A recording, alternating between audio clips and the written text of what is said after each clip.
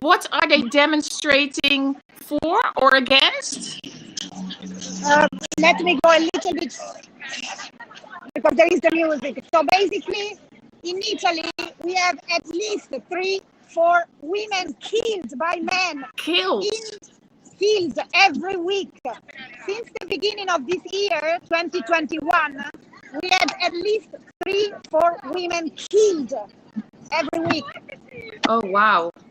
And because of the COVID, the situation is also worse because we are all shut or locked down, closing the houses. And so it's a very difficult situation. And a lot of women today are here, and students and mothers, to manifest.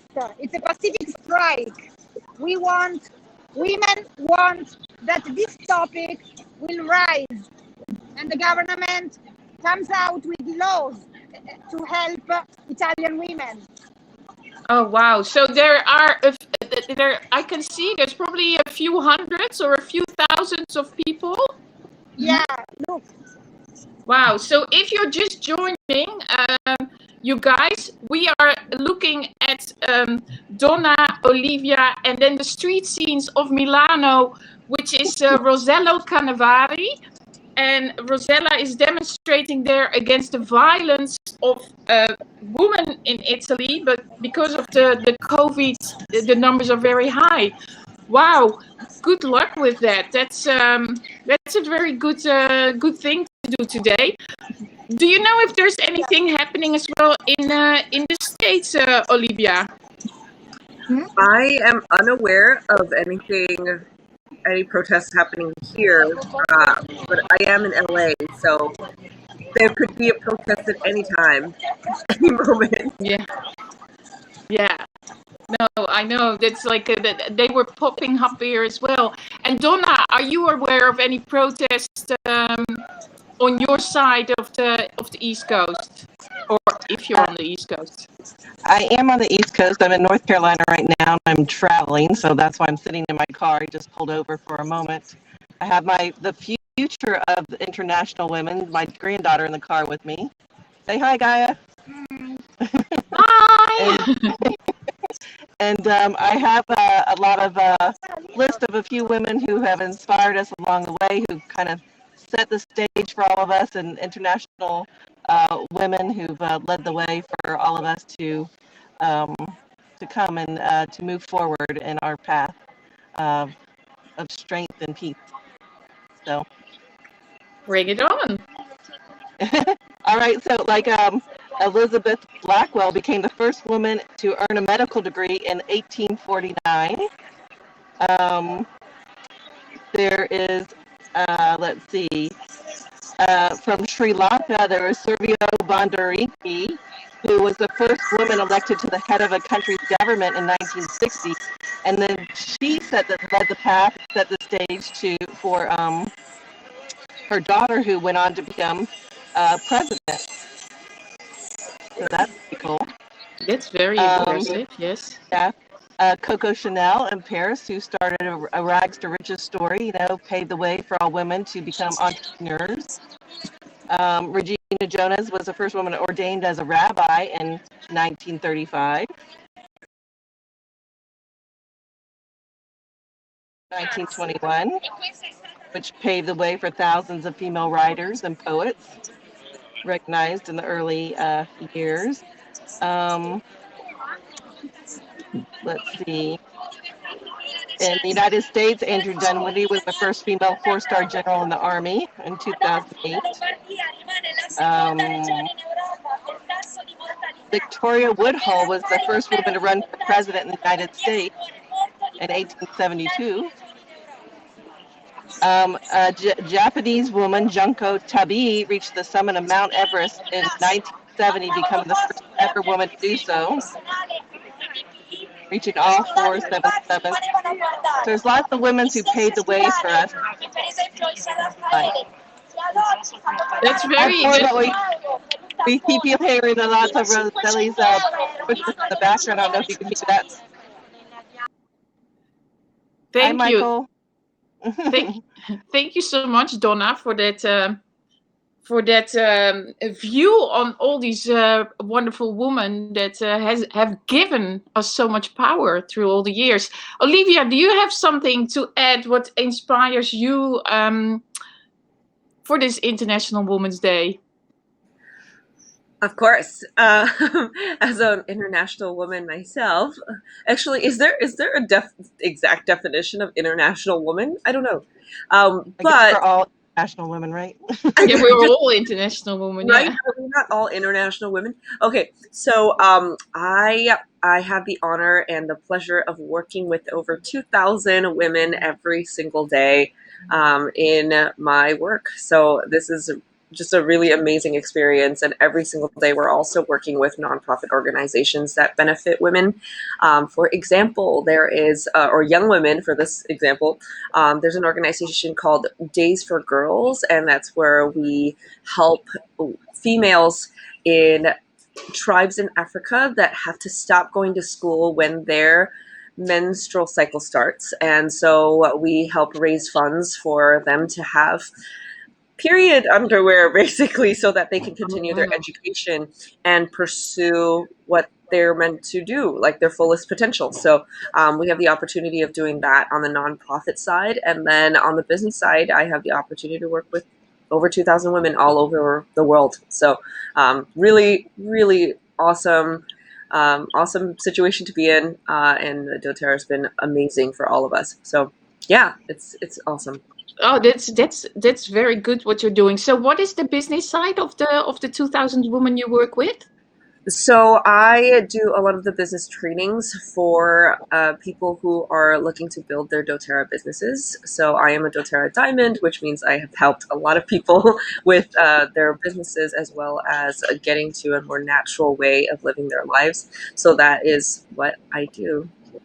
Oh, wow. And is that, so that is international based, or is that only in the States? It is international. So we are in over 120 countries, and there are more coming. So we're looking to open a few countries this year, every year. So it's pretty awesome. Oh, wow. Very, very, very impressive. Thank you for this, Olivia.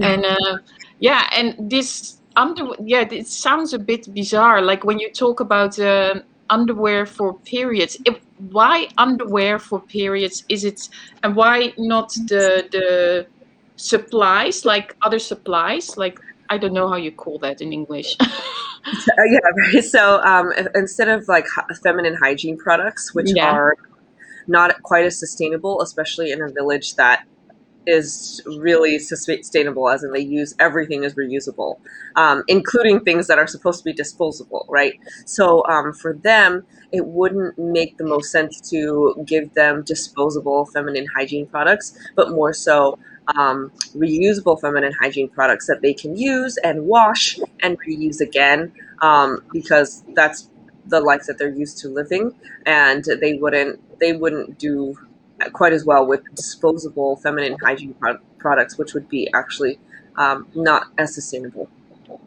Oh, wow.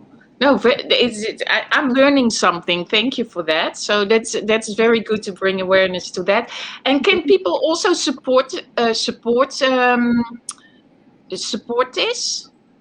Absolutely. I'll do a broadcast talking about it. So follow me, DM me, and I can show you all the different resources that you can do to help with this organization. I'm always running a fundraiser every single month for doTERRA Healing Hands, just to raise funds for different causes every month that support women. For example, for the last 2 months, in February and January, we're doing a campaign against human trafficking. So that is, every single month we're working on. Wow. Wow, besides being very talented, Olivia, you are an angel. Bravo. Thank you for what you do. Let's go back to, should we just go back quickly to Rosella to see if she sees something, or she wants to let us know a little bit more what's going on, or maybe she's even talking to somebody. Hello, Rosella. Hi, Chantal. Can you hear me? Yes, I can. Looking. Yeah, if you wait 5 minutes, you can I'm looking for a person. Maybe we can make an interview, an interesting interview. So give me 5 minutes. If you want to interview someone else, I will go back to you with a person. Okay, thank you so much. We hear from you soon, Rosella. So, ladies, this is like harder than I thought to go from one screen to the other screen. Like normally, I always have like a whole list with all these questions, and I'm like, oh yeah, we just host and Donna's like, oh, you're gonna wing it, and I'm like, sort of. Well, we usually do, and it usually works out fine, right? Yeah. I do have a few Exactly. more. I have a few more women that inspired us. If you want me to talk about them real quick. Yeah. Yay! So yeah. I have Marie Curie. Marie Curie was the first woman to win a Yeah. Nobel Prize in 1903, and I think we have to honor and respect the women who have led the path for all of us to move forward in things like that. Of course, as we all know, she won a prize for physics for the research on radioactivity. Wilma Mankiller was the first female principal chief in the Cherokee tribe in 1985 here in the U.S. Let's see, May Kara Jemison went to space 29 years, in 1992, becoming the first African American woman in space. But before that, Valentina Tereshkova was the first from Russia, became the first woman to go to space in 1963. So how cool is that? They're super interesting facts. Yeah. Yeah, so she led the way for May Carol Jemison, and I think that maybe there. I have a few other small things for, little women like Sarah Thomas, who became the first woman to referee in the NFL here in the United States in 2015.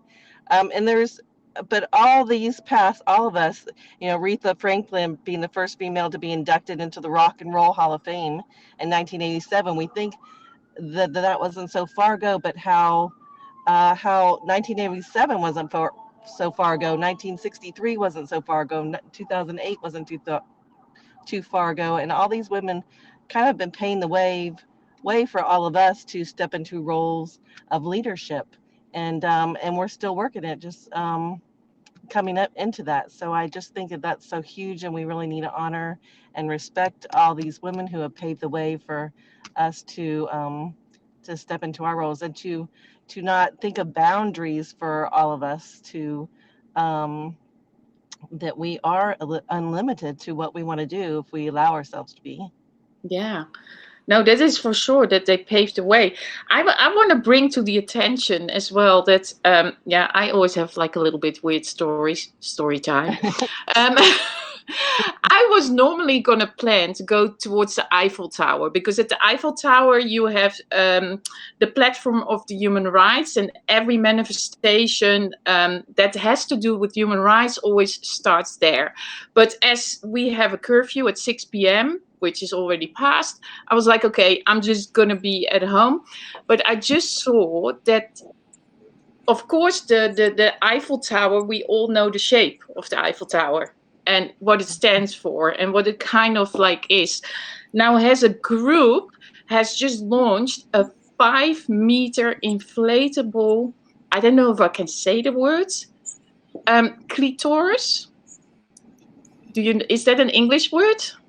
Yes. Yeah, a woman's part, 5 meters tall in front of the Eiffel Tower, with that male Eiffel Tower there in the background. And they have done it because 25% of the girls in France are not aware that they have this, because they can't see it. So they want to make people aware of it. So that's my little story time. That's what's happening now. Hi. Okay, let's go to Milano. Hi, girls. So, she's a colleague from the Red Cross, Italian Red Cross, and she is really aware of this topic in Italy. I want to present you Camilla. Hi everyone. Hi. Hi, Camilla. Hi. So yeah, we're here today. Plenty of people in Milano, like many women, many men as well, supporting what we're here for. And the pandemic has been affecting women in Italy very much. I guess that's a global issue. And especially nowadays with children stuck home because of they can't go to school, and then women have to take care of them, which implies lose their job and being like hopeless for the future. So it's a really sensitive topic. On the top of that, violence, domestic violence has been increasing in the past months, and lately 3 women each week are killed by men within households. So it's really something which is exploding, and we can't be silent anymore, which is the reason why we're here so many today. And yeah. So Yeah. can I ask you a question? So you both are Sure. working for the Red Cross. So what is the Red Cross gonna be? What is the Red Cross gonna be part in this? So how are they gonna help this violence towards women? Like the Red Cross is in the front line against violence towards women. So there is a hotline like women can call, and then they will get help if they're victim of any sort of violence, whether it's physical but also psychological. We're also talking about like mobbing in workplaces, so on and so forth. So like any other social services, even the Red Cross is very close to women. But of course, we're talking about a systemic problem. So even if there are many like social services which are dealing with the issues, it's also about like the public sphere needs to do something in order to put money for like a female employment as well as any sort of social protection, and increase the welfare measurement for women, which is also like more money for the kindergarten, for the public schools, so that women can go back to work. Instead So of it's having to really take care of kids. so really to empower the woman. It's very good. Thank you so much for this. Thank you so much for this little interview. And just one question: in any country, when there is this violence, can they always call the Red Cross or a number like that to ask for help? Yeah, I'm fairly sure there are like equal numbers all over the places. And I'm sure like the International Federation of the Red Cross is providing hotlines in any country, but it's not the only institution. Okay, thank you so much. And ladies, Forza. Forza It's the not woman easy there in to Milano. speak in here. It's not easy to speak now because we have music and it's very crowded. Yeah. I But hope you thank you can so hear much. us. Yeah, but thank you so much for this donation to the HAPS Marathon, Rosella. That is really, really fantastic. Thank you so much. Thank And you. we wish you like a very good demonstration. Go go. Thank you. And power to the women. Woo! Bye, Rosella. Ciao, ciao. Ciao, Ciao, ciao. Milano. Yeah. Wow, this isn't this cool, Olivia, that we can just like witness this, like you're in LA, I'm in Paris, and we can just see this happening in Milano. I know it's absolutely amazing, and I think that we can't do this right without HAPS. Like this is Yeah, amazing. exactly. Without HAPS, yeah. Yeah, we couldn't do this on any other platform. This is incredible. No, I'm also like I'm so amazed and wowed, like with what's happening already. And also I know we're going towards our time, so I think that the next host is coming up and the next guests. So Pablo, if you can let already Louise in, so we can give her the little stick over, then then we can give her her little Pass the torch. Pass the torch, exactly. Yeah, I miss so many of those words. Oh, he's inviting them now. That's good. No, but Olivia, also nice to talk to you because we've never met like this. Yes, I've seen your channel, and I think you've seen my channel, but we've never been on one thing together. We should do this more often. I Exactly. love your energy. Exactly. We have to do a crossover and an invitation and do something fun and Absolutely. you know, like, because I always like to show my Eiffel Tower also to another country. But the only thing is that we're locked up in France, so we have a curfew, so I can't leave the house after 6 p.m. So this is like, so now I'm stuck, you know. So that is at least for another 2 weeks or 3 weeks or 6 weeks or 5 years, who knows. I know. That is so strict, Chantal. 6 p.m. Yeah, it's really hard. We can shop, we can walk around, but we can't leave the house after 6 p.m. And I did hear some, you know, like screaming before also in our building. So the situation that I hear, like, you know, with the Red Cross and all, you know, I keep always my ear on it that it's not going too crazy. But I know, like, you know, from 6 till 6, 12 hours locked up every single day already for months. Oh no. Yeah, it's we're a little limited here. So Paris is, I think in Paris a lot of these cases are going on as well. So, but anyway, yeah. I see some people like, look, hello. Hello. Hello. I think I'm still a bit early. No, you're on time. Very much on time. It's great to be here in such good company. It's so nice to see you. Deutschland, wie geht's? Es geht gut. This is sehr good. Okay. We really have people from all across the world here now. Exactly. Yes. We have the States, we have New Zealand. Kia ora. Wow, we've got international women here. Kia ora. Hey, welcome Louise, and hello Diane, of course. It is Louise's time to take this over and to host this. So there you go. Yes. There you go. I'm handing it over. Thank you, Olivia.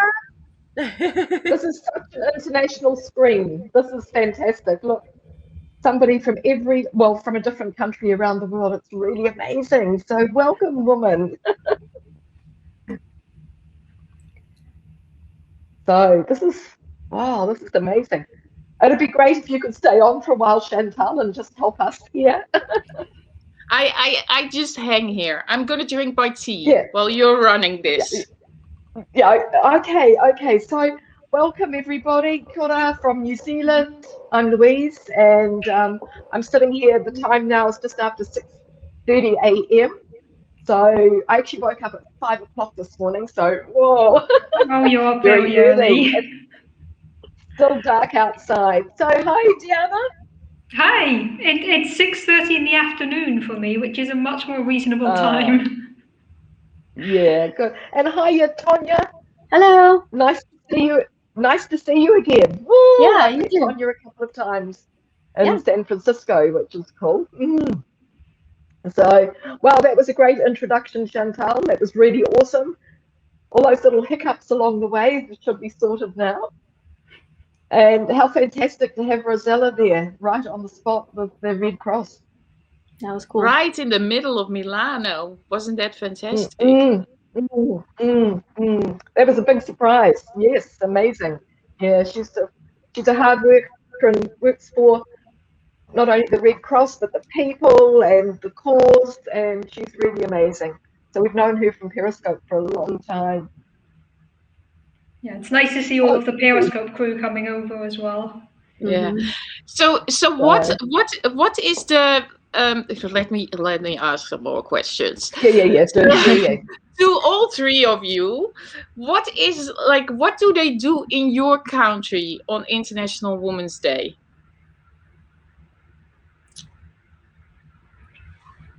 Who wants to start? Sorry. I'm like, who wants to start? Yeah, I mean, I can talk a bit about that. I've lived in a few different countries, and it's interesting to see how different countries do or don't celebrate it. So I grew up in Spain, and in Spain, over the last few years, there have been a lot more demonstrations, especially because in Spain there's still a lot of violence against women, as there was in Italy. And in Spain, the last few years, there's been a big push to actually make the 8th of March a women's strike. So to show the world how much the world needs women and what happens if women just stop working for one day. So in Spain, it's now become like an international strike day for women. There's a lot of mobilizations, a lot of protests, similar to what we were just seeing in Milano. Now I live in Germany and I don't see it so much. I think there are still some small protests organized. There are also things organized more at the workplace level. But it doesn't seem like there's such big protests and such big demonstrations taking place in Germany. So in Spain, it was definitely much more in the news than it is here, I think. But it is a holiday today in Germany, International Women's Day, or not? It might actually be. I work I technically work in Belgium, so for me it's not a holiday. I think when I was in Germany working, it wasn't an official holiday. We still went to work that day. Okay, because I just remember somebody was telling me, and I thought it was Germany, but it was most likely not another country, where they said it was a proper holiday, so a day of work. So maybe it was Spain, what you were explaining before. But yeah, maybe with their new strikes. I'm also a bit disconnected from what's happening in Germany because I'm splitting my time between two countries currently. But it was a lot bigger in Spain, I had the impression. And for you, Tonja? I was trying to think. I don't know. I mean, I might be a little insulated where I am, but I don't know of anything organized.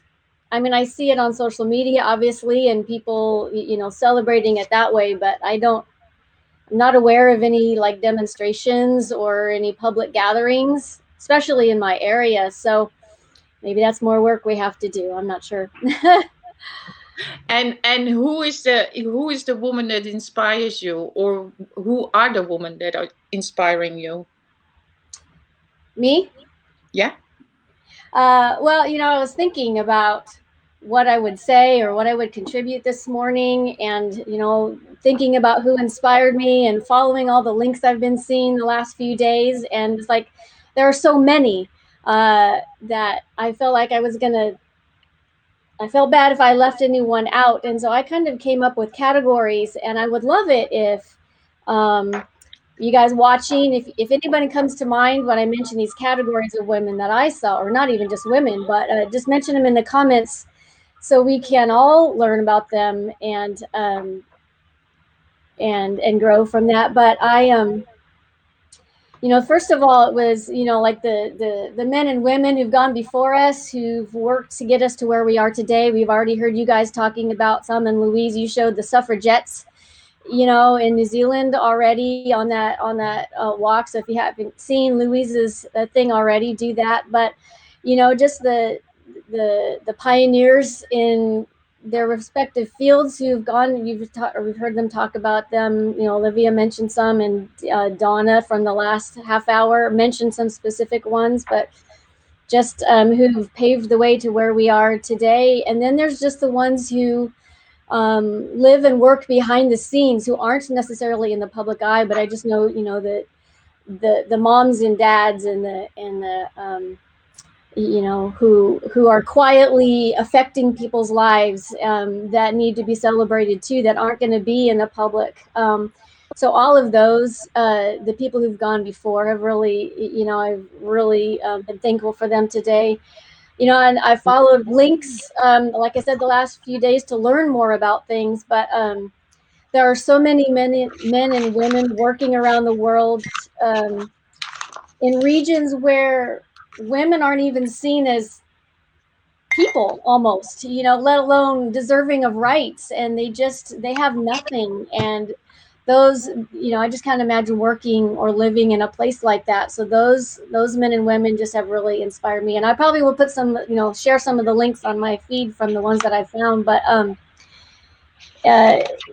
inspired by the parents, moms and dads and parents who are raising the next generation of men and women to respect and honor everyone, no matter who they are. everyone's humanity and everyone is deserving of respect as human beings. And so I see the parents who are really working hard at raising up the next generation, and I really appreciate that. And I'm thankful for women, a lot of whom we've already seen and we're going to see today, who to support each other and lift each other up without denigrating anyone else, and who just make a positive environment for women to be safe, to share and to grow, and all of that. So I'm really thankful for all of you, and I'm thankful for HAPS as a platform, like you guys just mentioned, and all the other platforms that we have that we never had before. I certainly never imagined myself talking to any of you, let alone all the people who are watching. So that's progress, and it makes me hopeful for progress in the future. So now I'm looking forward to going through and seeing comments of all of you who shared, and continue to do that, everyone. Just the more we share, the more we become aware, the better it is for everyone. So keep doing what you're doing. Thank you so much, Tonya, for this nice contribution. And everybody's looking forward to the links you will be sharing. But Louise, this is your hosting time. Anyway, you're doing a great job, Chantal. I'm going to hand it over to you after you answer this, and then you can go continue with Jilly. But Louise, you did a broadcast before, and to be honest, I haven't watched it yet. I know this is a broadcast you do every year on the 8th of March. So can you tell us a little bit what it was about, just like in some lines, so that people can grab back later to watch it? Hi, Jilly, nice to see you just first. Yeah, hi, Jilly. So International Women's Day actually gives me the opportunity to share the fact that New Zealand was the first country in the world for women to get the vote in 1893. New Zealand women have always been great pioneers. Maori women, later European women, they've always led the way in New Zealand, and they've been the backbone of our country, I consider. So New Zealand women got the vote in 1893, but not on International Women's Day. It was actually in September. So usually we celebrate that in September.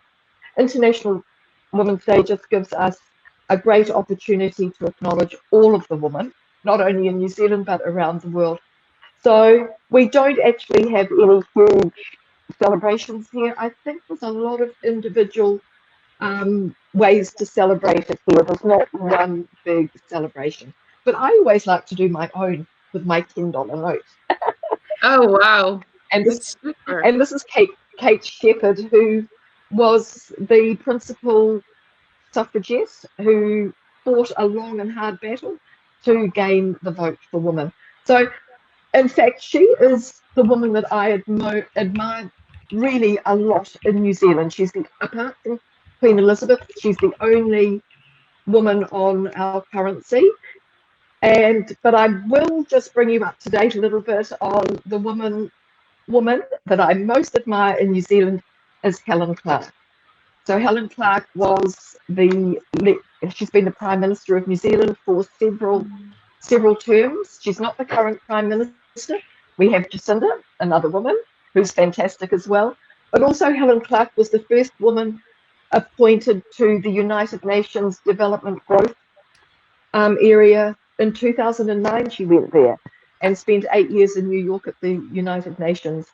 And she continues to work for the United Nations, doing research, and has a lot to contribute. And she's an amazing woman here in New Zealand. She saves native foods, she saves cafes, she talks to us all on the street. She is an inspiration. So that's me. Very good. So I'm going to hand you the mic, Louise, so you can continue with Jilly, and also like your Diana and Tonya. Yeah, exactly. Your mic is a little scratchy though. Like, can you make sure there's nothing interfering your microphone, because it's like scratching. Is it my hair? Oh, is it your hair maybe? Because you have a mic and it's scratching. It's like. We all hear it. But anyway, I'm gonna give Oh. you. I'm gonna be in the background. I'm gonna go offline, ladies. I'm Good luck. gonna I will be back. I'm gonna disconnect my earpods then. Yeah. Okay. Yeah.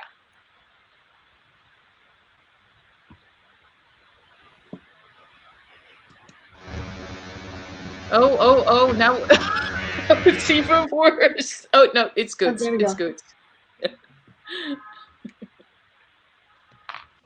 No, we can't hear you now, Louise.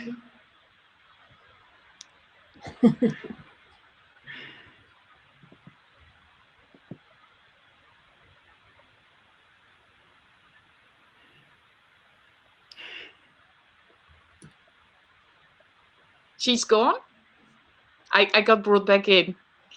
Louise, refresh your browser and come back. Refresh the browser and come back. Refresh. She doesn't get it. Refresh. Just refresh the. Anyway. Bound to happen with so many of us connected all across the world. There's going to be some issues. Exactly. Okay, we continue. Louise will be back, I'm sure. Hi, Jilly. Sorry to let you wait there. It's okay. Like I actually missed out with the time. Like I didn't get what time I really should join. So I just you guys were here, so I just popped in. Like I didn't have intention to join, but I actually yeah. So I'm here right now at the moment. By the way, happy Women's Day. By the way. Yeah, happy Women's Day. Where are you, Jilly? Oh, I'm based in Seoul, South Korea. Oh wow. I love your background, Jilly. I love all the books you have behind you. Thank you. Yeah, this is sort of my achievement so far. It's amazing. I think we're gonna get Louise back because I saw some movements in her voice, so it seems to work. So she's gonna come back. There is Louise. Oh, here I am. Here. Now, is that better? Yeah, that's much better. Louise, I'm gonna give the mic to you. I'm gonna just take a break. I'm here for backup. Okay. Oh, fantastic. Okay, that's great. Okay, girls, sorry about all of that. Sorry to the viewers for my sound. I don't know what was going on. So welcome, Jilly from Seoul, South Korea. Hello. Thank you. Hi, guys. So Jilly, she's amazing. She's a graphic designer. I'm hoping you might just draw something for us today. I wish. But maybe you can tell us something about Korean women and the role that they play, because I know several of your women have been presidents, several, one or two maybe, but I have met the most amazing woman when I've been in Korea. Women that I really love. I've embraced them. They've really stepped up and taken control of their lives and their families. And I think women have always played a really, really strong role in society. Maybe give us a little bit of background. Maybe Korean moms are very sacrificing, and also they were super moms. So they took care. They contribute their life to take care of their children, so that they're very interested in education, so that they're working and then taking care of their children and let them to be educated. Maybe that's why we could have achieved this a rapid economical achievement so far. Korea was so poor by after the war, 1950s. It was one of the poorest country in the whole world, and now we're probably having.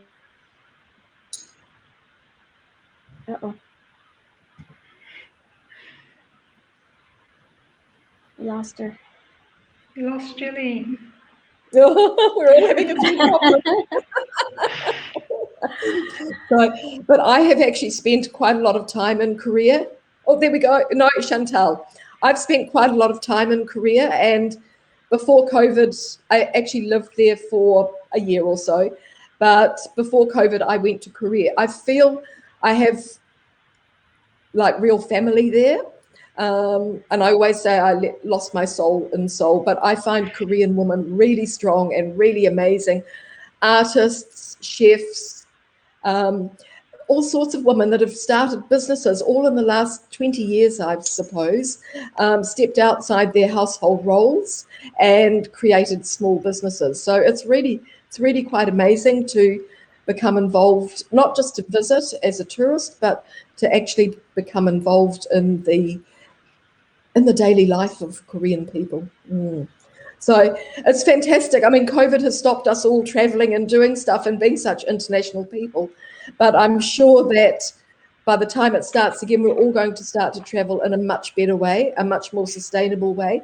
We need to keep this international life going, but we also need to learn to do it more slowly and more sustainably.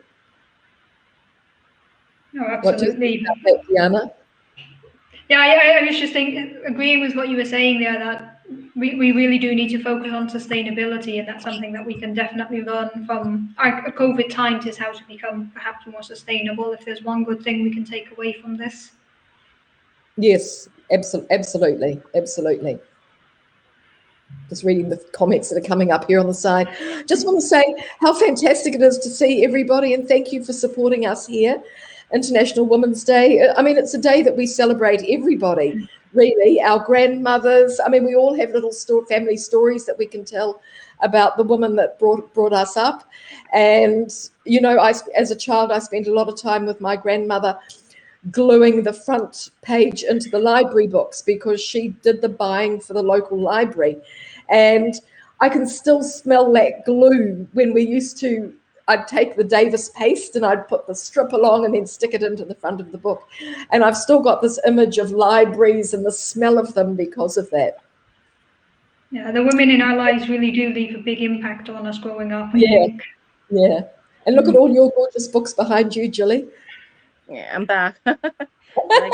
Welcome back. Having some glitch that disconnects, so I'm like not that stable yet. But yeah, one of the women I wanted to share today was the Yu Guan-sun. She was recently we actually heard about the situation going in Myanmar, right? So the coup happened, and then their freedom is somewhat limited, restricted, and then one girl who actually who's from the Myanmar, she actually participated the independent movement, and then she was killed, being shot, right? And then she reminded me of the Yu Guan-sun, who actually worked on the independent movement too in the 1930s. And then I wish to that was kind of brief what I can share about a Korean history. Also, there are women who actually were willing to sacrifice their life to win the freedom of their nation, and we actually did a lot of contribution even to the human rights. So I think we should remember those people who are brave enough to contribute their life for the freedom of all.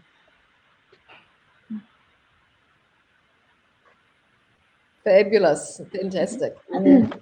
Hey, Dina, I would love to, I've never met you before. I don't know anything about you, and I never in my wildest imagination thought I would ever talk to a theoretical physicist. So I would just love to hear a little bit about you and your, what brought you to where you are, and what inspired you to dream. Did you dream of doing what you're doing, and who paved the way? Anything, just yeah. So I'm a theoretical physicist, and I specialize in cosmology. So that means that I study the universe and everything inside the universe. And it's just such an amazing topic. And as with a lot of science fields, it's a field where women are extremely underrepresented. And there's really not many women to look up to in our field. But there are a lot of women who have contributed to astronomy, to cosmology, who are frequently forgotten by the history books. One woman I'd just like to briefly mention in this context is Vera Rubin. Now, Vera Rubin was a pioneering astronomer who was one of the first to actually find evidence for dark matter, which is one of the biggest mysteries in my field. And throughout her career, she was met with skepticism, with people not believing her results until a man found exactly the same as what she'd found. And she was never really recognized for her contribution. And for years, a lot of people were asking for her to win the Nobel Prize. And a lot of people in my field were very sure that she should win the Nobel Prize. And she never did. Unfortunately, she passed away 4 years ago, so now she can never win the Nobel Prize. And it's just an example of one of the many women in our field who broke down barriers, who broke down glass ceilings and paved the way for people like me to be here. And her name is forgotten in most of the literature. Her name is erased from the history books. And you know, growing up, I knew I wanted to be a scientist, and I'm going to completely lay the blame for this on my parents, because when I was a kid, I was doing the typical kid thing of pointing at things, what's that, what's that, what's that? And my parents were finding answers for me, and they were encouraging me to keep asking this question. So that actually convinced me that at some point I realized that the way to get these answers is to study physics, because it's what allows you to really understand the world around you. Then I was looking at the night sky and thinking, okay, what's up there? What's that? You know, what can we do with what's up there? So that led me to really go into astronomy and astrophysics and study the universe. And it's just such a fun topic. But it is a field that still needs a lot of work in terms of women. And I think in general, the whole science aspect, we're currently very much underrepresented. And there's always a lot of people saying, okay, the problem is girls are not interested in science. We need to attract girls, you know, let's make everything pink. Let's cater to the younger girls. And this is actually not where the problem lies, because just in the US, for an example, 50% of graduate students in science are women. So at the graduate level, at the people just starting their university careers, we've already attracted the women. The problem then is that at the level of the professors, we're down to 12% women.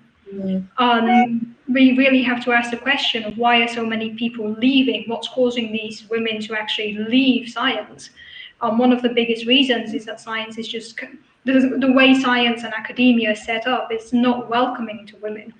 And, you know, as a white woman, I've had a lot of privilege here, because while science is not welcoming to women, it's a lot better for white women than for women who lie at intersections of other identities. So women of color, black women, trans women, these people have to fight even harder to get recognition in science. And I think that this is something that really motivates me to carry on, to push forward and to change the system from within, because if we all leave, it's never going to change. We need to stay here and try to make the scientific community more welcoming to everybody. But we do need people in positions of power to actually do this as well. And I'm hoping that gradually there's going to be more and more of a shift towards these ideas, that it's not just attracting young girls in science, but it's keeping women in science. That's a big issue. Yes, yeah. Recognition, that is the thing, isn't it? So women do get forgotten a lot of the time. Oh, definitely. Yeah, it's like if you think of which famous women in science do you know, almost everybody will think of Marie Curie. She won 2 Nobel Prizes. It's a name we know. And she is one among hundreds. And it's kind of like of course, a lot of respect to her. She did an amazing job. But she's kind of been made the poster woman of science. Like, oh, we had Marie Curie, therefore, you know, we've achieved equality. And it's very much not the case. And I do like to highlight all of the other women who have contributed, who were forgotten by the history books, because that is unfortunately still very much the case. But I think part of it also is our job to make sure that these people are recognised and remembered as well. Absolutely. And we all face challenges in our lives, but it's up to us to challenge each other as well, to keep working together and bring all of these people to the forefront, expose everything as much as we can.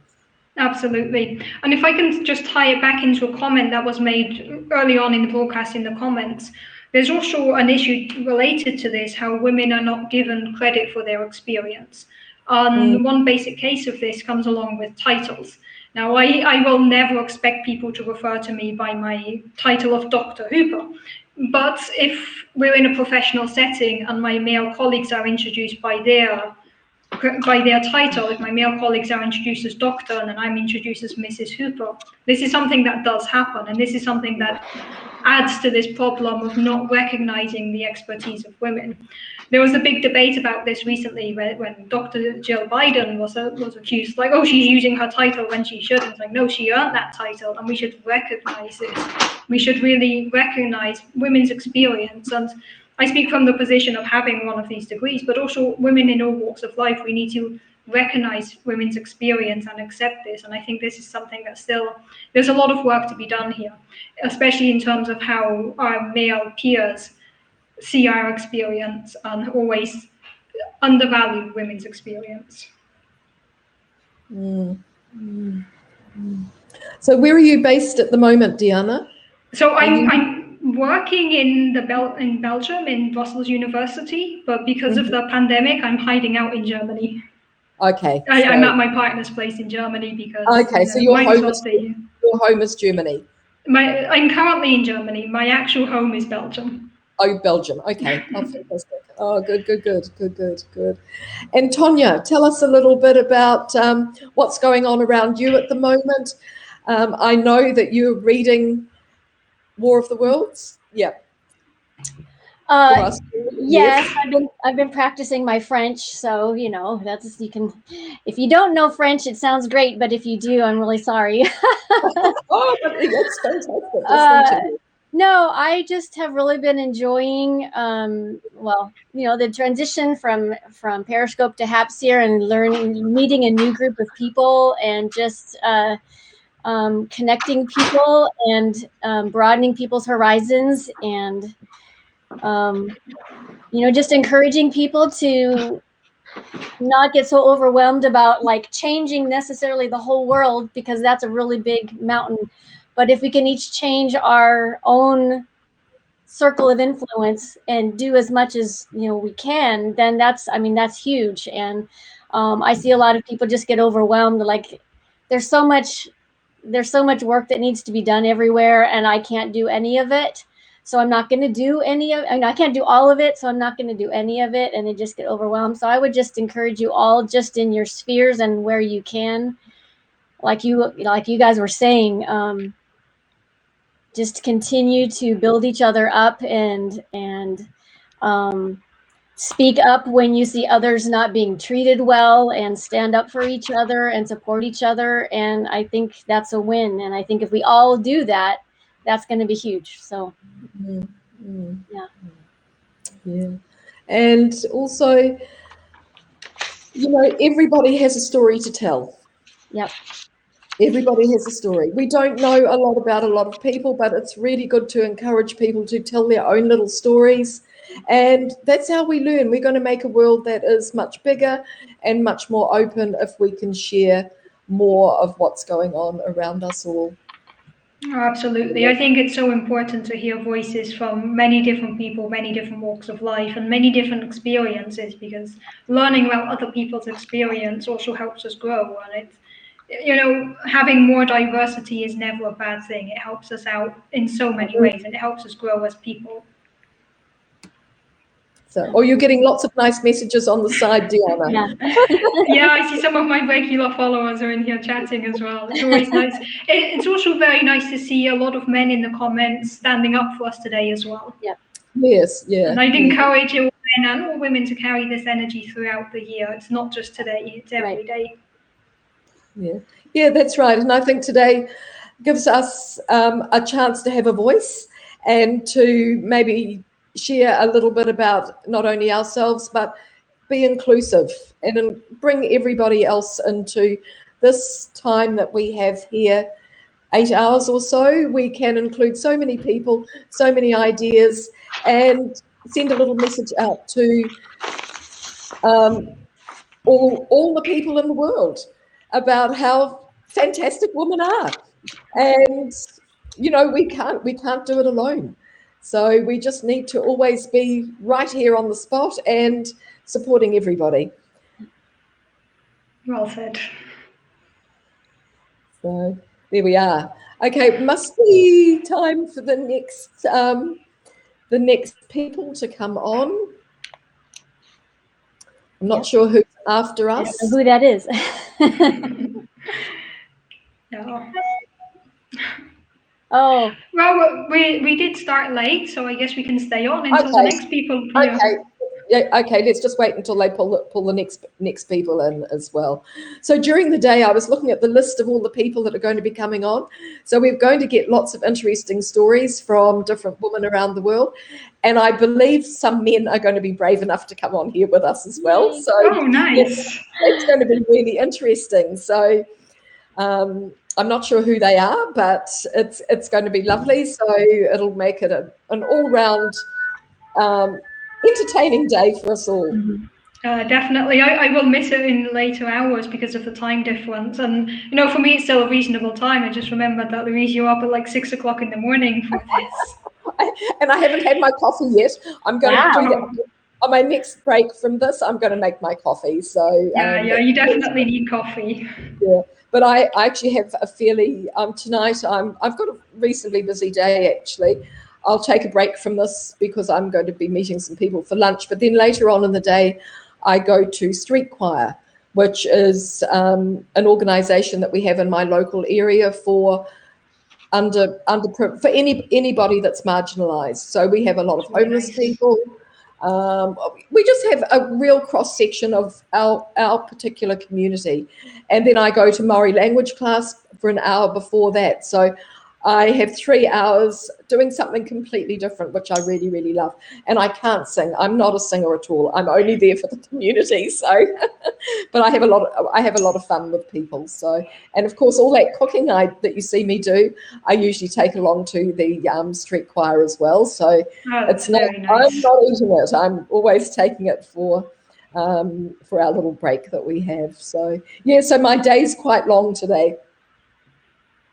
So, Louise, maybe you can give us a perspective. I just thought of a question here because you're in New Zealand. You talked already before about the inspirational figures in New Zealand. Would you say that white women in New Zealand have more, or how is it different for Indigenous people in New Zealand? If you could give a bit of perspective on that, maybe. Well, there is disparity. But Maori women lead. We have several people in Parliament, in government. They are wonderful, wonderful leaders. But we do have a big difference between those that are very, very well educated and those that have just slipped through the system and not so well educated. And I think this is generally in society, but we do notice it more than ever. I think, or probably because we're just here in the community, and I think it's when the education system doesn't quite pick up those that are a little bit more disadvantaged and they tend to take the ones that are doing well and move them through the system. The others tend to drop out. But women's rights.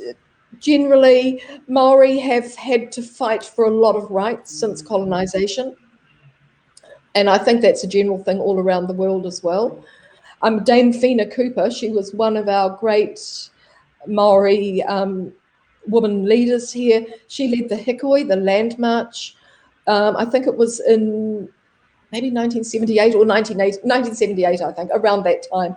And she marched from the very top of the North Island to the Parliament, and there's beautiful photos of her walking with her walking stick, and she'd take a little little grandchild would be walking with her at some time. She's been a great inspiration to a lot of New Zealanders. But yes, there is a difference, but we're working really, really hard to try and make that difference, not such a gap. Yeah, to bring it all together, because of course, hey, it's all who's got the money. So the people with the money that are doing, ones that can afford the education, they can afford the travel, they can afford the nice houses. So, and that's the same with any society. I think that's a problem we see in a lot of cultures and across the world in general, that whoever is in power with the money is who controls most of the things. So it's very hard to change the system without addressing that as well. That's right. Yeah, but and of course we have like a lot of vulnerable communities here as well. Auckland, the city that I live in, is the largest Polynesian city in the world. So we have a lot of people here from the Pacific Islands that haven't ever been exposed to the diseases that the European world has, like measles. We had a big measles epidemic last year. So a lot of these things are happening. So we're right at the bottom of the world, and we're a little bit vulnerable. Yeah, of course, makes sense. So, we've got a bit of action behind. It's International Women's Day after all.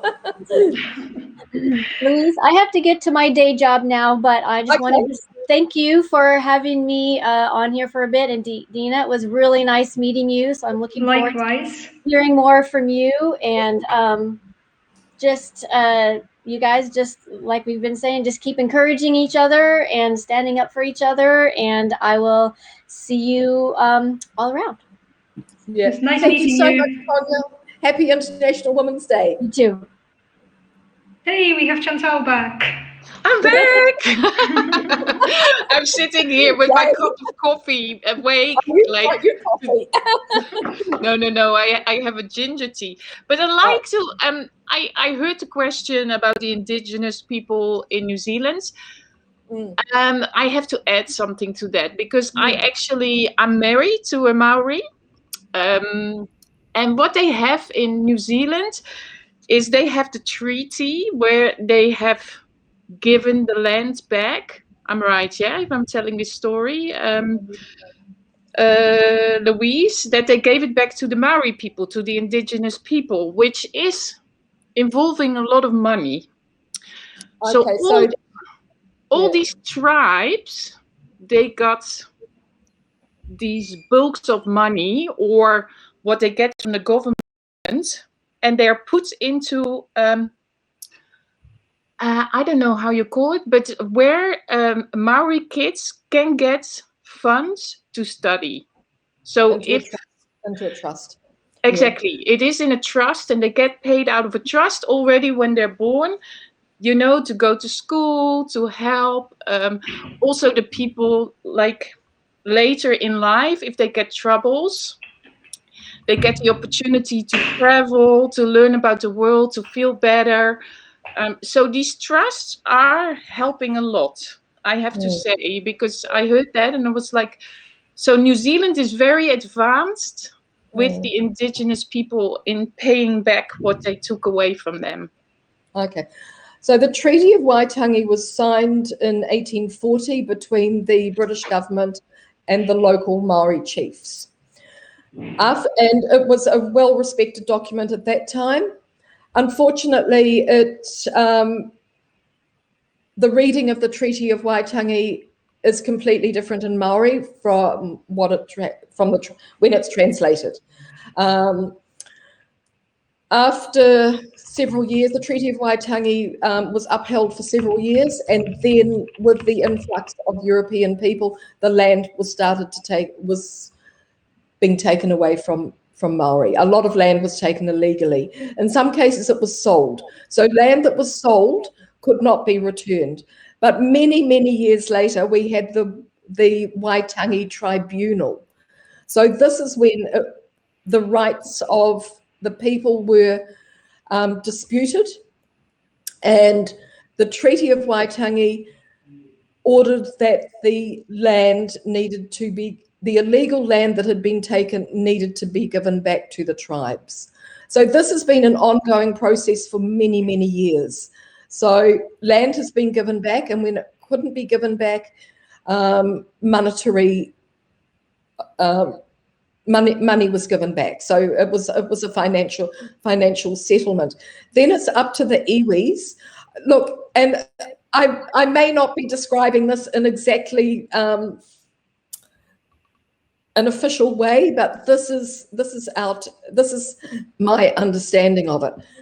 So then the money was given back to the tribes, and it was put into a trust, and it was up to them to distribute the money in the way that they wanted to. So they could invest it in businesses. So the whole of our fishing industry is run by, well, not the whole of it probably, but most of it is run by the iwi and set up by the trust. I think we still have one iwi yet to settle, but most of the settlements have been made. So so we've.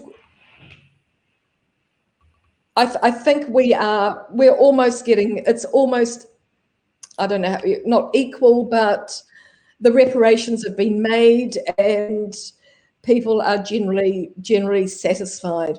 But of course, because of all of this has been happening, it has created a lot of tension. And yes, there are different scholarships that are given to students can apply for university scholarships or working scholarships, and this is all funded by the iwi. Yeah, so in that way, they are already a step ahead from other countries where that has not been done yet. So yeah, so I just wanted to add a little bit of that story because New Zealand is pretty, far. Not only that they have a lovely New Zealand female prime minister, but also in that department. Yeah. But at the end, it's I missed a little part of your story because I went on a toilet break. I'm sorry. It was exactly when you were talking. So I heard what your specialty is, in which grounds, and where it's basically a men's world. And I did miss how did you get to your choice, like to get into that field? Yeah, I always credit my parents with that, because as a young kid I was super curious and my parents always encouraged it and gave me answers and tried to help me find the answers. And then I started asking bigger questions instead of just like, what's that pointing at the TV? It's like, okay, how does that work? And at that point, to get those answers, I kind of went into physics to figure out how everything around me works. And then I was looking at the night sky. I got a telescope at one point and was looking up at the night sky. It's like, okay, I want to know what's going on up there. I want to understand the bigger mystery of what is the universe, what's our place in the universe, what's out there when we look up. And that led me to go into astrophysics and cosmology, which is just studying everything up there. And it's such a cool topic, but I again want to mention here just how important my parents' support was for me to get to this point. And I think we can tie that back to the comment before of how important it is for parents to educate the next generation. My parents brought me up with the idea of being a woman should not stop you from doing anything. My brother was brought up with the idea of you should respect women as much as men. And I think it's really, really important for people to pass this on to the next generation, because this is where we change people. This is where we shape ideas and shape the future, is by really educating our kids in a way where it's just second nature for everybody to respect each other, to treat each other properly. And I think this is something that we also really need to emphasize, of how important it is to teach young kids, both for parents and at schools and within the community, to teach kids to be the future we want to see. Yeah, that is amazing. I have I'm very fortunate that I'm born in the Netherlands, which was very upfront with women's rights, and so for me there was never any difference, like in my generation, because there was a big movement in the 70s. So by the time I went to high school, it was all it was all equal. Like they even had campaigns for women. So I studied also exact, like the technical parts, because the maths, because they were promoting all that. And only when I started to travel, because the cultural part and the history part, I never paid really a lot of attention when I was in school. When I started to travel, I was fortunate enough to go around the world as being a model. And I was like, oh my God, this is not normal. Where I'm raised on the same level, that everybody has the same rights, like men, women, opportunities. And I just, like, I found in the end a New Zealander as a boyfriend, but I would go to Australia, and nothing against Australians, guys, but I realized that there was still a difference, that you do men things and woman things. Well, I was always like, well, there is no difference there is no difference. We're just all the same. So yeah, this opened my eyes when I started to travel, that not everybody had that easy upbringing as what I had in the Netherlands. So I'm very grateful, not only because of my parents, but also because of the country where I grew up, where they had already leveled that all out. Yeah, I think it's, as you say, just so important to have that. I grew up in Spain, and Spain is still very much a deeply sexist country. There are still a lot of divisions that is, even the teachers have this intrinsic bias, and it's passed on. And in general, in Spain, there's such a disrespect towards women that you kind of get it ingrained in your system, and you have to train yourself not to accept the conditioning that you were taught. Growing up as a kid, if I saw a woman with a lot of makeup, my first thought was, wow, she's wearing a lot of makeup. And then I'd immediately correct myself with, so what? Let her do whatever she wants, let her celebrate it. But getting rid of these ingrained biases is something that takes a long time. And if you're in a society that is constantly reminding you that, in their view, women are inferior, it's something that ends up infiltrating your whole thought pattern and can affect girls' morale. I was actually reading a study recently that overall in the world, by the age of about 5, girls no longer think that they can become president, and girls no longer think that they can become scientists by the age of 5. Right? And it's like, how have we got to the point that society is telling our young girls that this is the case? And I think this is something that we really, really need to change as well, is how we give these biases to our children. But this study was like in general worldwide, or was it? It was over the average worldwide. So I think they took in different countries at what age do girls in general have these ideas. Mm-hmm. The average age was by the age of 5, girls no longer thought they could be president. That is crazy. Of course, then you might change this as you grow up and as you realize this is a stereotype that I need to get rid of. But if at the age of 5 our girls are thinking this, it's not helping change the future. Yeah, wow. I realized that I've been sort of protected, like in a family where my dad always has brought me up with, I can do anything I want, always make sure you can take care of yourself, always, like a very let's go forward. But that would have never crossed my mind as 5. If I would have wanted to be a president, I wanted to be a president.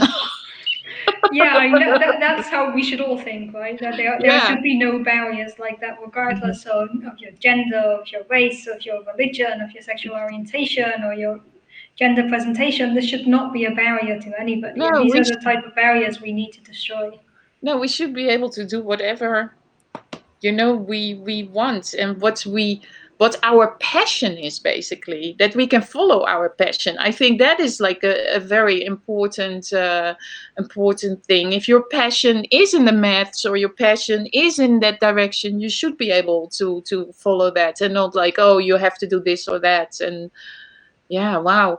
Were there other people that wanted to join, Louise? Because I saw you were chatting in the Yes, I'm just asking Charlene, who's in London, and she's an amazing inspiration, positively slim. I'm hoping she may have time. I'm not sure. Okay. Let's see who else joins. We still have 7.5 hours to go. Exactly, Diana. How's your coffee intake going? Yeah, I will not survive 7.5 hours. It's already time for me. So I will not survive 7 more hours. Yeah. We've got Sylvia. I'm kidding. Hello. Hi. Hi. Sylvia, how are you? Happy Women's Day. Happy Sorry, I just finished working, so I just came home. I just pressed this. I'm sorry. I'm not No, prepared. very good. Come stai? Bene, bene, grazie. Bene. So we haven't. Are you Italian or are you American? You're Italian. No, I'm Italian. Yeah, no. Somehow I don't know. I thought you were American, but so you are in Verona. I'm in Verona, yes. I live here. And yeah, I was supposed to go live in 5 minutes. I don't know what's happening, what I have to do. But yeah, so. Well, you just have to sit down, pull out a bottle of wine, take a glass, I will and do that. Exactly, because it's I will take a bottle of nice rosé now, and I will take a glass with you after a job. So it's okay. I will relax. Do you? Yeah, for you it's a bit early for wine, no, Louise? Yeah, a little bit early. Yes. I'm looking forward to this. How is the situation in New Zealand? How does women celebrate today in New Zealand? Is there anything special or? So for us, it was yesterday, and there's not, because we're now on Tuesday, so I'm ahead of you. We don't have anything special. Usually we celebrate Suffragette Day in September, which is when first woman got the vote in 1893. So that's more of a celebration here, and we do both together at that time. But yesterday there would have been, a lot of smaller events happening, I'm sure, because everybody was talking about it. Do you have these also traditions? Mimosa! It's the mimosa time, no? Yes, and this is the symbol of women. So everybody used to celebrate women in Italy with this plant. Sometimes I ask more equity than more plants, but it's fine because this is what my husband drew for me. Mimosa. Perfect, fantastic. You see, my husband made me nice mimosa on paper, so now I have to frame it. It will stay forever. Mine only a few days, so it's better yours maybe. Yeah, but because mimosa, it has to be quite cold. I heard you have to keep it a little bit cold, otherwise it goes too quick. No. See, I put on the terrace in the night. It's still cold here. Ah, good. Oh, good. Bene. And I Glad think to see you girls. Nice to see you. Give me a few moments. Wow, Charlene, everybody's here. Cool. So in a couple of minutes, I have my live speaking about women in the wine business, which is a very tough job because it's very machist. And so I Blinkyville. Yeah, just subscribe it. We love it that you're gonna take this over, because then Louise can go have coffee, and and Diana, she can also have a break. So then, if you do your half an hour, then we can all come back later. So have you got your wine? Whenever you're ready, we are off. Okay. I think Bobby is coming up soon as well. Nice to see you, and I talk to you later. And if you want to join me in the live with the wine, with the glass of wine, you're more than welcome. Okay. Ciao. Bye. Ciao. Ciao. Ciao. Okay. I don't know if there's anybody from HEPS here to switch me off. And hello, Charlene. Yeah. Okay, so I guess we'll soon get the replacements in. We've already stayed on like half an hour more than we initially planned. It was fantastic. It was fascinating listening to you, Diana. Yeah, likewise. I really feel like I learned a lot from you today as well. And I think that's something that is what this is all about, right? Meeting other amazing women, sharing our stories, learning from each other.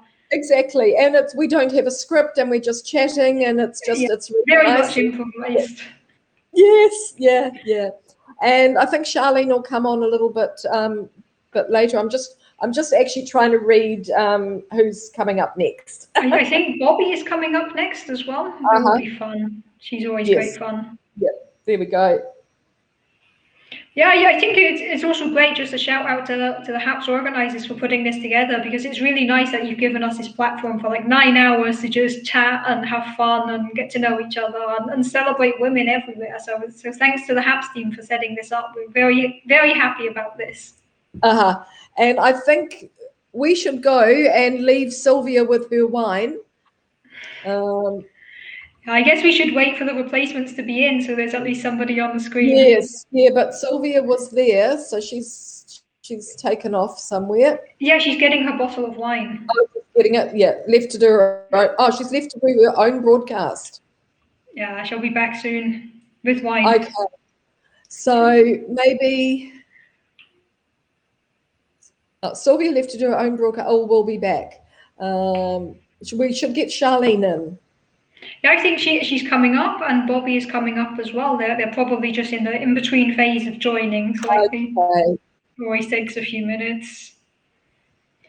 But yeah, it's definitely been fun. I think we've had 9 different people so far, and there's another 25 women scheduled or so. There's going to be so many amazing women. I will not watch it all live, but I will catch the replay tomorrow, and there's going to be some really fun stories to listen to. I think a lot of people spontaneously might join as well, which would be really, really nice. Yeah, it will also be nice. I guess for a lot of people in the US, it's still quite early in the day, and I think in the evening it might get quite fun here with a lot of people jumping on. Yeah, that would be fun. It's also fun to do this over 9 hours, because then people from all around the world can join. I mean, for you it's very early. For me, it's getting quite late. But it's nice. We're fortunate, in a way, that most people are at home at the moment. People are not out. People are working from home, and they're not out as much. So it's a great opportunity to be able to do this. Thanks, Jilly. That's awesome. Thank you. All those lovely awards there. Yeah, thanks everybody for the awards. It's always so nice. I love the award thing on HAPS. It's just such a nice feature that we have here. Yes. Yeah. So today, after this broadcast, I encourage everybody to go find your favorite women on HAPS and give them the Celebrate Women Award. Give all women on HAPS the Celebrate Women Award. Today's the day when you give us all the awards. And also I think today is a good day to. I was thinking, your favorite musician, your favorite female singer, maybe your favorite author, your favorite artist. Just give a little thought. We think of everybody so generally, but to actually have somebody that you can name as being your own special favorite is sometimes quite nice. I had a game I played as a kid, because the police alphabet, where every letter has a corresponding thing, like Alpha, Bravo, a good way of thinking of letters. Yes. At some point in my studies, we decided to do an alphabet with famous physicists.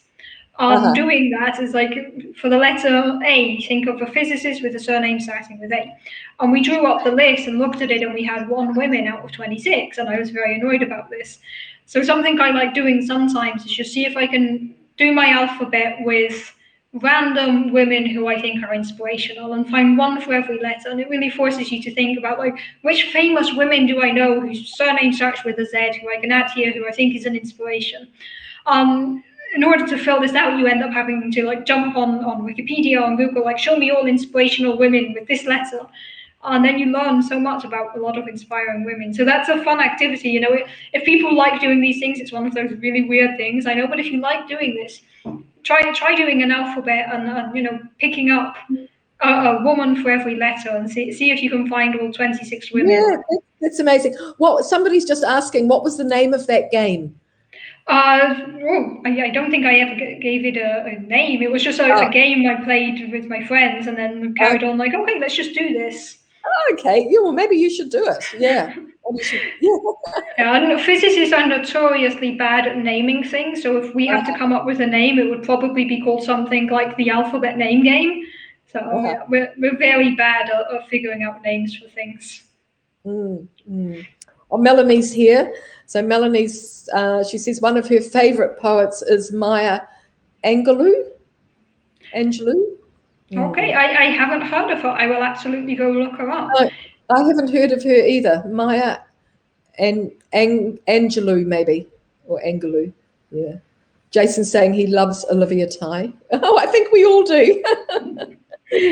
I was in a broadcast recently where somebody started playing feminist poetry, and it was really, really nice. So maybe we could get some feminist poetry in here today as well.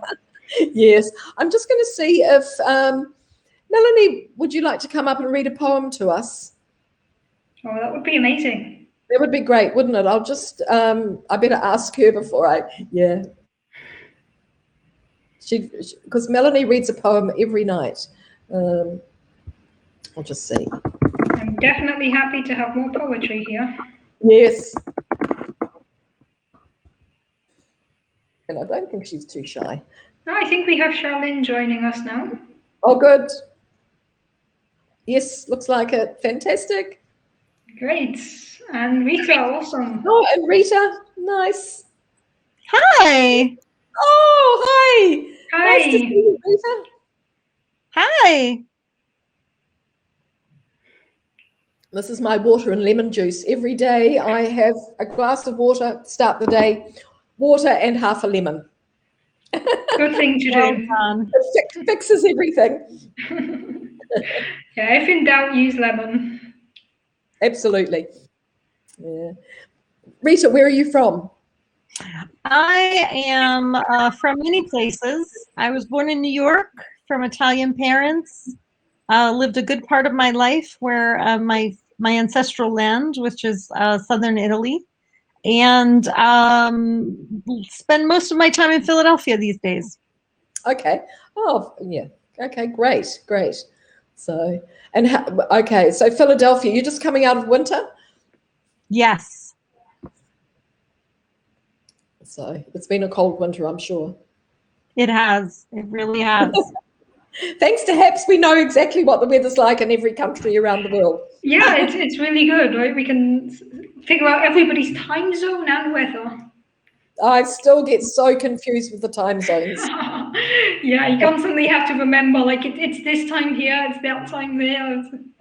Yeah, because because everybody I'm ahead, everybody's behind me. I'm always having to count backwards, and that's even more confusing.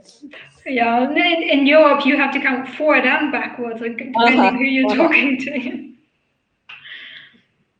Okay, I see we have a few more people coming up. Maybe Charlene is trying to join. Bobby should be here soon. Yeah, I saw somebody mention earlier that it would be a really nice feature on HAPS if we had like a clock for everybody next to our name and our location, just what time it is in everybody's location. Yes, yeah. Yeah, that would be very good. Eleanor has just said that the feminist poetry the other day was by Andrea Gibson. Charlene. Very happy to listen to that. Hey, Charlene. Welcome. Are you here, Charlene? You're here. Can you hear Hello, us? I'm here. Oh, this is weird. Oh, lovely Hello. to see you. Yeah, you too. Where are you, Charlene? I'm a Canadian living in London, England. Nice. Yeah. Where are you? I missed that part. I'm in Germany. I live in Belgium, but I'm currently in Germany at my partner's place. Oh, nice, nice. And how is everyone? We're good. We're good. It's 7:40 a.m. here in New Zealand. So 7:40 p.m. for me. But that's okay. I've got an early start to the day. I'll achieve a lot. Oh, that's good. That's very good. What's the time? Just one thing. Yeah. So this is all new to me because it's my first time on HAPS, so I'm very excited. Fantastic. Yeah, it's new Thank to us you. all. Yes, I know. So I'll just say hi to Dina D and Chantel because I've said hello. But I'm wondering if you can help me because I can only see comments. Is that supposed to be what my view is? I've not used it on the phone, so I'm not sure. I only use it on desktop. You're on your phone. Okay. Well, Can you see Yes. us? No. Oh, okay. Well, we can see you. That's all right. Don't worry. I'll just play around. I don't want to stop the conversation. So keep going. Yeah. I'm just thinking because usually when because I'm always using my phone, I'm never using the computer. So, but usually I can see everybody. There might be something that you need to. There must be a button. Maybe somebody can help in the comments. If you're seeing comments, yeah, that's all right. Yeah. So Rita, I don't think I know you. What do you do? Me? I was just trying to write it. Yeah. Charlene, So go ahead, I'll go ahead. Sorry. Go ahead, Charlene. I've been working in the fitness industry for about 27 years. So I've been personal training, teaching Pilates, leading wellness workshops in companies. So very busy inspiring people to find what fitness and activities work very well for themselves. Yeah, that's really nice. It's always good to have this like customized thing. Yeah, Rita, what I about think you? that's more and more the way that fitness and nutrition is going, is taking a much more individualized approach rather than a sort of cookie cutter approach. Definitely. Yeah, because we are all individuals. So even though there's research on many things in health and fitness and exercise, of course, we want to look at those things, but we are all individuals. We live in different environments. We have different values. We have different needs and wants. Yeah, so it's very interesting time, I think, in our industry. Yeah, definitely. And I guess currently in lockdown, a lot of people are going to come out of lockdown wanting to get back in shape. I know I haven't done exercise in such a long time now. So coming out of lockdown will be a good time. Yeah. Well, I've actually heard both sides. I've heard some people actually, because they want more structure, because they're working from home, they actually are taking the time to go out for a walk or a jog or a cycle or something as part of their daily schedule. Whereas other people haven't done as much because they don't have access to the gym or their favorite sport or any of that. So, yeah, I think there's been sort of both sides of the fence really on this during lockdown. I just saw somebody in the comments when you said the cookie cutter, somebody said, "Oh, cookies," and that is very much my response to those as well. Like my fitness is go bake cookies. Yeah, yeah. Charlene, there's a message here from Pablo saying you need to press the lock button off. Press the lock button off. Okay, you guys keep talking and I'll try and find it. Yeah, lock button off. Yeah. Okay, thank you. So Rita, do you want to tell us a bit about yourself? Sure. So I am an intellectual artist, and that means that I'm both a data geek and an artist at the same time. I am an author, an activist, and have focused most of my life helping organizations achieve their goals with evaluation, but also helping organizations be more in integrity with their principles and their culture. And with an emphasis on social justice and equity. I know that's amazing. That's a mouthful.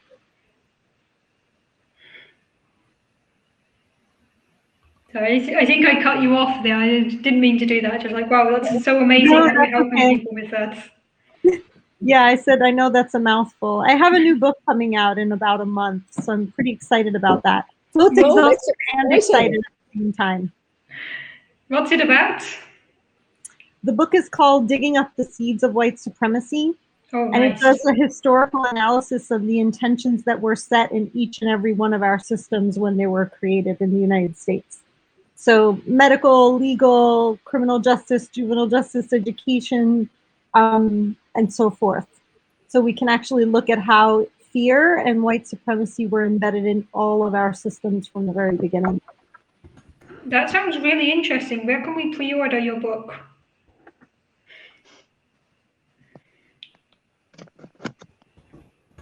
You can add yourself to my newsletter, which is where I will, I'll put it in the chat. My website is ritafiora.com, and if you add yourself to my newsletter, you'll know when it comes out. That's great. It sounds like such an interesting and relevant topic today. So it's really something that a lot of us should probably read up more on. Absolutely. Well, it came up for me because the conversation about racism has now shifted to systemic racism. When people talk about systemic racism, they're talking about mainly by talking about policies. The analogy of the book, if racism is a tree, changing policies is like pruning the tree. It's not really uprooting it. It's just pruning some of the branches. That's a very interesting perspective. No, I think that's a really nice analogy. I hadn't heard it expressed like that, but it makes a lot of sense. Oh, somebody new, Melanie. Hello. Hello. Hi, Melanie. Nice to see you. Wow, fantastic. I've just asked the HAPS team to take me out because I feel like I've been on for quite a while, and I'd like to leave it with you, beautiful ladies. Yeah, I will do the same. Yeah, so, no, Diana, you stay because it's lovely listening to you talking to them. Melanie, yeah, no, I've been on like nearly over an hour and a half now, like an hour and 20 minutes. I was going to stay on for half an hour, so I'll also leave and pass the torch on to the next people. And I'll be back again shortly too. So, okay, so we'll just wait for, Melanie, thank you so much for coming on, and this will be fantastic. That's She's going okay, to read this sweetheart. book on. Thank you for inviting me. So we'll just wait until, should we just wait for us to disappear and then you can have the screen? And Rita, if you stay on, and then that'll be really interesting. We've got the poet and the author. Yeah. Excellent. Okay, it was great speaking to everybody here. Yeah, it's been fantastic. Thank you everybody for Well staying done, with us and talking with us. It's been really, really great. Just getting things organized. Louise, are you heading off? Yeah, I'm going to be around. I'm going to be watching because I'm coming back on a little bit later as well. And I've got 2 more slots. I've got one with Chantal and one with Joy, who's in Japan, and which will be really interesting. Interesting for me because normally at this time of the year I'd be getting ready to go to Japan. So, but I can't this year. So I'm going to go and make a coffee as soon as I've got a break. I'm getting desperate. Oh. Shall I start I've got my little coffee pot all set up. I've got a little espresso machine. I've got it all ready to go, and all I've got to do is put it on the element. Yeah, maybe you can start with the poem and we'll just gradually fade out at some point. Okie dokie. This is a famous poem by the American author, the famous American poet who was prominent in the figure of the civil rights movement, and that's Maya Angelou, one of my favorites. And this is called Caged Bird. I'm sure you've all heard about the caged bird.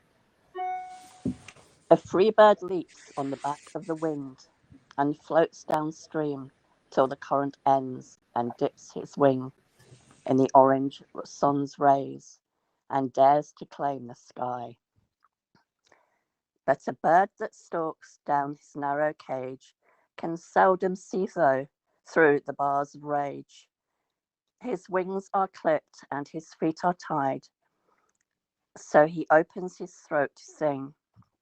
The caged bird sings with a fearful thrill of things unknown but longed for still, and his tune is heard on the distant hill, for the caged bird sings of freedom. The free bird thinks of another breeze, and trade winds soft through the sighting trees, and the fat worms waiting on a dawn bright lawn, and he names the sky his own.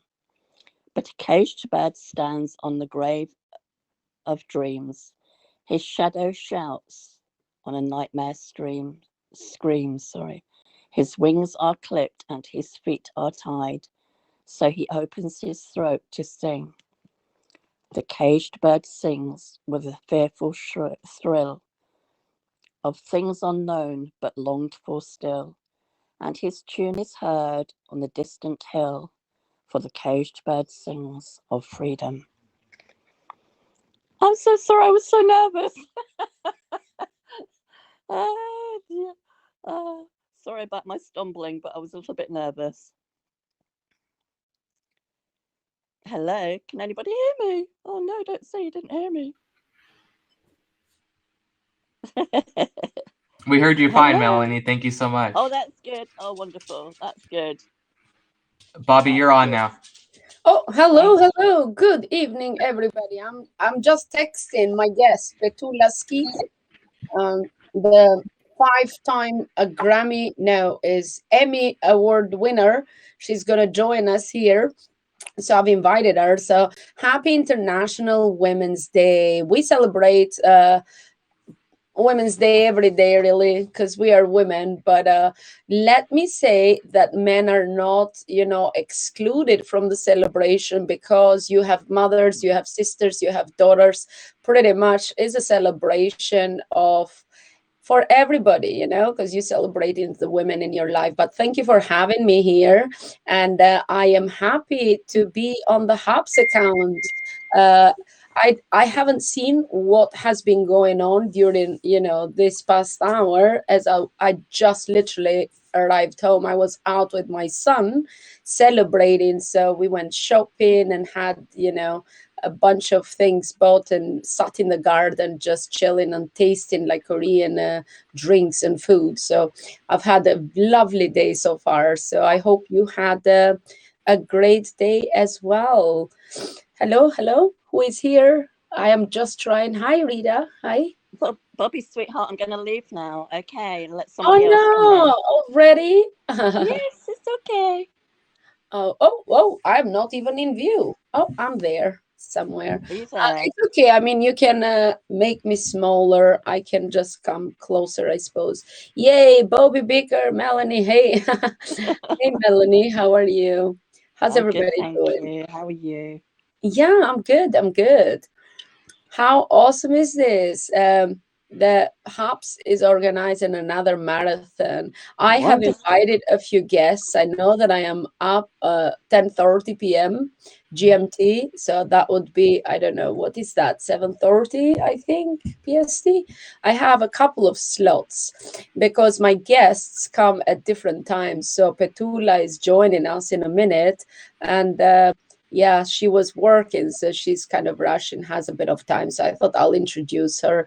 I had a coffee chat on my channel a few days ago with her, and she's so inspirational and started her journey. I mean, from she's an island girl from Nevis, and now she has 5 Emmys under her belt and works with big names and celebrities. Well, women, inspiring women, let's say, because celebrities are just women like us that are high achievers, or are in public eye and are seen most. So that's why. But all women are amazing and unique. Oh, doggy there.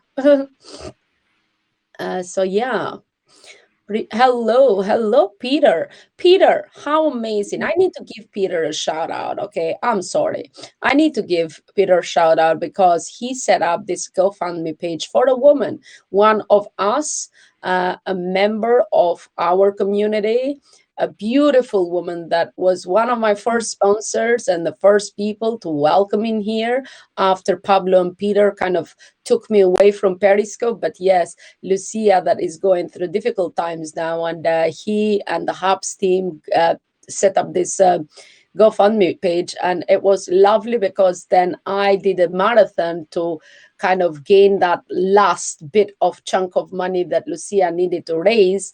And it's just beautiful when the community comes together. And I want to say thank you to everybody that joined forces and came in with your donation to help one of our family members, to just rest, don't have that headache of financial strains, and go there and focus on healing and get better. But thank you, Peter, you are amazing, and all the Hubs team, you guys rock. I mean, they're just so kind, and have shown it over and over to us, to all of us, so That's what I wanted to give a shout out, because this is the Hubs account, not my own account. I did all that in my account. But good evening. Hello, Eleanor.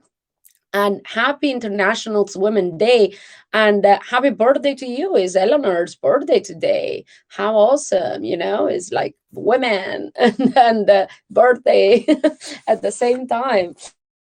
So sorry, I've taken over. Rita is just there sitting. Did I step on a conversation? No, Hi. it's just my first time here, and I'm still trying to figure out how it all works. But I am going to for doing the honors. Absolutely, Bobby. Good with her. You're doing the honors. Oh, your audio kind of gone, or is it Peter taking that off? I'm not used to not being director on a broadcast, having just somebody else direct. Pablo is big shout out to Pablo, and he's just amazing. He's always behind the scene helping us all, and everyone else who, yes, amazing, right? Oh, my sister is here. I thought you were, do you want to come up? I know she's coming at 10 o'clock, but yeah, my sister is here. She's calling students at the moment because is in Albania, actually. 8th of March is Mother's Day. So that's why I was out with Mother's Day. I celebrate 2 Mother's Day. So it's the British Mother's Day and Albanian Mother's Day. I don't know, somewhere there in the world, do you guys celebrate during the International Women's Days like the Mother?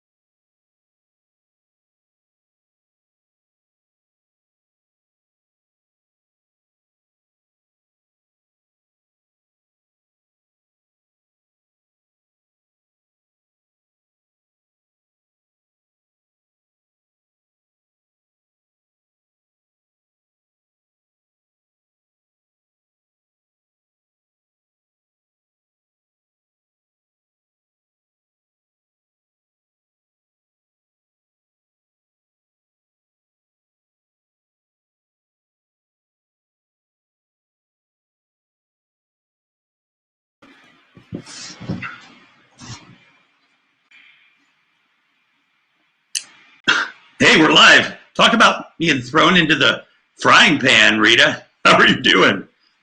Yeah, I'm not sure my connection. Can you hear me okay? I can't hear you. Hey, my name is Revolution McKinnis, and we're just having a couple of technical glitches here, so I just jumped in real quick. Rita's a friend of mine. We do work together at the nonprofit that I'm a part of. Rita does social justice, racial equity work. She's got a book coming out. And she's just, it's really great. Rita, I think you would really love this platform as a way to connect, with women and all kinds of folks. And you're brand new, and it's crazy right now doing one of these marathons. But also get a little bit about your book and what you have a podcast too, right? And talk about women and power, that kind of stuff, because I'm going to be quiet. Just a general question. Just small question, Revolution. I expect nothing less of you. So, can you hear me okay? Because it looked like at some point that I was freezing. And Bobby is like she's like my co-host on our show R&B. So Bobby might be able to answer the question too. But go ahead, Rita. Oh, we lost her for a sec. I'm here. Hey, Liza. Hello, Go ahead, Liza. Rita. Oh, Liza should come up here. Oh, Petula is here as well. Hello, Petula. We have another amazing woman right in here. I am so happy you could make it. Wow, you look so beautiful. I love that. So bright. Happy. Hello. Hi. Welcome. Thank you. How are you today? I'm doing well. I just got off from work and now I'm here, excited and pumped. It's International Women's Day. Why not be pumped? It's our day I know, but it's our day every day, girl. I mean, like, whoa. I mean, we're not stopping being women and having all women's problems and everything. If it's not International Women's Day, but this is a date that we can bring awareness. So let men know some things that we go through, men that don't know, but women from across the world can raise their voices today and talk about all issues. So highlight issues that's going on, and maybe people in power, can make changes, So Yes.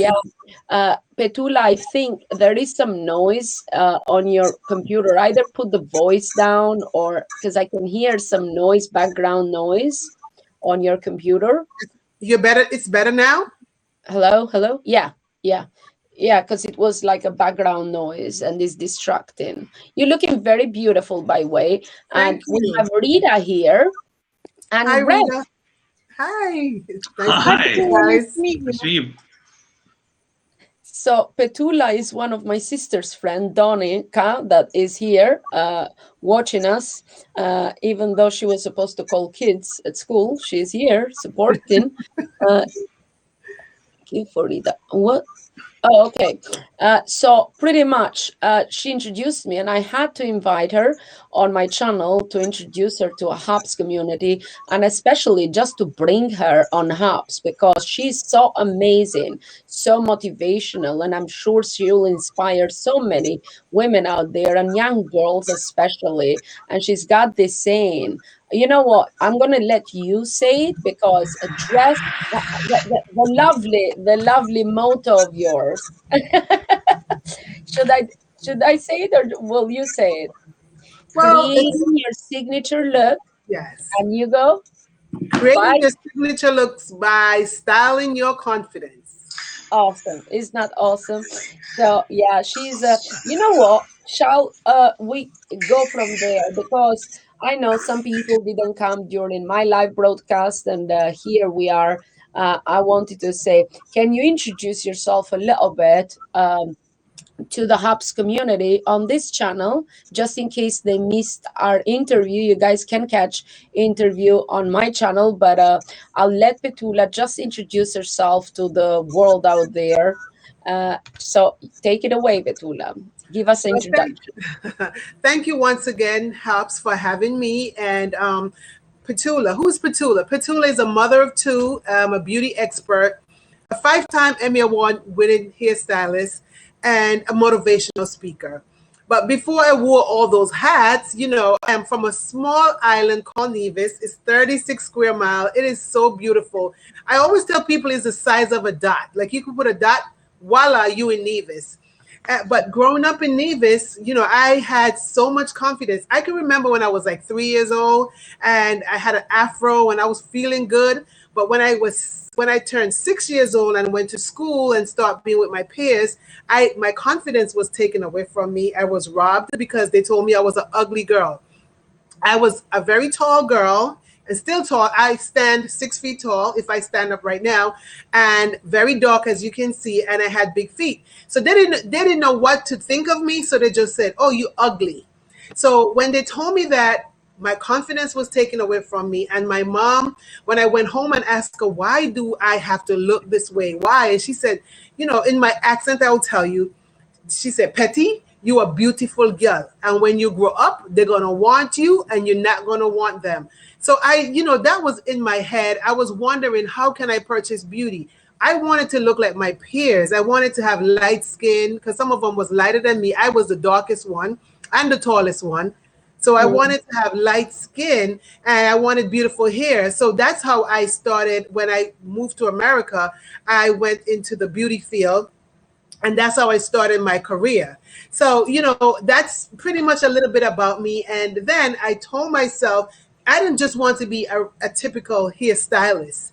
I wanted to be a hairstylist with a purpose. I wanted to help other ladies that got their confidence taken away from them, or who look like me and they felt ugly, for them to discover themselves, to let them know that they're one beautiful human being. And that's how I really started in the beauty field. I always tell people I started by default, but it was one of the best default that ever happened to me in my life. Amazing story. I mean, like, you shared more of it on my channel, but as I said, guys, have a look at that interview. But I love like how like kind of when you share your story, it does connect, but it gives hope to other young girls out there, because how the social media is these days, so much pressure. It's so much pressure to look a certain way. We all like editing photos, and we are told that, you know, that is from the magazines we see. Like, me and you work in the beauty industry, so we do a lot of that, the makeup and the glam and glitz, you know, but behind the scenes, everybody is just a normal person. Remove all that makeup, you know, we're just humans pretty much. So you put that, and people see the magazines, and the little girls, I mean, the teenagers, and they all want to look like the girls in the magazines. So it's up to us to set the standards and to say, hey, that is the job, you know, and that's, but also to kind of put different types of women, not just thick, thin, this, you know. Now they are opening it up a little bit, you know, but how it was, you have to be certain way. I mean, for Christ's sake, the models have died from, you know, starvation, because they are told you're too fat. I know a model that I worked with. She opened her own business then, but she's a big advocate and talks about how the designer told her to lose weight, and she was only size 6, you know, and how much thinner could she get. So, you know, we have to raise that standard. We have to speak up that is not okay. It's being healthy is okay, and being acceptable how we look, because as we were talking, we are all unique. We have to shine our light. We have to let our uniqueness shine and our personalities shine. We don't have to feel, you know, this coronavirus pandemic has kind of worked for well, it is bad, but it's also good, because in some ways we have let our guard down. We are like comfortable. I have my biggest investments is loungewear and like pajamas. I'm just in pajamas all day. I would put a top on top. I mean, today I am dressed. I have a pair of jeans because I went out with my son. But, you know, we're not really caring. We're just being us, you know. That's it. And thanks to, like, you have audio only kind of apps now as well. You just talk to people and connect. We want to make that to raise our voices and share our stories and our backgrounds, where we come from, because we kind of, you know, have we keep it to ourselves, and I'm so happy that you speak up. You know, I love Caribbean. You know, I lived in the Caribbean, and being an island girl and so tall, I mean, people must have been a bit jealous, to be honest. When you see something good or great, you know, you fear the greatness, and you have to put that greatness down. So you know, to kind of get their confidence down. But I'm so happy you kept up, and mom, you know, urged you, and you got there. But how I see it was your calling from the story you shared. I like you to share a little bit of the story, how you got into the makeup and working for Robin as well. So if you talk a little bit about that, because it's fascinating. She's like thinking it and it comes to life. Yes, I mean, that story. So basically, I shared with you the beginning of my journey into the beauty field. So after I graduated cosmetology school, I started working for myself in the local community, helping young ladies that look like me. And like I said, if their confidence were down, build it up. But I wanted more for myself, and I got 2 children, and I was like, now it's time to get to the next level. So, you know, being from a small island, 36 square miles, I grew up without electricity. So I never really watched television, because if you don't have electricity, you don't have a television, right?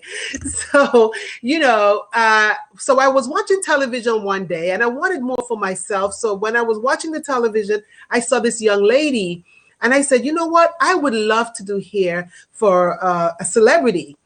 But then I started having that conversation within myself, you know, that conversation, you be doubting yourself. And I answered myself and said, no, you don't look like a celebrity hairstylist. And that was fear talking.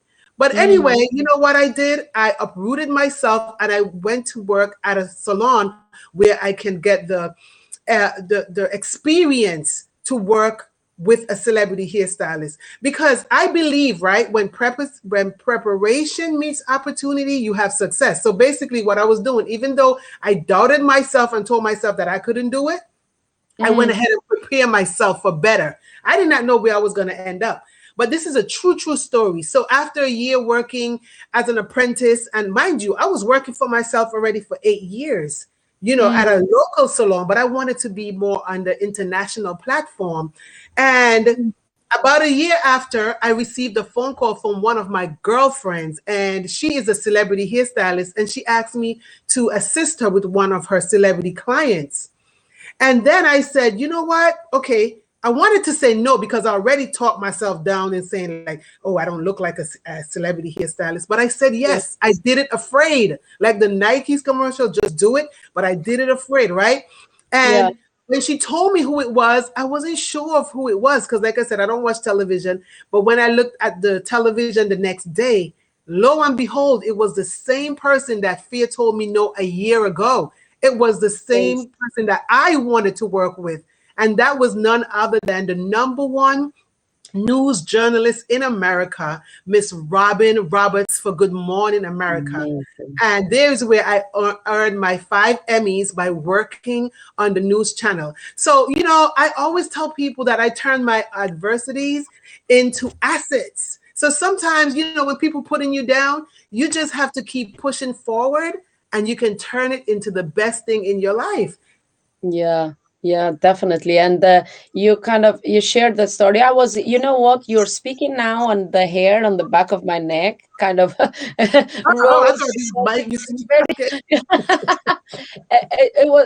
is touching because it's like you kind of beat all odds, but you also wanted it, you visualized it, and it worked, and everything you've wanted it, kind of, it has happened. And because you're sharing the story of the Great Wall of China, and that was so funny, but there is a pattern there, and that's what I said. You have to do this, continue doing it, because for you it works. Your angels are looking, you know, upon you, and it's so good. I'm all about, you know, Bobby, I'm all about speaking life. You have to give life into anything that you want on this earth. Whatever you put out is going to come back to you. They always say karma, and I believe in karma. So whatever you put out, if I want something right now, I'm going to speak it, I'm going to sing it, I'm going to believe it. And eventually, some way, shape, or form, it happens. And sometimes we get upset with ourselves because we think, oh, it's just not happening. It's not our timing. But you just have to be ready when the time comes. That's why I always say you have to prepare yourself, because you never know when that opportunity is going to arise. Exactly. Yeah, so it's all about, you know, putting it out to the universe and let something happen. Yeah, that's what I do. I mean, like anything I want. See, I've had that since I was little. I just visualize it. I put it out there in universe. And like my hubby says, you got the luck of the devil. I say, no, I got the angels and God looking after me, you know, because everything I've ever wanted kind of just comes to fruition, because I think it, I believe it, but I speak it. I say, okay, God, I need this now, and I know it's gonna come. So I believe it's gonna come, no matter what it is. I don't know how, but I know that God works in mysterious ways. Oh yes, and it just comes to me.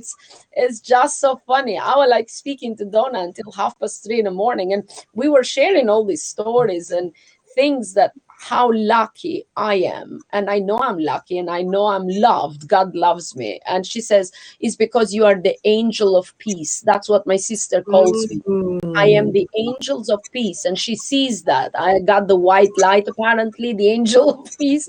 And yeah, I don't know, but yeah. Oh, I'm listening to you, girl. Yeah. Oh, yeah, Donna is here as well. But pretty much I just speak it, and the opportunities when they arise, right?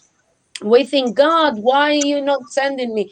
God is sending you opportunities all the time. We just need to open our eyes and grab them, because when sometimes you're reaching for the sky, right, you thinking of the big picture, but you have to take those steps to reach the baby steps. Right? So smaller opportunities gonna come your way. So I think that's how I am. I would grab them because they're gonna take me to my final destination. So by grabbing them, I know that, it's going to take me through the whole alphabet, A, B, C, I might skip some letters, but I'm going to reach my destination no Yes. matter what. And that's why when people say, oh, wow, but from your upbringing and what you've gone through, and you are so positive and you are like achieving so much, and but you already have a big community. No, I've worked hard, but I took baby steps. And I teach people that. I say, don't ever doubt yourself. Just do whatever you do, be true to yourself. Yes. Be passionate of what you do, because people feel that passion. People feed of your passion, and your truth. When you speak truth, you always gonna go forward. Don't be scared of raising your voice, of sharing your story, because we have that fear of being judged. And we were talking about that when our pretty interview. And when you said to me, once I stopped that fear of being judged or what people gonna say, and from the island, because we come from smaller places, then you were free. You said, boom, I was born, right? So that's how I see it as well. And we aligned there, and I love your story. And I am proud to know you through my sister there. Thank you, Donna, for the lovely introduction. But she thinks so highly of you. And I know why, because now that we've spoken a few times, you are like a light, a beacon of light for many, many. And I hope that you do broadcast on Hubs and share your story. I know that you will, though, and we're going to do the beauty kind of section, and you're going to motivate people how to dress their confidence, to style your confidence, style in their confidence, because yes, a lot of women, they know it all, they have it all, but they lack that confidence and that push to take the next step. You know what I would like to share as well, because, I work with celebrities each and every day. And the sad thing is they look at celebrity like, oh, I want to be like this celebrity or that celebrity. Celebrity, it's a title. It's their job. That's what they do. But in order for them to style their confidence, they had to sit down and dig deep and find out who they are from within as well. And if you're trying to be like someone else, then you would never be able to discover yourself. But like I said to each and every one, because of COVID, we all became the instant celebrity, because we all showing up on virtual social media virtually and stuff like that. So now we definitely need to bring out the celebrity from within us and just enjoy who you are. And the reason why I love talking to women and sharing and helping and uplifting women is because I'm a product of the product. I've been there. I've been broken down. I've been I thought all these things of myself and everything, and then I turn it around. And because of turning things around, I am who I am. And that's why I want to share and spread the light throughout the whole world. Because at the end of the day, we are unique human beings. Yeah, each one of us, there is not two alike, no matter what. And I agree with you. And I never been kind of phased, because I work with celebrities, and most of the time I have no clue who they are, because I don't watch TV. I'm either Periscope, Hubs, on. Sometimes I feel bad, because it's like, if you're working with celebs, you should do your research, but I don't care. I do my job. I just leave. Only when I get tagged, and then I'm like, okay, I know that show, kind of thing. But I'm not phased, and I never been all my life. I never been like, oh my God, going crazy, because how I see it and what I tell everybody is just because they are there, because they are in the public eye, more visible. That's why you know, they have a name, but you can do it too. I mean, Hops is the best place. You can become your own We celebrity. we are all celebrities. Precisely. I have my own TV channel here. I'm reaching millions, hundreds of millions, not just millions, you know. So And I changing am reaching, lives. right? And So changing it's lives. like during these 6 years, yes, I have reached hundreds of millions, not just millions. Okay. So I know the impact, and my voice carries weight. I am sharing my voice. I'm sharing my stories. I make people laugh. I make people cry. We share our life stories, and that's how my coffee chat show started, because they just loved it. You know, it's down. Let's get down and dirty and share, talk about everything. So that's what we do. You know, we're like with our friends having a coffee. But now with Hops, it changed a bit. It's even better because I can share this broadcast in more than 6 platforms, right? I can even add 10 pages or groups. And I'm on YouTube, I'm on Facebook now, I'm on Twitch, I'm on Periscope, I'm on Hops, I'm on Twitter. So everybody will be able to see. So this is your own TV pretty much. All you need is a channel and share your stories, share, you know, raise your voice. You have something you believe in, raise awareness for a cause, for whatever you want to do. And this is your own TV channel pretty much. And it's free. What is better than that? It's free. So you have it and you lack confidence. Listen, confidence come. It's like practice make perfect. You're going to do it like 5 minutes first day, 10 minutes until people will come in and they will support you, because this community is so amazing and they all support each other. And don't feel shy. That's why I tell people, just think, you have one person watching you. That person is important. Okay. Because think of us two are in a coffee chat, we're just having coffee, or just doing a private like broadcast, but just having chat, and we're going to have each other's attention because we need that to communicate and to relate. So it's the same. So don't be fazed by the numbers. Numbers grow when people, if you are honest and you be true to yourself, people will love you, people will support you in your journey, and they are more forgiving than you would think, because this is a raw news. This is right there, you know, like, I don't know, my green screen could fall right now and I'm like, whoops, you know, showing all my background. And this is, you know, people love that. That's why they love the social media. But as I said, now you can be your own personality, your own celebrity, your own TV station to raise your, you know, awareness. Your awareness, yeah. Talk about anything you want pretty much, because you have the opportunities. That's what I say. Awesome. Don't be fazed by the status of a celebrity. Just because somebody is more visible, it doesn't mean that they might be like good people either, because we can meet people, is bad people and good people in all areas, in all walks of life. But how I see it, I have a platform. I try to help, because I've built this platform from ground zero, from having 1 and 5 people watching. Now I get 50 and 100,000 and 200,000 people watching, you know. So pretty much I use that because now I have gotten there.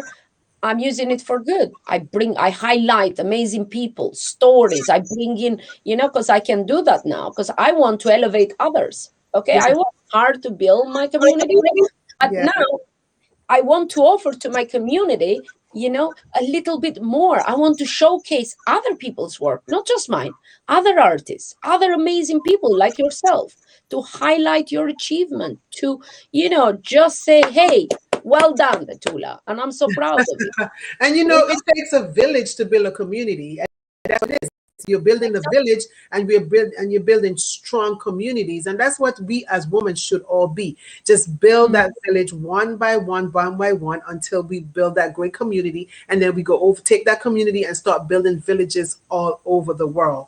And it's just spreading the love, spreading the light, sharing. Those are the things that build the village that turn into great communities. And I'm so happy, and I'm just glad that I'm from, you know, a small island.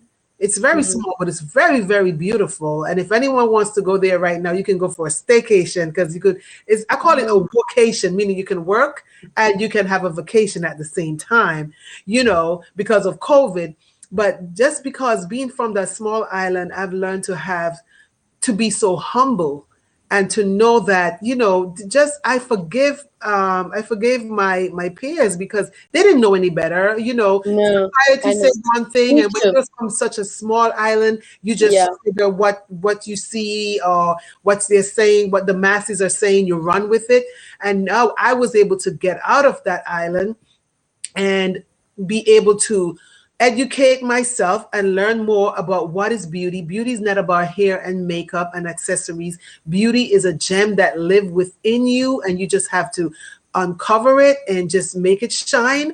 And I was able to do that, and that's what I do. I just spread the light all over the world to help ladies who are in those areas that need the help. Yeah, uplifting each other, not tearing Yes. each other down, because sometimes us women are very, a lot of women, very catty, and we like try, because I see that happening all over social media, tearing each other down and like, oh, she's too fat, she's too thin, her hair looks like that, her teeth, we have to stop that. We have to uplift each other. We have to kind of push each other and celebrate that diversity, because we're all unique. It has to start with us also, being kinder to ourselves, first of all, because unless you love yourself and completely accept yourself with flaws, love your flaws. Yes, I love my love handle.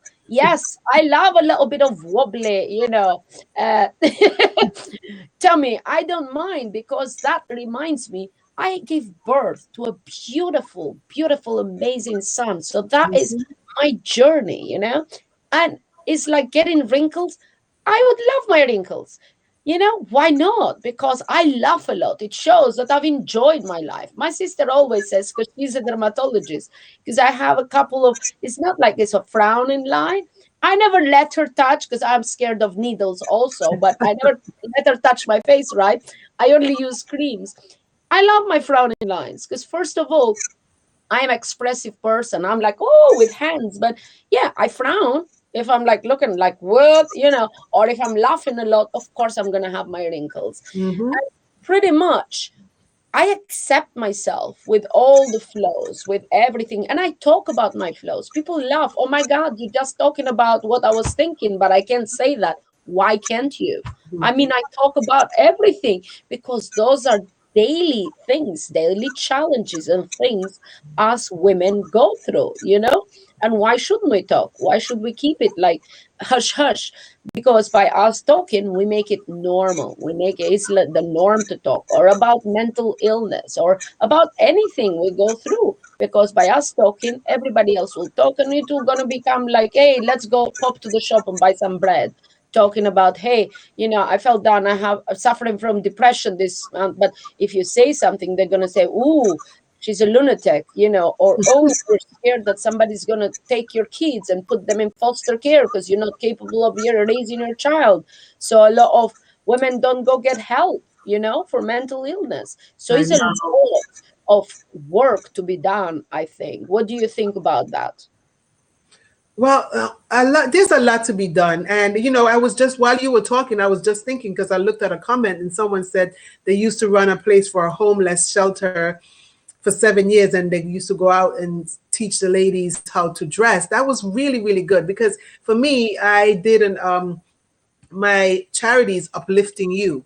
Like, I love to uplift people. And what I've been doing, I've been helping young ladies who are incarcerated, the teenagers pretty much, and I go in, and I did it a whole year. I went in and I teach them how to style their confidence, because I wanted them to know that they're not alone. While they're incarcerated and waiting to come back into society, I teach them how to have a presence in the world, because maybe no one never really helped them out. So sometimes we see people and we judge them, or we don't really take time out. But what I do, I try to go into the trenches or into the villages and the areas where I see that we should plant a seed into into lives. And so that's what I've been doing. You know, I try to give back to the community to let them know. I teach them, you know, dining etiquette, how to have a 3-course meal. Like if in case they're invited somewhere, they know that they have a room at the table. I teach them about how to present themselves, how to accept themselves, how to love themselves. Because maybe some of us were born into hatred or poverty and hearing all these words, the negativeness. We're born with negativity around us. So we have to stop the curse somewhere. So that's what I truly believe. And like I always tell people, you know, I'm a product of my product, meaning I was never being incarcerated in, like, you know, locked up in jail. But sometimes you're being incarcerated in your mind because of the things that you put in your mind. You put yourself in jail. And I've been there because, you know, accepting society. Fear. Yes, fear is incarceration. Accepting what someone say about you and you didn't even really look into it to know if it's the truth is incarceration. So it's like, you know, like while I'm unlocking those things and freeing my mind and be liberated from those things, I am also learning how to liberate others as well. And teaching them about themselves. So it's a beauty, like I said, in the business that I'm in, it's not about like the hair and the makeup and the glitz and the glam. No, it's from within. It's teaching someone really how to take back their confidence. Do not let no one take it away. Don't let no one judge you and tell you who you are. You judge yourself. Because most of the time, you know, you'll be so confident. And then when you go outside and someone is telling you, like, oh, why did you wear this? Or this doesn't fit or whatever. But if you're not really 100% confident within yourself, you start cutting off your nose and you're spoiling your face because someone is telling you this or telling you that. So it's all about planting that seed of confidence within each and every one of us and then just let it grow. It's like a tree. You have to, once you water it, it's going to grow. Definitely. You are right 100% there, because and that's what I say. But I used to practice that. It's not because I'm selfish or full of myself. It's just, I don't know, I've invented that thing because I was told, because I grew up overnight. I became a woman, you know, got like, all of a sudden just developed overnight. And oh, you're fat or this and that, so names. And my mom sat me down. No, you're becoming a woman, a beautiful woman. And you have to love yourself, you know, because that's what woman is. And no woman is alike. So you have a woman shape. You are, it's called hourglass figure. And look at this woman. So she showed me. So there is Gina Lollobrigida, Sophia Lorenz, all the women with hourglass figure. So yes, they have this figure, your kind of figure. So you have to love it. You know, the world love these women, you know, just embrace it. Whoever tells you you're fat, just let the words go from one ear to the next. So find something good. What I have, and I tell my sisters too, and I tell everybody that come during my broadcasts, I say, find one thing you love about yourself, because it's not that you hate everything, right? Your eyes, your lips, your hair, like you would wear a nice jumper. Whoa, you're looking beautiful. Just repeat that and kind of just tell yourself over and over until your brain gets it. And the whole day is going to change. The whole kind of idea, perception of yourself is going to change for the day. So take the time, I say. Take 2 minutes of your day. 5 minutes, whatever, when you put in makeup or when you're dressing, and compliment yourself. Even if you don't believe it, you're so beautiful and you're so amazing, just lie to your brain, I say. Lie to your brain. It doesn't matter. Even if in the beginning you say, oh, but I'm fat, or but look at this, you know. Don't lie to your brain, but pick one thing that you like about yourself and compliment yourself on that thing. Because it changes the whole course of the day. And wear colors that will uplift your mood. Oh, yeah. That is so important. Yeah, like yours. You know, as soon as you came, I'm like, whoa. Oh, yeah. You're going to see me coming. You're going to see me coming. I'm like the light pole outside. I shine bright like a diamond all over. Light up the world for each and everyone to see. Petula is in the house. Awesome. Awesome. So pretty much, I am like that. I'm like, you can see me from the moon. I'm trying to read some comments for a minute because I can see people. But yeah, guys, compliment yourself.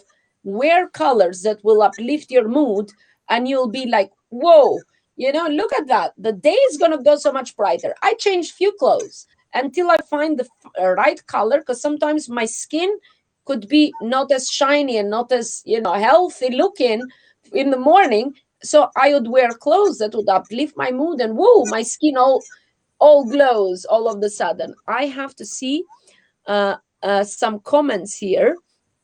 Hi, Bobby. Oh, Lisa is here. We need to invite Lisa. I don't know if, although I can invite Lisa in a minute. Hi, Lisa, and welcome. I am just, do you have, yes, do you have something else, another device that is making the noises there? Because you get this tickly noise. Okay, so I turned my phone off. I don't know if it was like a vibration or something. Yeah. Okay. No, yeah, it comes, maybe the voice is a bit higher or something. I don't know. The volume. Is it fixed now? You're still having interference? I don't know. No, it's okay. No, it's okay. But it kind of goes up and down. Let me put my voice a bit down as well, because I'm loud by nature.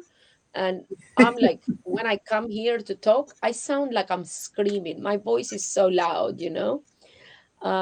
I can't wear that red. Of course you can wear the red. You know, I am the queen of red lipstick myself. They're different shades of red. They're different shades, you know, so you find your shade. These are red. I have done like a tutorial on what lipstick suits each you know, skin tone, but we can do that together. Every woman can wear red. I say, if you slap on some red lipstick, you'll feel good to go, you know. But yeah, you have to find the right shade of red for each skin tone. You can rock red. Anybody can rock red, okay? Yes. What do you think? I love red lipstick. I'm the queen of red. I mean, like, my logo has red lipstick and big hats and big glasses. So I'm always, you know, I love red lipstick pretty much.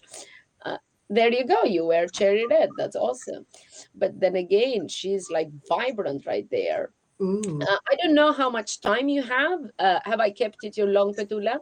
Well, I'm good. I have about another 10, 15 minutes if you need me. If you I'm really having a good time, just, you know, empowering women on this beautiful day.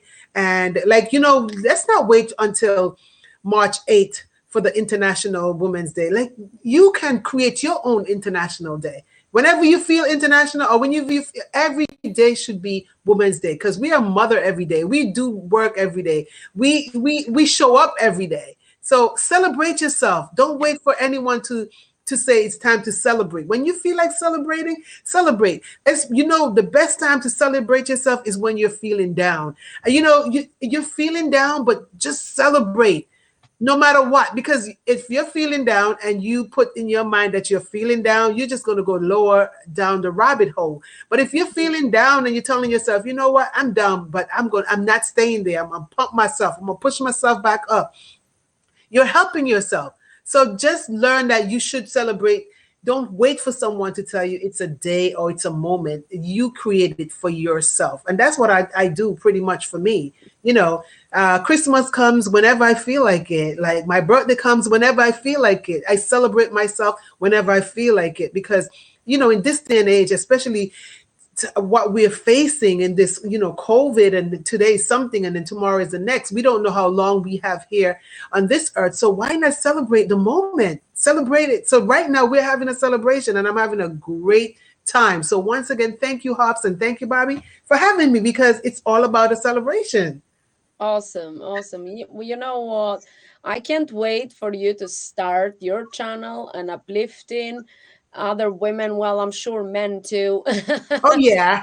I think you're jealous, but that's all right. We share. Yeah, we are going to do something with the male grooming as well, and talking beauty and confidence. And I will, we're coming up with something, but she has something with my sister going on, but it might be added my confidence behind the lens, you know, into live streaming, while Petula will do dress your confidence, and my sister, she just teaches people to do confidence. She is like awesome life coach and chakra healer, and she cuts cords, and she's like, it just does mindfulness with a purpose. That's it, loving yourself within. So yeah, these powerful ladies have joined forces, but this other powerful lady joining forces too.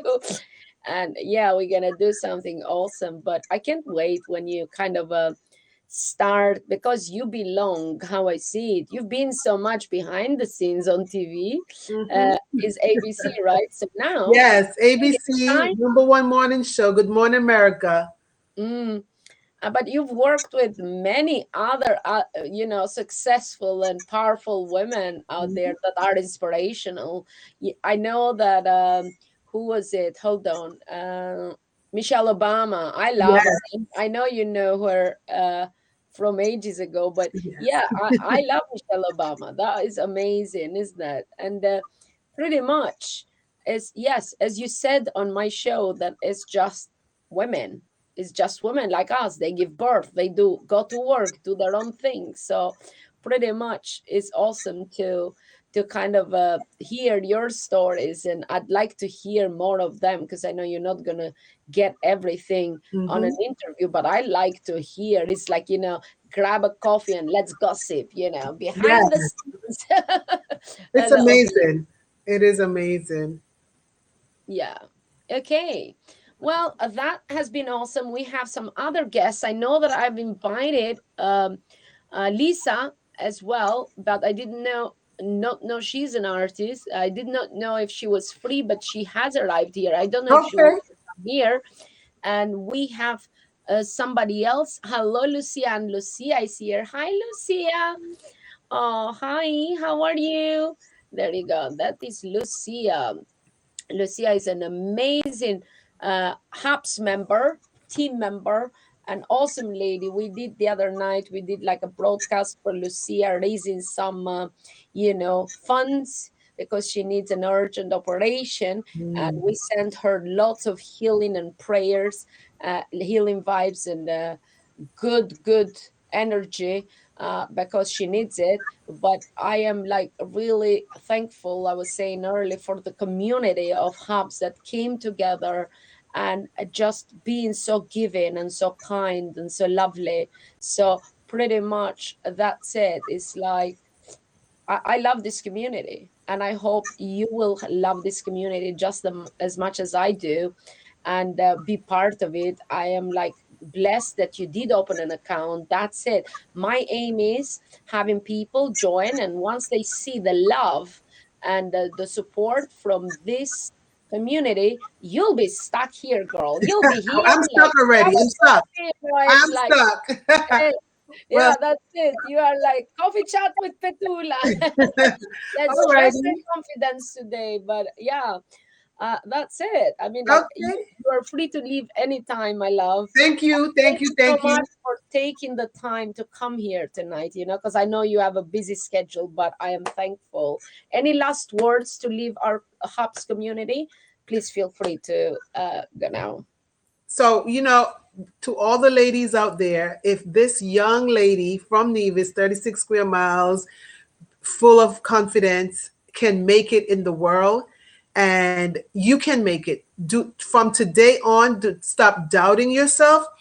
Make sure that you speak words of wisdom, words of uplifting, words that's going to take you places, because whatever you put out will come back to you 100-fold.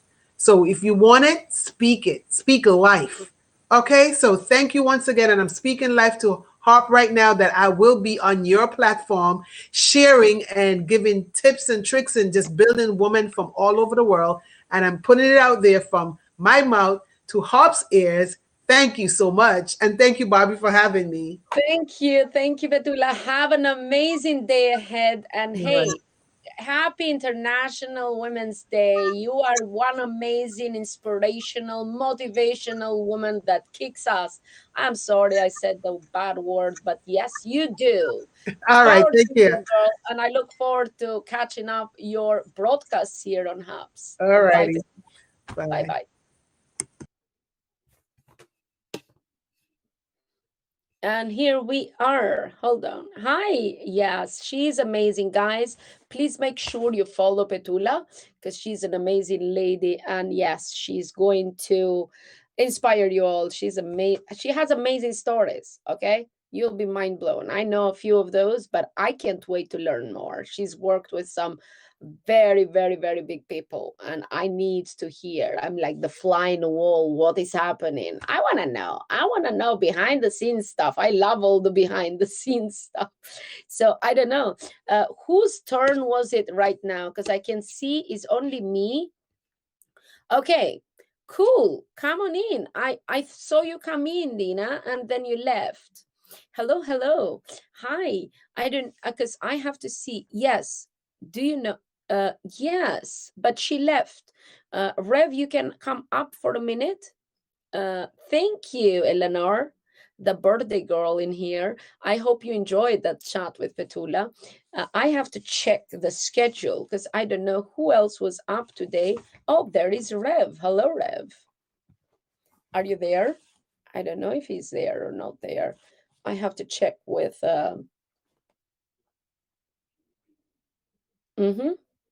Okay.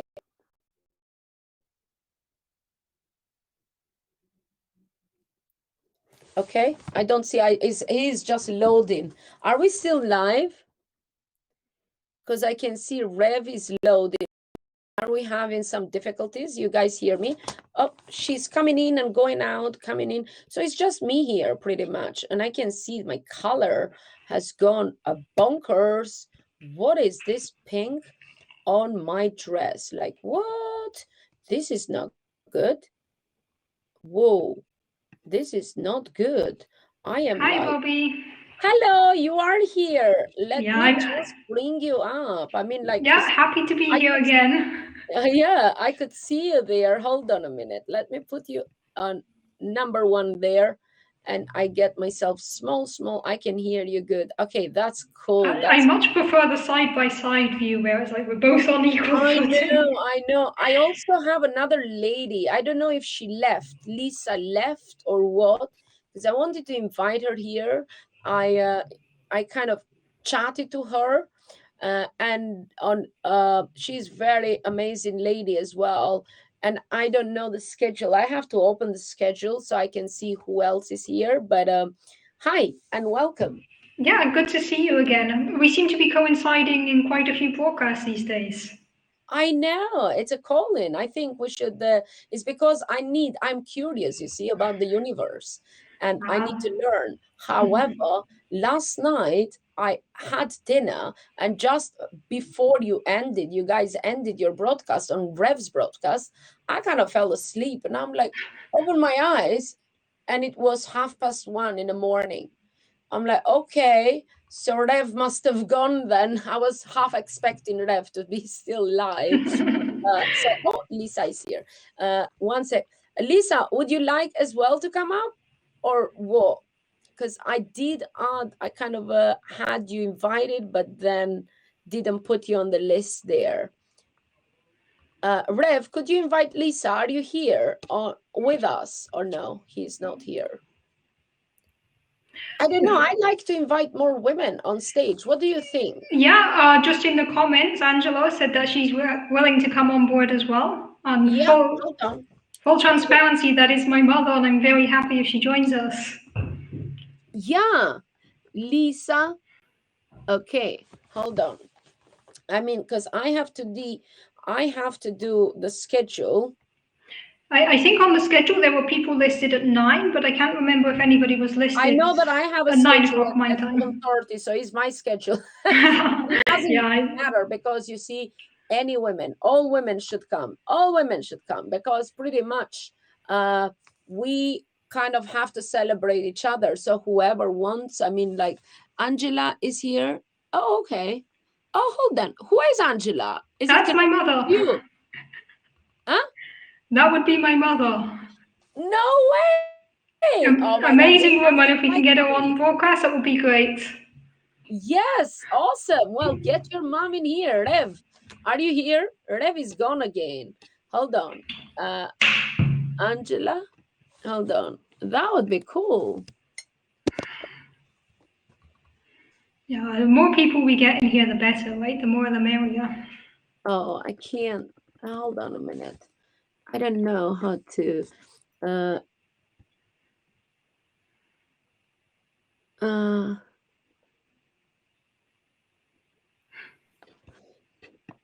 One second.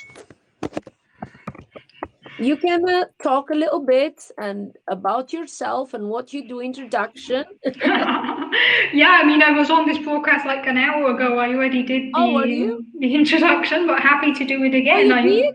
Oh, yeah, no. I was on for like an hour and 10 minutes already. This is my second go today. I'm trying to invite Lisa. But yeah, for anybody who didn't see me the first time round, my name is Diana. I'm a theoretical physicist and I specialize in cosmology, which means that I study the universe, the contents of the universe, kind of everything going on inside the universe. It's a super, super fun topic. And I joined HAPS to be able to share my passion for the universe with everybody and answer any questions you people have about the universe.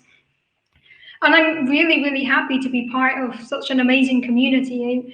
I've only been on HAPS a couple of weeks, and I've really seen that there's just such an amazing community here. People are standing out for each other and helping each other out, and it's just such a nice place to be. So I'm really happy to be on HAPS. I'm very happy to be joining so many amazing women on this broadcast today. I really like your pink background, Bobby. You're very pink.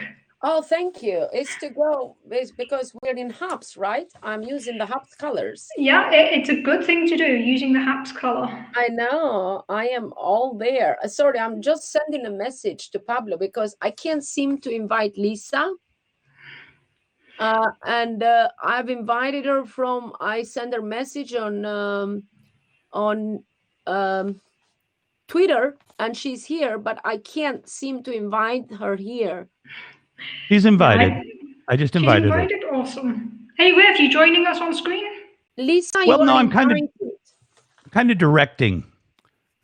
That's nice. Directing in the background. You can come on screen though, because it means that we are being inclusive, you know, and I like it. Well, there you go. I'll be right there. Now, just in case Lisa does not know how to enter a broadcast, I need to tell her. So Lisa, if you are here and you're watching, you have to get out of this broadcast that you are watching me. Then you click on Go Live button on top, and then you watch for this name of broadcast, International Women's Day Broadcaster Marathon, and click Launch Studio. So yeah, pretty much that's how you do it. And did you invite Mom? I can invite people, so you know, if anybody wants to invite her, that would be great. But if you're inviting Mom, did you invite Dina's mom? Yeah, I did. Dina C. Hooper? Nope, that's you, Dr. Hooper. Hang on. That's me. Angela's here. She's invited. I mean, she's invited. Yeah, Angela, if you're still here. Okay, I invited Lisa, and I also invited my sister. Since your mom coming, let's make this a family affair. Right? Let's bring in all the great women in our lives. Exactly, and I want to invite Lucia. I know my other sister has lost her voice, but she might come on my second slot. Is it my second slot at 10:30 p.m. I think UK time? So later on is my other slot, and I am Maya. Well, might join us. She's in Mexico in a retreat, but Maya, the CEOs of HAPS wife, might join us. And I thought I'll invite my sisters and a couple of other ladies that are awesome, that I love and inspire me. So I thought I'm going to bring them all on stage and we just have a chat and share our stories and what have you. So, but that's going to be later.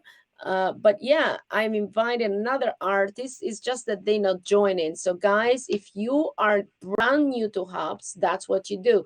Get out of this broadcast that you are watching us. Yeah, you are on that slot. That is amazing, Lucia. But if you want to come right now, have a chat with us, come on up. If you feel up to it, that is. No stress, no stress. Hello, Bannerman. How are you? So we have Lisa here. Are you ready, Lisa? There you go. Hi. Hi, Lisa. Hi, I'm ready. It took me a minute to figure it out, but I did. Awesome. That's why I tell people click on Go Live, because they try to get in, but they don't know how. So if you click on Go Live, that will bring you, you know, the Launch Studio, because I know this might be your first time. Is this the first time on HAPS? Yeah, this is my first time, definitely. And Hey, welcome to HAPS. What a way Thank to you. enter the community, coming on the official HAPS account. Isn't that awesome? Welcome That is to pretty cool. HAPS. So yeah, I got Lisa. Do you want to tell people a little bit about you and where did we meet and how did you come and join HAPS? Take it away. We met on social media. I believe it was Clubhouse at first. We were in a little group and we were talking about the Twitter Spaces. So we hopped on a Twitter Space together, and then you introduced me to HAPS TV. You said I would be, I would really like this platform, and it seems really neat so far. So, yeah. I am in the Boston area, and I am a mixed media artist. So, and I love that you had me on today because a lot of my art has to deal with women. I have a paper doll series and it's all female shapes. Let me just take one down here. Woo! And it's all shaped like women, like paper dolls. That's beautiful. Yeah. Yeah, and that's why my background is with women. That is my collection of women from around the world that I have done.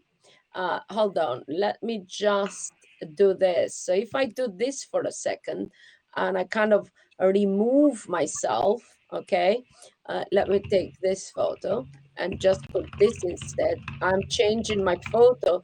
So hold on, this is a text, right? So this is a collection of paintings that I've done for is all women from across the world, all different, beautiful women. I kind of combine makeup and hats and the beauty kind of, because I love beauty and fashion. So I combine them all to create those images. So that's what that collection is about. But I love that you do that. Thank you for sharing. Thank you for having me on. I have one of my. You're both amazing artists. My Frida. I thought you might like that too, Bobby. Frida. Oh wow, oh, that's nice. You know what? That's what we decided. We decided that on the International Women's Day we should do something and paint an inspiring like artist, right? An artist that inspired us. So I thought maybe us HAPS artists could come together and paint probably Frida Kahlo, because I haven't had painted Frida. Maybe later on, when it's not my slot, I can start and paint a little bit of Frida. I think is that your mom? That is your mom. She's still awesome. Yes. In her camera. If you place your camera somewhere so it doesn't move, that would be helpful. So I'll bring you back up until you fix keep it straight. Perfect. You are good. You're good to go. Hello, Angela. How are you? Hi, good evening, good morning, good day to everybody, wherever you are. And thank you for allowing the mom to come into the room. Always happy to get you on board. I don't know how to change. Maybe if I go, how can I put you up? So there you go. And if I come here, will I come down? Yes, I can put you next to your daughter. Isn't that amazing? I love that view. That's cool because all I see is myself super large, and that's not a great sight. So, but there is another button because you are on the phone next to it, and it says live, and that will show you probably the live stream what other people see. I think because I usually broadcast on the computer, so I don't have that issue. And to be honest, I'm not so keen on the phone. I haven't figured out how to use the phone for this yet either. The larger the better. Otherwise, I'm going like that. What is that? What did they say? Yeah, I'm really hoping the way that I see the audience preview is not the way you see me, because it's kind of a little bit disturbing. No, it looks really pretty. It's really you look amazing. On your face, you look beautiful today. Thank you, thank you. I'm just jumping in for a second. Dr. Hooper's mom, Angela, wow. Like your daughter is like a superstar. She's amazing. She is indeed, actually. She's been inspiring us since she was about 2 years old, maybe even before. So it's been quite an exciting journey watching her develop her career and just teach us everything. I've got to say that I Right. understand mostly about 50% of what she says, so Well, it's better than always me. entertaining. We need Well, to push that, gradually increase it. Get yeah, more I'm people to going to understand jump more back out. science. So I'm not the fanboy here, but yeah, Dr. Deanna Yes, you are. Yes, Hooper, you are. We like. PhD. Yeah, you You like are. fanboys? No, Well, it's I'm okay. You trying know to what? You can go stay ahead, there Bobby. because it's more. Okay. It's better when we have a man as well because we like the manly voice as well. Maybe you like to ask some questions or have like if you have like questions, you could ask there. But I want to Sure. kind of introduce Lisa a little bit, and I want her to tell a little bit about herself, and then we continue with mom and daughter convo because I'm sure Lisa is busy because she's on Twitter Spaces as well and Clubhouse. Probably she's got other things because it's International Women's Day and everybody's so busy going everywhere. So I don't know how much time you have, Lisa. So yeah. Little time. Huh? I'm not sure. I said I have a little time. I'm not sure where to start. I always have a lot going on. I start one thing and then I get excited about something else and I'll start something else and then I'll start another project. So yeah, on the spaces I'm trying to bring artists together. I know you do the same. I love artists. I love talking with them. I'm also a real estate agent. I got my real estate license. As part of, and that kind of inspired me to get more on the business side of art as well. Yeah, and I've been painting my whole life. I was kind of a weird kid. So, that was like my thing that I could do, that made me happy. And the women paintings that I have, my paper doll series, I have different series going on, but that was inspired by being a mom and having my daughter, and it made me think about what does it mean to be female? What does it mean to be a woman? And I really didn't think about all of that before. I didn't really, until I had a daughter and like, what am I raising her to think about? What am I raising her to be? Am I giving her gender stereotypes? Like how do I raise her, to be open-minded and accepting and powerful and a strong female, So that's kind of like a journey. And I make all these, back here, I have tons more, and they all go in like patches for like a patchwork quilt because that's amazing. Yeah, in American folk art, that would tell the story of a woman's life. They would do her wedding dress and make it into a quilt. They would do, baby clothes or whatever. And that really like intrigued me. And so I kind of making my own stories or my own quilt. So yeah. Yeah. That is it does shift a little bit, doesn't it, when you become a parent? And like yourself, I'm very I'm like a happy kid. I get so excited. Oh my God, new project, I must do it. And I leave that and then I do get back though. But pretty much I love I just get excited very easy. And being a mom, it does change that kind of it shifts a little bit the way you do things. And I love creating with my son. I did so much art. I've done all his artworks. I mean, I started him when he was 6 months old. As soon as he started sitting on his bum, you can't wait for the kids to just sit. I used to put like plastic sheets on the floor and give him custard with food coloring. Okay. Right. And give paper there so he can make hand marks. I still have them upstairs. They are all stored, but I also made photo books of everything he's done since baby. I've saved everything, and I've done big photo books and saved all these artworks, right? And I have boxes and boxes of stuff, but I love like creating with him. And he's got many artworks, although he does not want to share and show, but his room is full, is like an exhibition.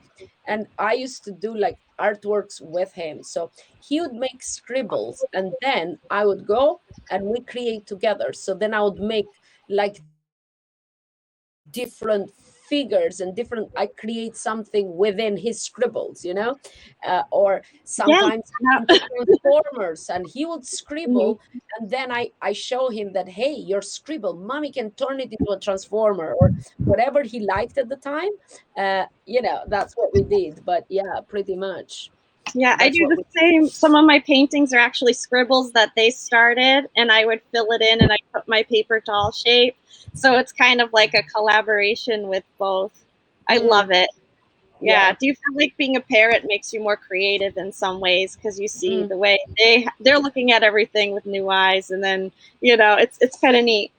Yeah, definitely. Well, thank you very much, though, for being here and coming, introducing yourself to our Hubs community. I am glad to have you here, first of all, and I hope that you'll join our artist show, because we paint along, as I said. We are a beautiful bunch of people. We have an Instagram group as well that we come up with ideas, and we schedule broadcasts, and we paint along. So you paint in your style, I paint in my style, and showcase. So it's becoming really good. So I hope you can join our artist group and start sharing your talents and your vision with the world, showcase your work in the Hubs community. But for now it's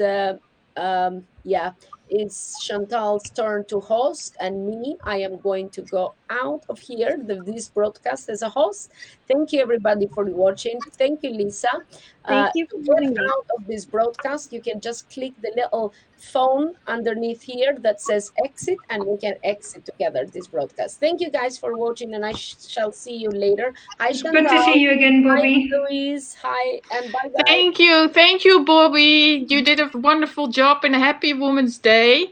Thank you so Same much. to you. And also, I see the wonderful mom that was inspiring her daughter to go on these great studies. Absolutely. Now I just heard that Rev wants to ask one or two questions before Louise and I gonna continue. So Rev, take the mic. Take it away. Oh, wonderful to be here. Now you're back, Rev. Yeah, so Deanna, I think I was just kind of curious about what it was like when your bedroom was messy. Yeah, I mean, I would blame entropy, right? Yes. Yeah, yes, exactly. I saw your broadcast yesterday, and I kind of grimaced at the question.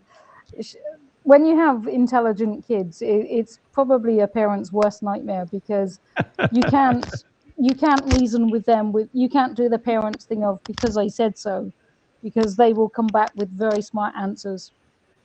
Deanna is the youngest of my kids, and her brother is in a different way, but very smart too. He's not in the same kind of academic career as Deanna, but he's kind of smart in a different kind of way. I'm sure Deanna will agree with me. And arguing with either one of them was just too much trouble.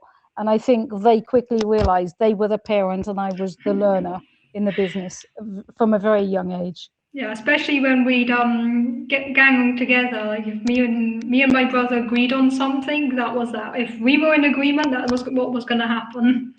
Yeah. Poor parents. Being the parents of smart kids is a real challenge. Well, sure. I am just ecstatic that the two of you were able to be here kind of on your premiere together and on International Women's Day, and after just, I'm telling you, one of the most fun interviews I've had with your daughter. And I kind of hope you both might come on together sometime and we can, let's talk about smart kids and saying my room is messy because of entropy. I would have used that if I knew what that meant when I was 16.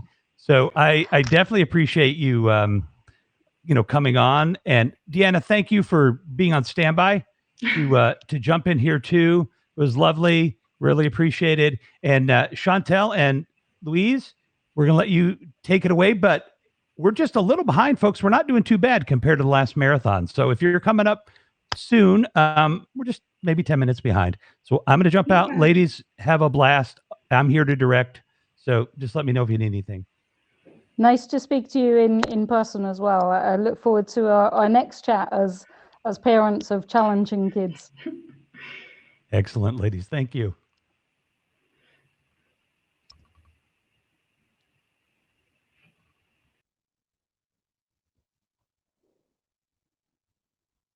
Oh, no sound.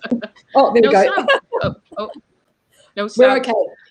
We're okay, Louise. Well, they're 10 minutes behind, which I know that we have a very prepared group after us, and we're not allowed to announce too much what they're doing, but it's about bad girls. Prepare it.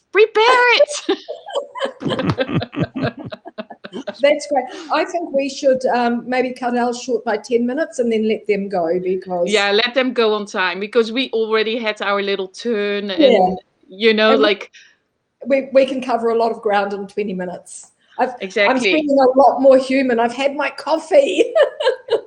And you have your beautiful red lipstick, Louise, especially for this day. Yes. For this day. So so it's good. Yeah. Oh well, this has been fantastic so far. I've been able to watch most of it, and I've really enjoyed it. So thanks to everybody that's already been, and looking forward to so much more to come. Exactly. So how many hours are we in here now? Like, it started for me at 6, so it is 3 hours and 10 minutes. Yeah, 3 and a bit. Yeah.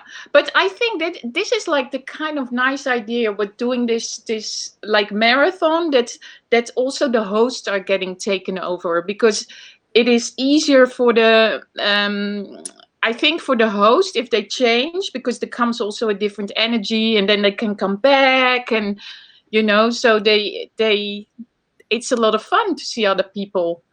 And I think it's a great chance to meet a lot of new people as well. Just even Melanie popped in for a few minutes and read a poem. Charlene popped in from London. Jilly popped in from Seoul. It has been so international, and we don't need people on for a long time, but just to make a little impression. And that's the way it works. Exactly, because what was the name again from the lady that did a poem earlier? Because that was amazing. Yeah, that's Melanie Fay, and she reads a poem it's every day for me, but probably every evening for you. So it's sometimes just a 4-line poem, sometimes a little bit longer.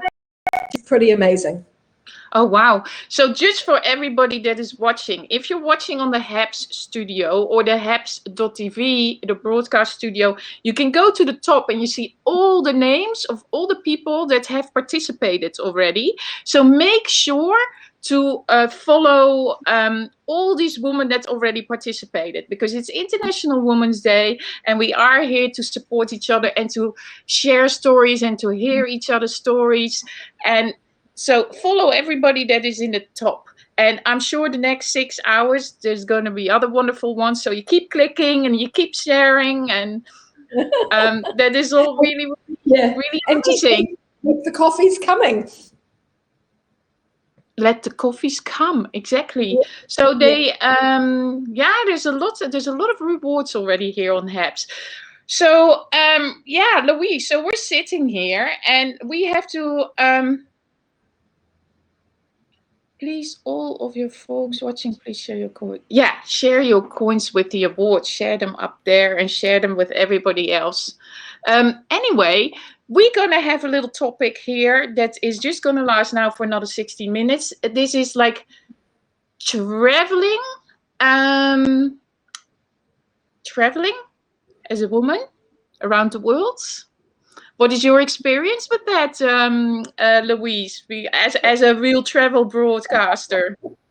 Well, I'm a tour guide, so I get to travel from both sides of the coin, really. So I get to travel as a tourist, and I also get to travel with tourists and showing them wherever I am. And I actually do that in New Zealand, Japan, and Korea. So these are my 3 countries that I know. Well, I know New Zealand like the back of my hand. Mm-hmm. Japan, I am very, very familiar with, because I've been visiting Japan since 1983. my 2 sons live there. I have 4 grandchildren there. So I have roots in Japan. Korea, I have been visiting on and off since about 1990, whatever. Before, you used to go for months without seeing another foreigner there at that time. So, and I lived and worked in Korea. I helped open a cafe there, and I ran some cooking classes in Korea. So I really did put some good roots down there. And through my involvement with Japan and Korea, I actually discovered the art of slow travel. So I have to ask you, what is slow travel? So I hear an email program. Is that yours? That is. It is. It's just my emails coming in. Sorry. Oh no, that's because normally you can just silent that in the right side of your computer on the Mac. You just say silent, and then you don't hear it anymore. Anyway, you're like, because I'm like, I get activated. I'm like, work. I'll know it for next time. Hopefully nothing else coming in. No, exactly. But we continue with slow travel. Yeah. Yeah. So slow travel is more about, a lot of people, they'll say, oh, I've been to Paris. I've done Paris. I spent 3 days there. And what did they do? They do the Louvre, they do this, they do that. They do all the famous things, but they don't really get involved with the city. They're just scratching the surface. So slow travel is taking time out of the tourist things. It's spending time sitting in cafes, talking to local people. You don't need to be tearing around. And all this tearing around, of course, takes a big toll on the environment because you're catching buses, you're using taxis, and, slow travel is more about walking. It's doing what the local people do. So I'm a great advocate of slow travel. It's sort of parallel with slow food. Wow, slow food, slow travel. Yeah. But can you having your experience, like going to like South Korea and Japan and maybe other places as well, what it is, how is it to be for example, a solo woman traveling there? How is it, compared to New Zealand, to travel to those countries as a woman and in New Zealand or in Paris? Well, I've had amazing, because I'm a great solo traveler as well. I prefer that because when I'm with people, I've usually got a group with me, I shouldn't say I don't like traveling with friends, because I love traveling with friends as well, but that's something different. I love doing what I do, and as a solo traveler and a slow traveler, I've had the most amazing experiences. I've done a lot of travel, but I've spent most of my time in Japan and Korea, so that's where I can really use my experiences from. I can remember being on the subway in Seoul, and I'm not very tall either, but a very small Korean woman stood beside me on the subway, and she spoke to me in perfect English. And she had been to Ewha Women's University, which is a famous university there, and she'd studied. But she'd lived all her life in Korea. She must have been in her 80s, I would imagine, because she had been at university during the Korean War. I think during the Korean War or the Second World War, one of the wars. And that's when she'd been at university. And we had this amazing conversation, but she said she never has a chance to speak to foreigners. And even though a lot of Korean people speak English really well, they don't, unless you know who can speak English. And a woman like that, nobody would automatically think that she could have a conversation with you. Mm. And I met just the Korean stories are quite interesting. I was picking up some keys once, and I had to pick them up from the guard at who stood in a little box outside an apartment building. And I asked him in Korean for the keys. Oh, wow. You really speak Korean as well. A little bit. So I was able to ask him for the keys, and he replied to me in perfect English.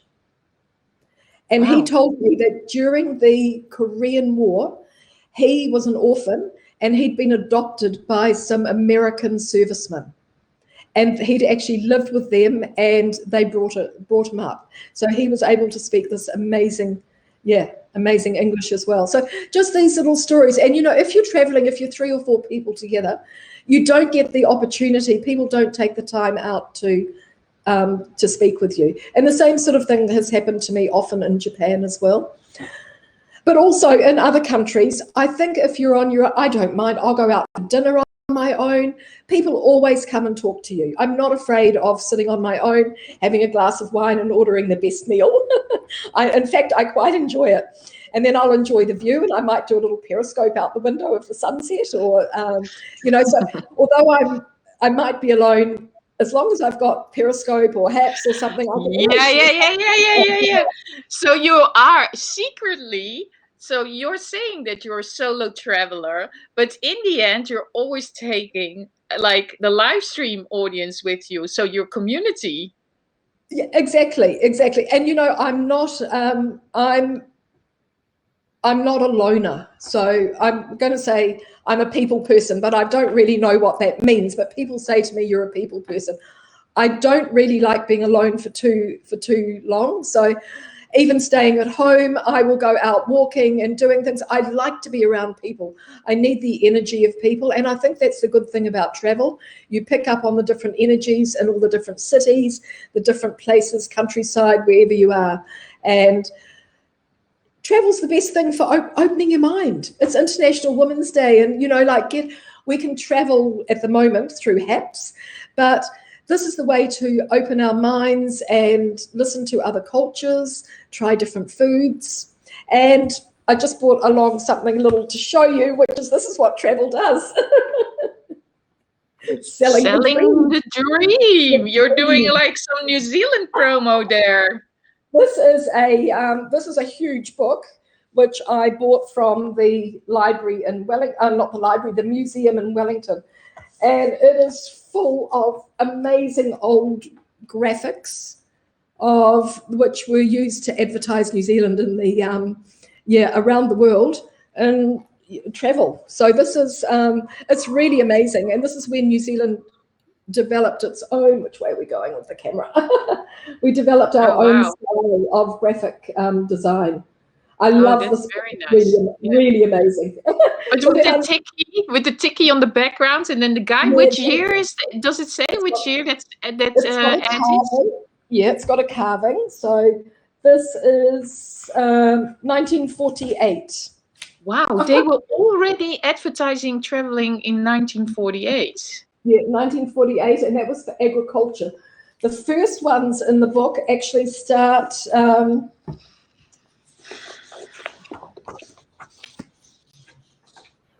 These posters are more than just advertising; they make people dream. Hello, Walt. So, first one. So look, I think they started around the 1930s. So. Oh wow, super cool. Yeah. I also like just Jay Oprah commented, for your information, Queen Seondeok was the first woman ruler in the history of Korea. I just read and then it's like, what a gorgeous book. It must have been so interesting, the info and illustration. And I see also Walter. Yeah. Hi, Walt. Yeah, hi Shiny Hippie. Shiny Hippie is here. She will be after us. Shiny, you have to wait a little bit. We're running 10 minutes late, but we're going to run like sort of on time for you. We're going to cut our time short. What 1905. 1905. I don't know which the camera's going the wrong way. There we go, 1905. Oh, wow, that's amazing. And that was for Christmas. New Zealand Mail, Christmas 1905. Price, what, 1 shilling. But like people would be traveling by boat in 1905. Yes. Yeah, or horse and carriage, maybe. Horse and carriage, but you know, there's water all around you. Or you mean from the north to the south island? Up and down the islands. Okay, that was like those horses have to swim. Yeah, it would all be done. It'll be done by barge and boat around the coastline, but probably horse and carriage up and down the islands. And of course, a lot of New Zealand was not developed at that time. Yeah, but so like that book is like it's like, okay, that is from that time, but now kind of you have again, because of the virus and stuff, that everybody has to travel again inside the country. So it's again like the people moving in the country, you know? So it's kind of similar.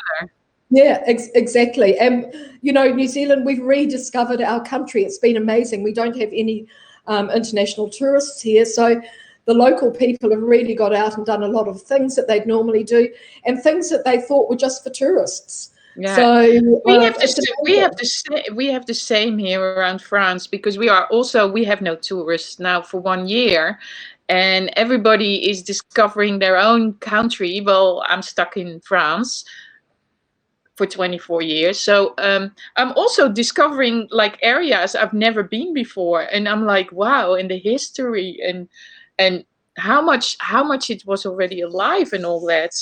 I'm just seriously, I'm so amazed. But the only thing that's missing here is the museums.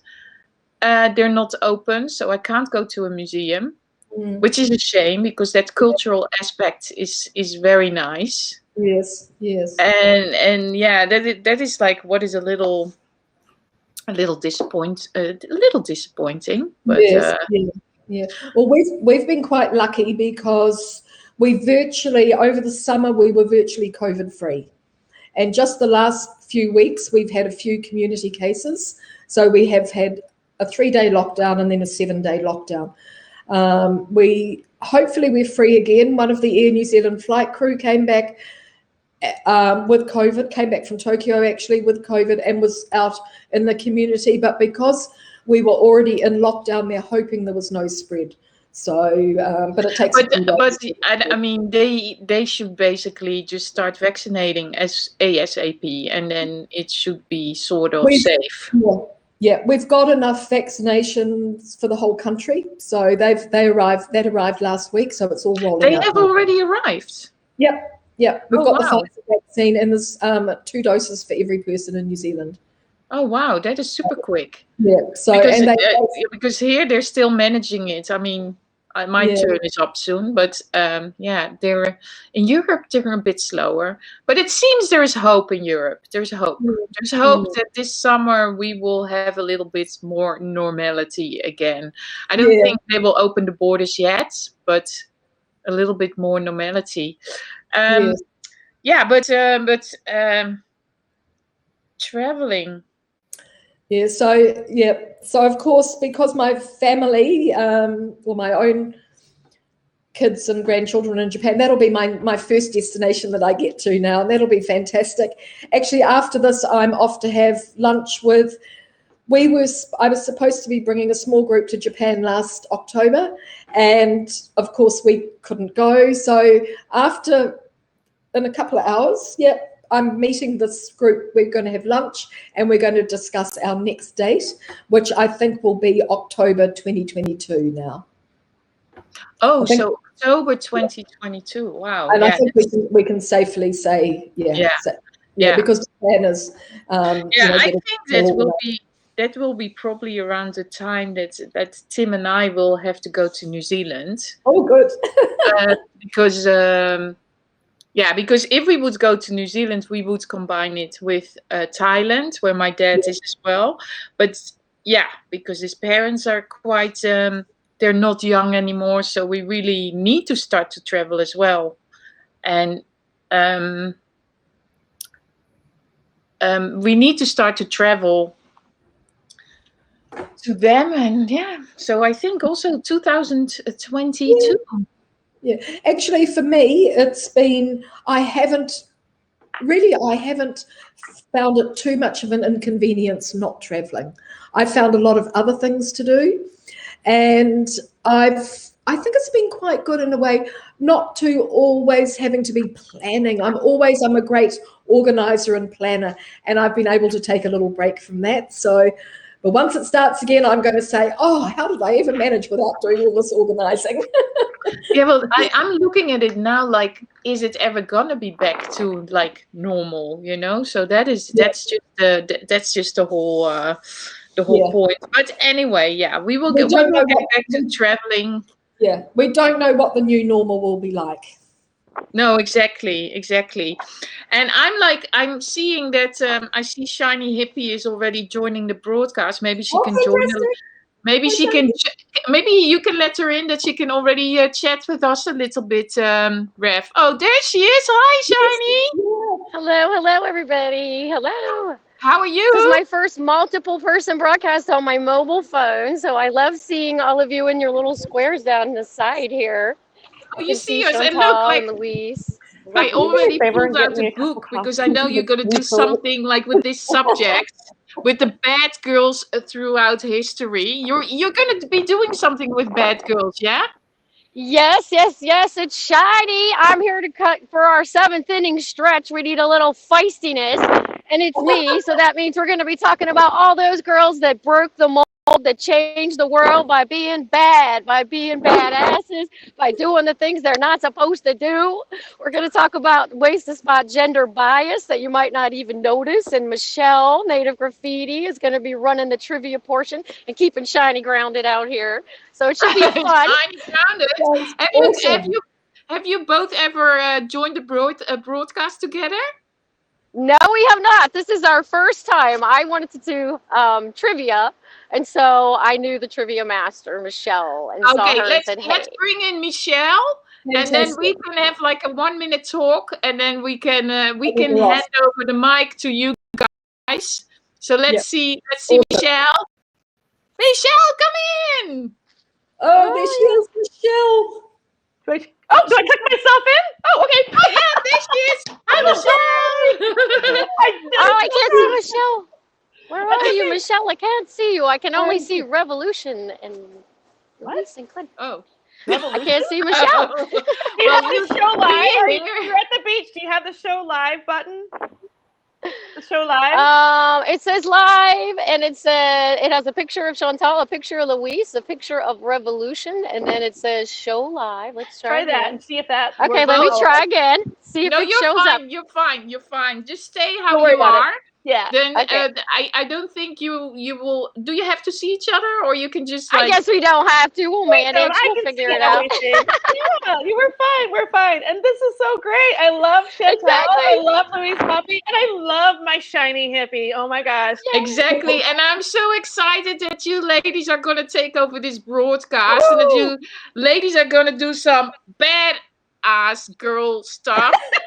Yay, Chantal said it. Woo! Can I participate? Okay. Can I participate? Like, can I cheat in my book? How do I just fill it out? Do I type? What do I do? This is gonna be totally interactive. If you know anything about the two of us, we're both chatty. We both love to engage our audience, and we both love to throw stuff out at you and just love on the comments. So there we go. Okay. I'm gonna be in the comments. So Louise, thank you so much. Thank you, Chantal. This together. We got further. We're gonna do this again. So, ladies, it is up to you. Bye, Louise. Bye, everybody. Okay. Bye. Thank you, ladies. Thank you, Louise. Thank you, Chantal. What a better intro. We had such a good intro. What better acts can we follow than that? Yeah. And just so You you know, can't I have leave. my broadcast You can studio never on the leave. beach, so I've got if I got the director control, I can bring stuff up, but we're gonna switch this around. We're gonna make you number one, lady, because you are the major person. I'm just your sidekick. I am like the Robin to your Batman or whatever. But you're also the stable influence with a laptop and things like that, because I'm literally hanging on the edge of the cliff. Let me show everybody where we are today. We are on the edge of Sunset Cliffs in San Diego, California today. So I brought you guys literally to the ends of the earth. It's not going to where I want to go.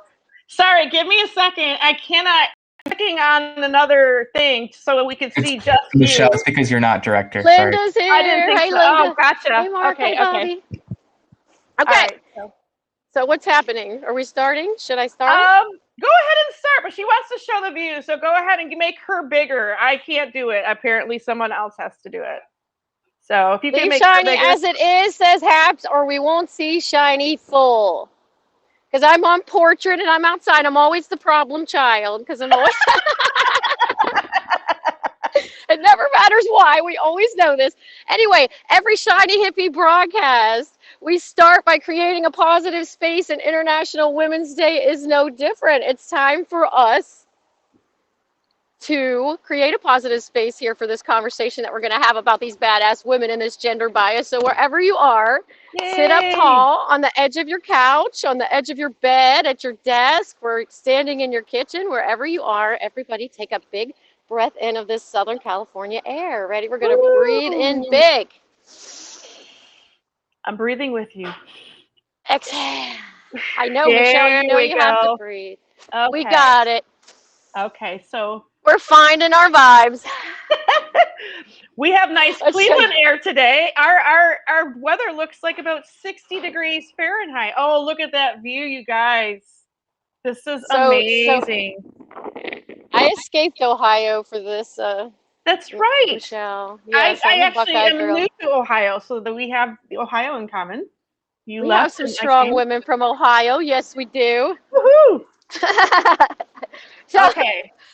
Okay, so let me start with, this is International Women's Day, and it's around the entire world. It's everywhere. It's been around for a long time. It's getting more in vogue now because of all the Me Too and things like that. We're finally ready to put some women in the spotlight. This year's theme is called Choose to Challenge for the International Women's Day, and they want you to literally put your hand up and take a picture in social media and say that you are going to challenge these biases, challenge the status quo, do what you can to make women have a better life and be more equal on this planet. They want us to pledge that this year. That's why they're saying choose to challenge. So that's what we're going to do. We're going to try to challenge all of those things today, because I've got some little things to help us spot gender bias that we might not even realize that we have. But first, we got a couple stats that you might not know. Sorry, I don't mean to be bigger than Shiny. It's just I'm on landscape and she's on portrait, so I guess that's how. Oh, Michelle! I'm like larger than freaking life, but I feel really like. It's okay. I'm louder. I'm loud enough to make up for it. So you have a bunch of, like, we've talked in the chats and things, and Shiny here, she says she's got all this stuff on International Women's Stats, and I'm really excited about that. So the theme is today. What is the theme? Choose to challenge. Choose to challenge. In other words, don't be that demure little lady in the corner. We're not those demure little ladies. I love it. I love it. And I think that's, perfect for both of us.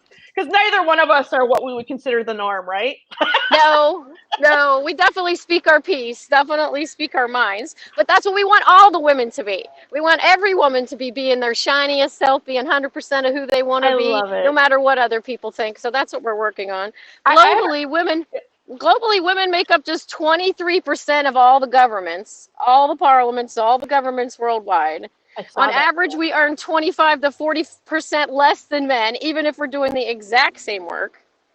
And across the world, over 60% of the people who can't read are women, because they're not getting the educational opportunities. So Michelle and I are going to bust down some of these walls, bust out some of this plain stuff we've been doing. We're going to talk about those women, those bad women people thought were bad at the time, but thank God they were, because what a better world we have for it. Oh, so good. Oh, so good. And by the way, I have a theme song for you. Every time I see you go live, you're going to, please forgive me, everybody, with the sound of my, voice, but shiny, happy hippies here to stay. She's got some really great stuff for us. And we're talking badass women, but when we say bad, we mean it in a good way. Like, somebody had to do something first, right? We have women that have given their lives. We have women that have done stuff they were told they weren't supposed to do. And some of us, if we're told not to do something, we go ahead and do it, maybe. But maybe because then when they did, they broke open the barrier so that we could walk through and actually find it an acceptable career and life for us. So awesome. Take it away, Shiny, over here. And not just one that's given to us. This is what this year is. We don't want one that's just given to us, that the guys say, here, you can have this piece of the pie. This is 2021, so we're going to go and find out our own pie and take our own pie. We're going to make it all ourselves and take it over. But the original bad girl, We all know the original bad girl. Can't see what Michelle's doing over there at all. If I click, I see Chantal. I see all these people. You don't see me. That's weird. I know. I see these other people who I don't even think are on there, so I'm not sure. But it's always an adventure on trying to read my little Hap screen. So we just kind of keep going. But Eve. Yeah.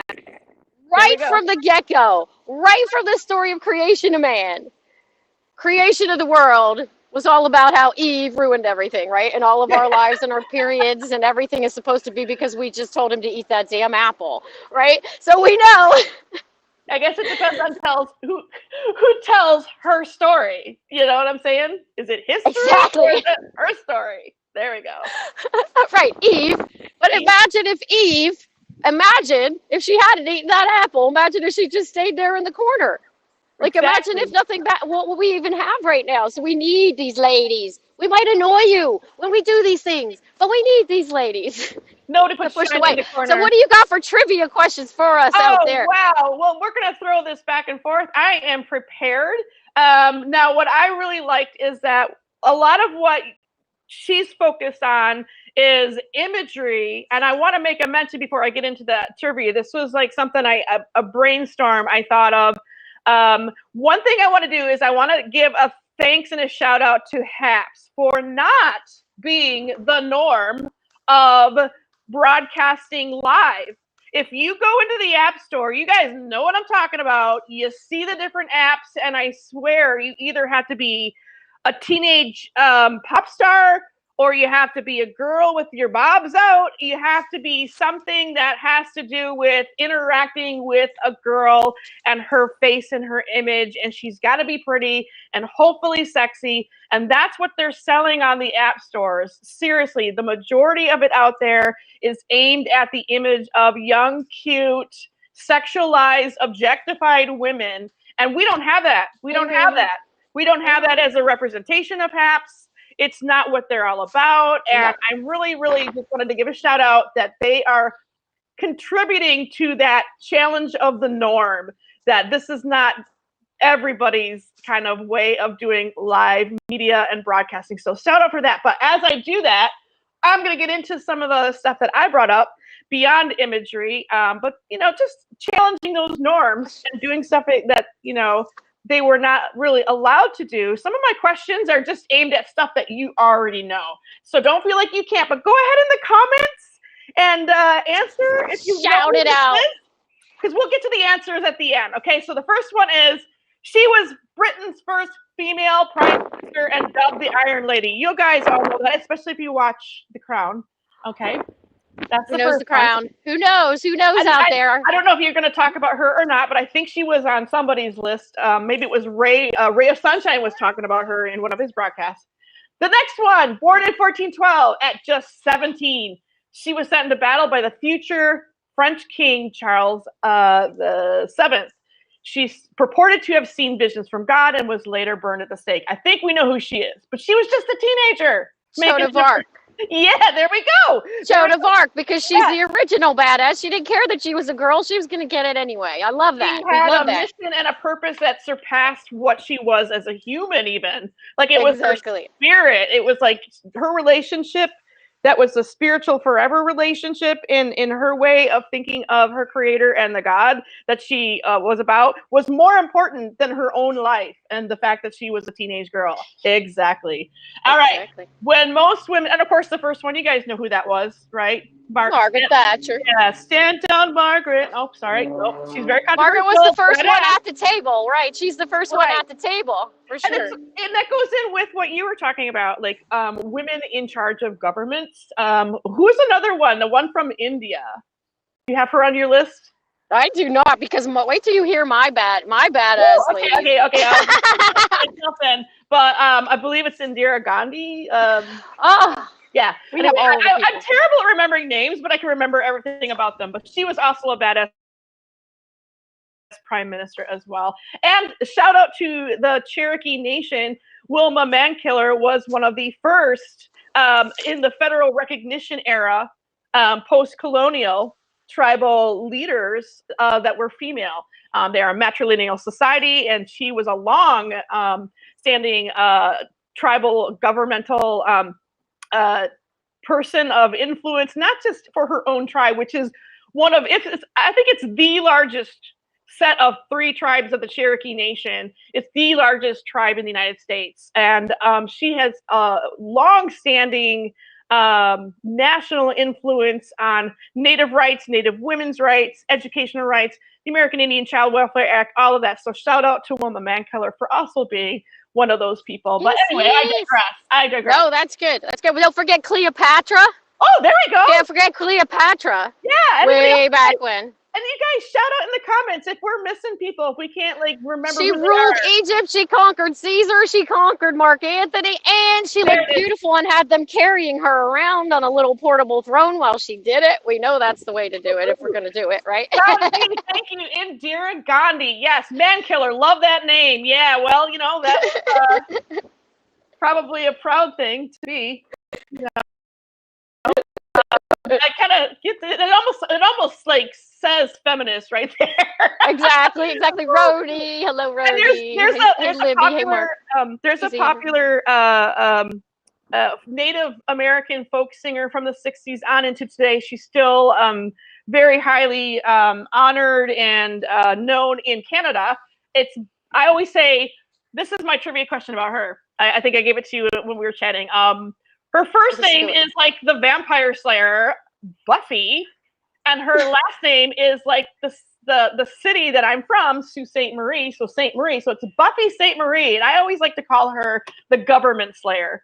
Buffy the government slayer. There we go. So there we go. Yeah, we like that. I like that.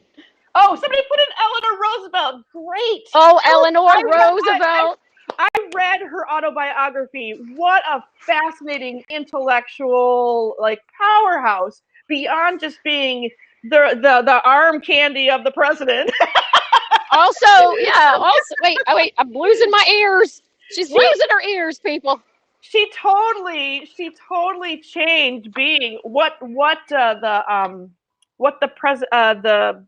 First Lady of America was to do. She actually had busted that role out the window because, you know, that whole seen not heard thing whenever Eleanor came to be just went right away, right? She's like, what? Yeah. You know?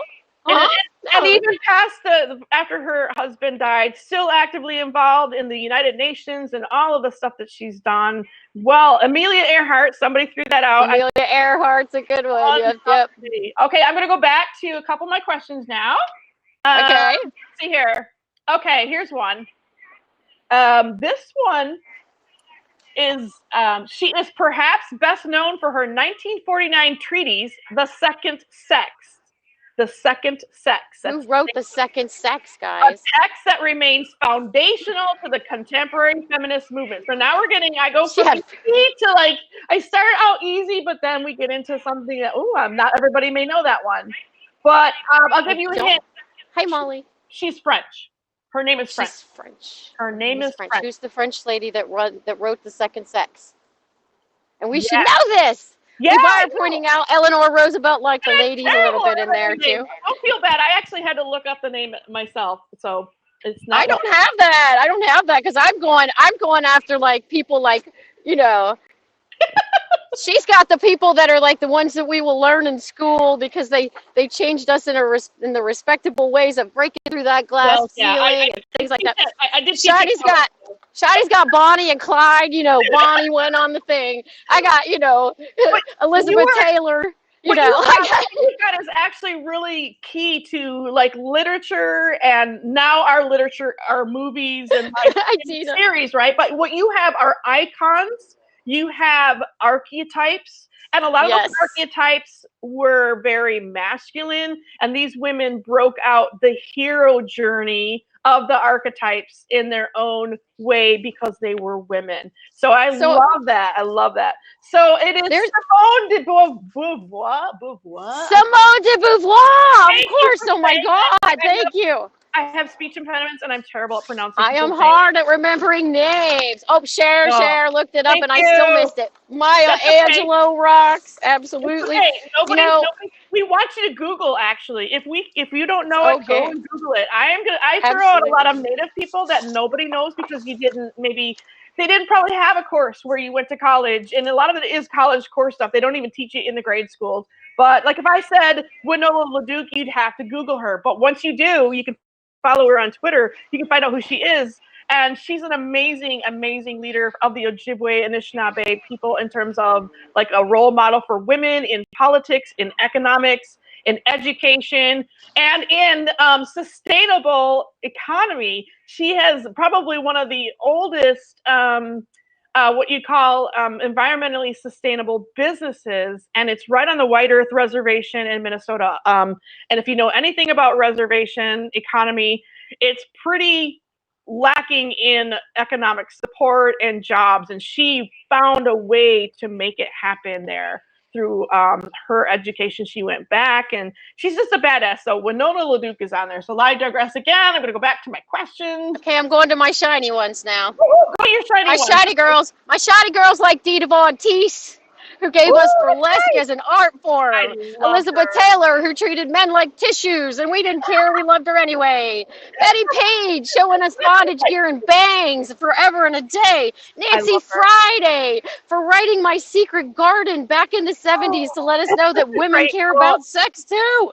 That's a Angelina Jolie. Mae West. What about Mae West? Now Mae West is awesome. Go for it. You have Mae West in there somewhere? Well, I don't have her, but I just love her. I know we chatted about her. Tell us everything you know about Mae West. She is a documentary of her on Prime Video if you got it, but she's really fascinating. The fascinating thing to me about Mae West is I only knew her throughout my life as this, witty comeback girl with the boobs. I didn't know about her, but she really pushed it as a playwright, and she started writing a play called Sex. I think the name of it really was Sex. Yeah. And they went after her, all guns blazing, for corrupting the Ruth, for corrupting the youth, trying to throw her in jail, all this craziness. And she was standing up for women, fighting for our free speech the entire time. She wasn't just Mae West that seemed like she was busty and flirting, like happens a lot when we're in here. So we want to fill out these stereotypes and show you why. We remember their looks, but we forget that there's battle scars on these women. There you go. There's sacrifices that have been had. And one thing that is really interesting about Mae West is you would think that would be the end all and be all of her career. But let's just say that her career actually got started when she was, I believe, how old was she? I mean, we're talking like she's all about feminine sexuality and doing it in playing the role. But she was quite up in her years and still did that. She was breaking out the idea that a woman over the age of 50 could be sexy. And I love that. Exactly. And the other thing about her was that it actually improved her career. All the bad ass press she got, actually, she overcame. Kept her alive, kept her going. Yeah, exactly. Kept it going. Pam Grier, Foxy Brown, Pam Grier, she's showing us right now at 70 whatever, she's still foxy. It doesn't matter, your age doesn't matter. They want we have to always consider the source. Young women are beautiful, old women are beautiful, every woman in between is beautiful, everyone has good characteristics. And what is beautiful? We're trying to get out of that male-focused lens that makes us think that we need the, prime baby-making meat or whatever they want to call it, right? Or the plasticky boobs or whatever. Or just trying to change those stereotypes. Exactly. Or limiting it to a male, heterosexual, predominantly Caucasian idea of what is beautiful. Angela Davis. All right. Absolutely. Oh, no, Angela Davis. Davis. Got Dolly Parton doing her bits in there, too. Talk about Angela Davis. Talk about her. I don't have all the things to talk about her. Wait, I'm trying to get something here. So there's something I want to get into before we talk about movie people, because one of the things that I want to do with our time here, Michelle, is besides educating them on these strong women that they might not think of as strong, because you might have not even thought about them at all or didn't know anything about them.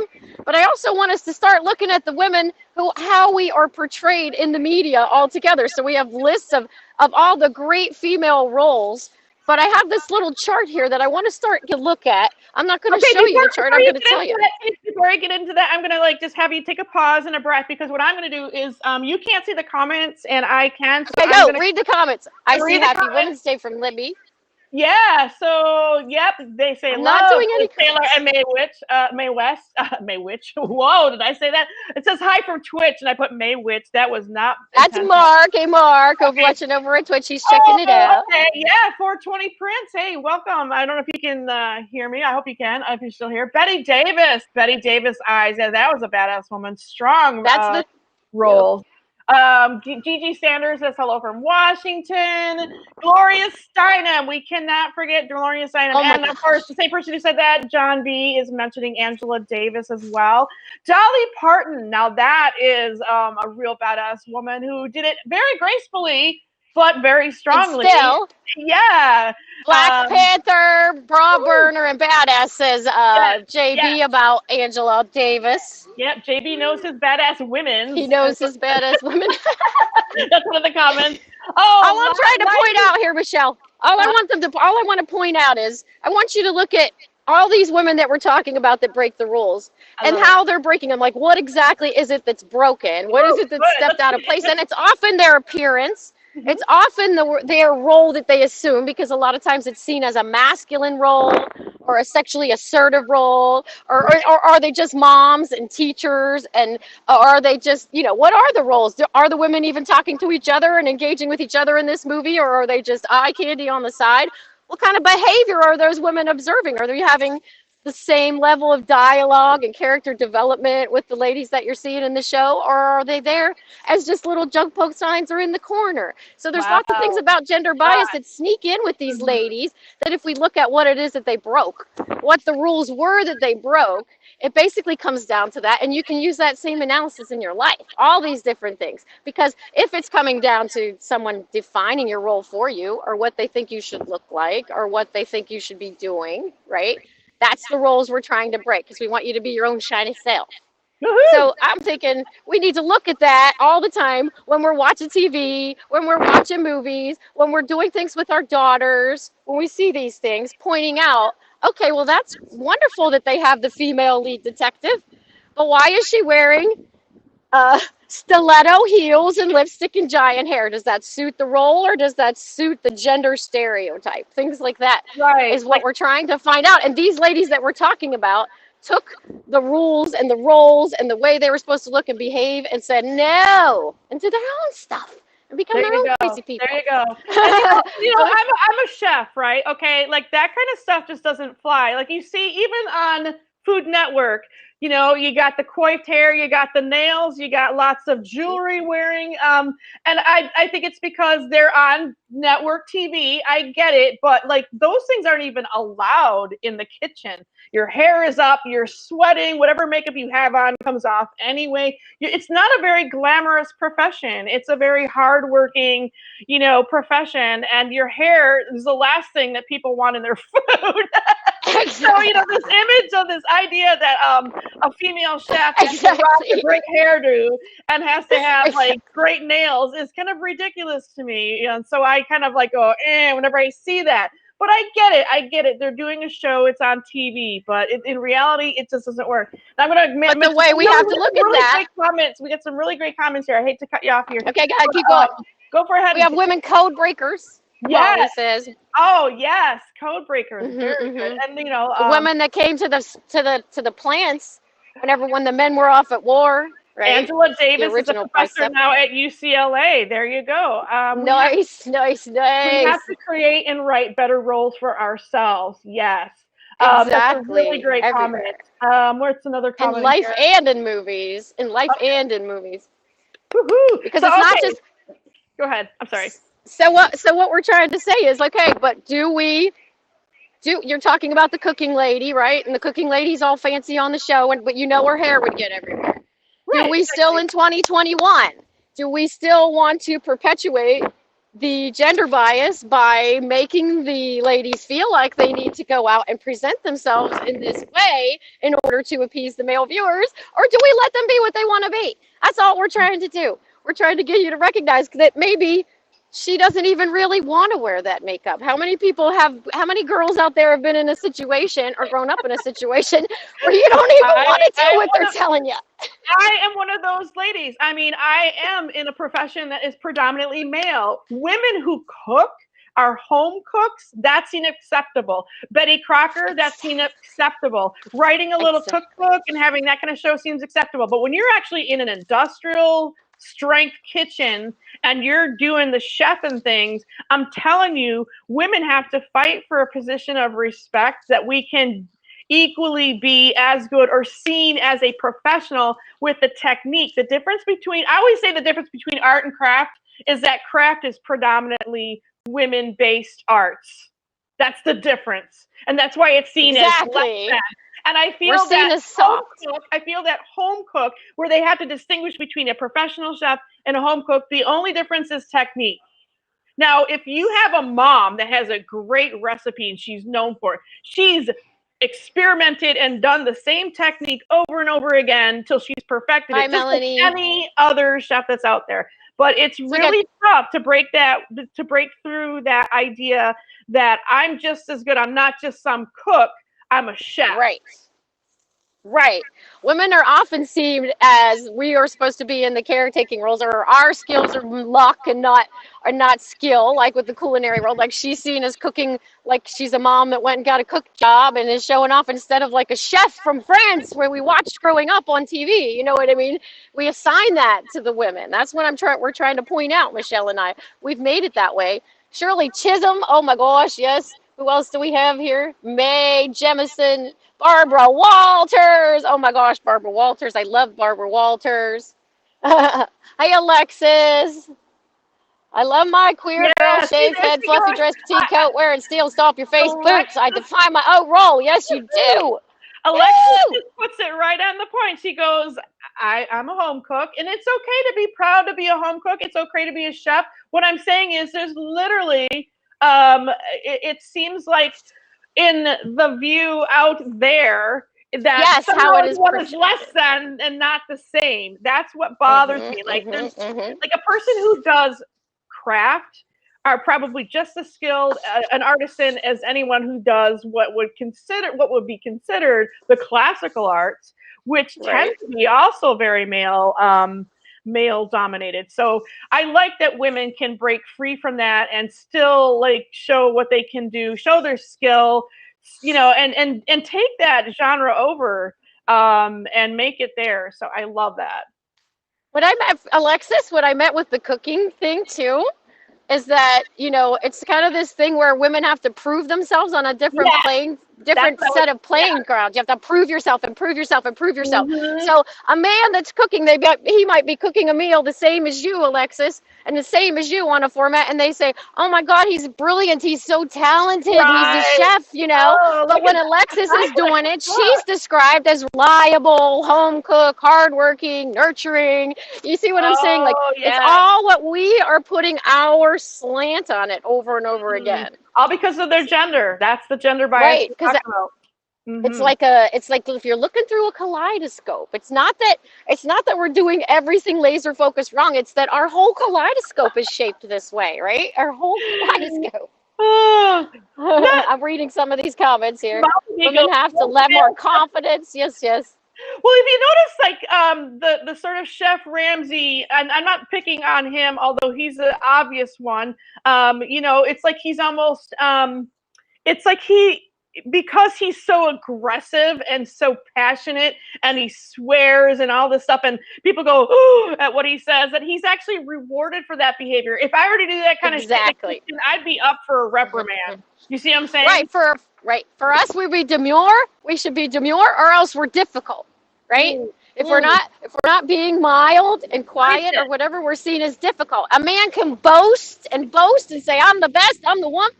A woman does that, and it's viewed totally differently. So that's where we're trying to change it out. Like imagine if the authoritarian chef yelling at everybody was a woman. What words do you think they would be using to describe? Would they all be thinking, oh my God, she is so smart, I value her advice even though she's barking at me like a terrible person makes me cry? No, they'd probably be like, oh my gosh, she doesn't know what she's talking about, and wouldn't want to do it. So we're just trying to view.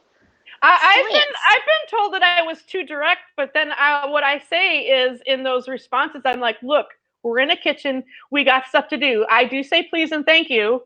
You know, I'm respectful.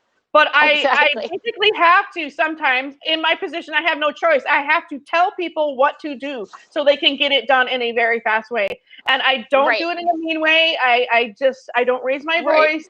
But I could be seen as being not kind and all that kind of stuff.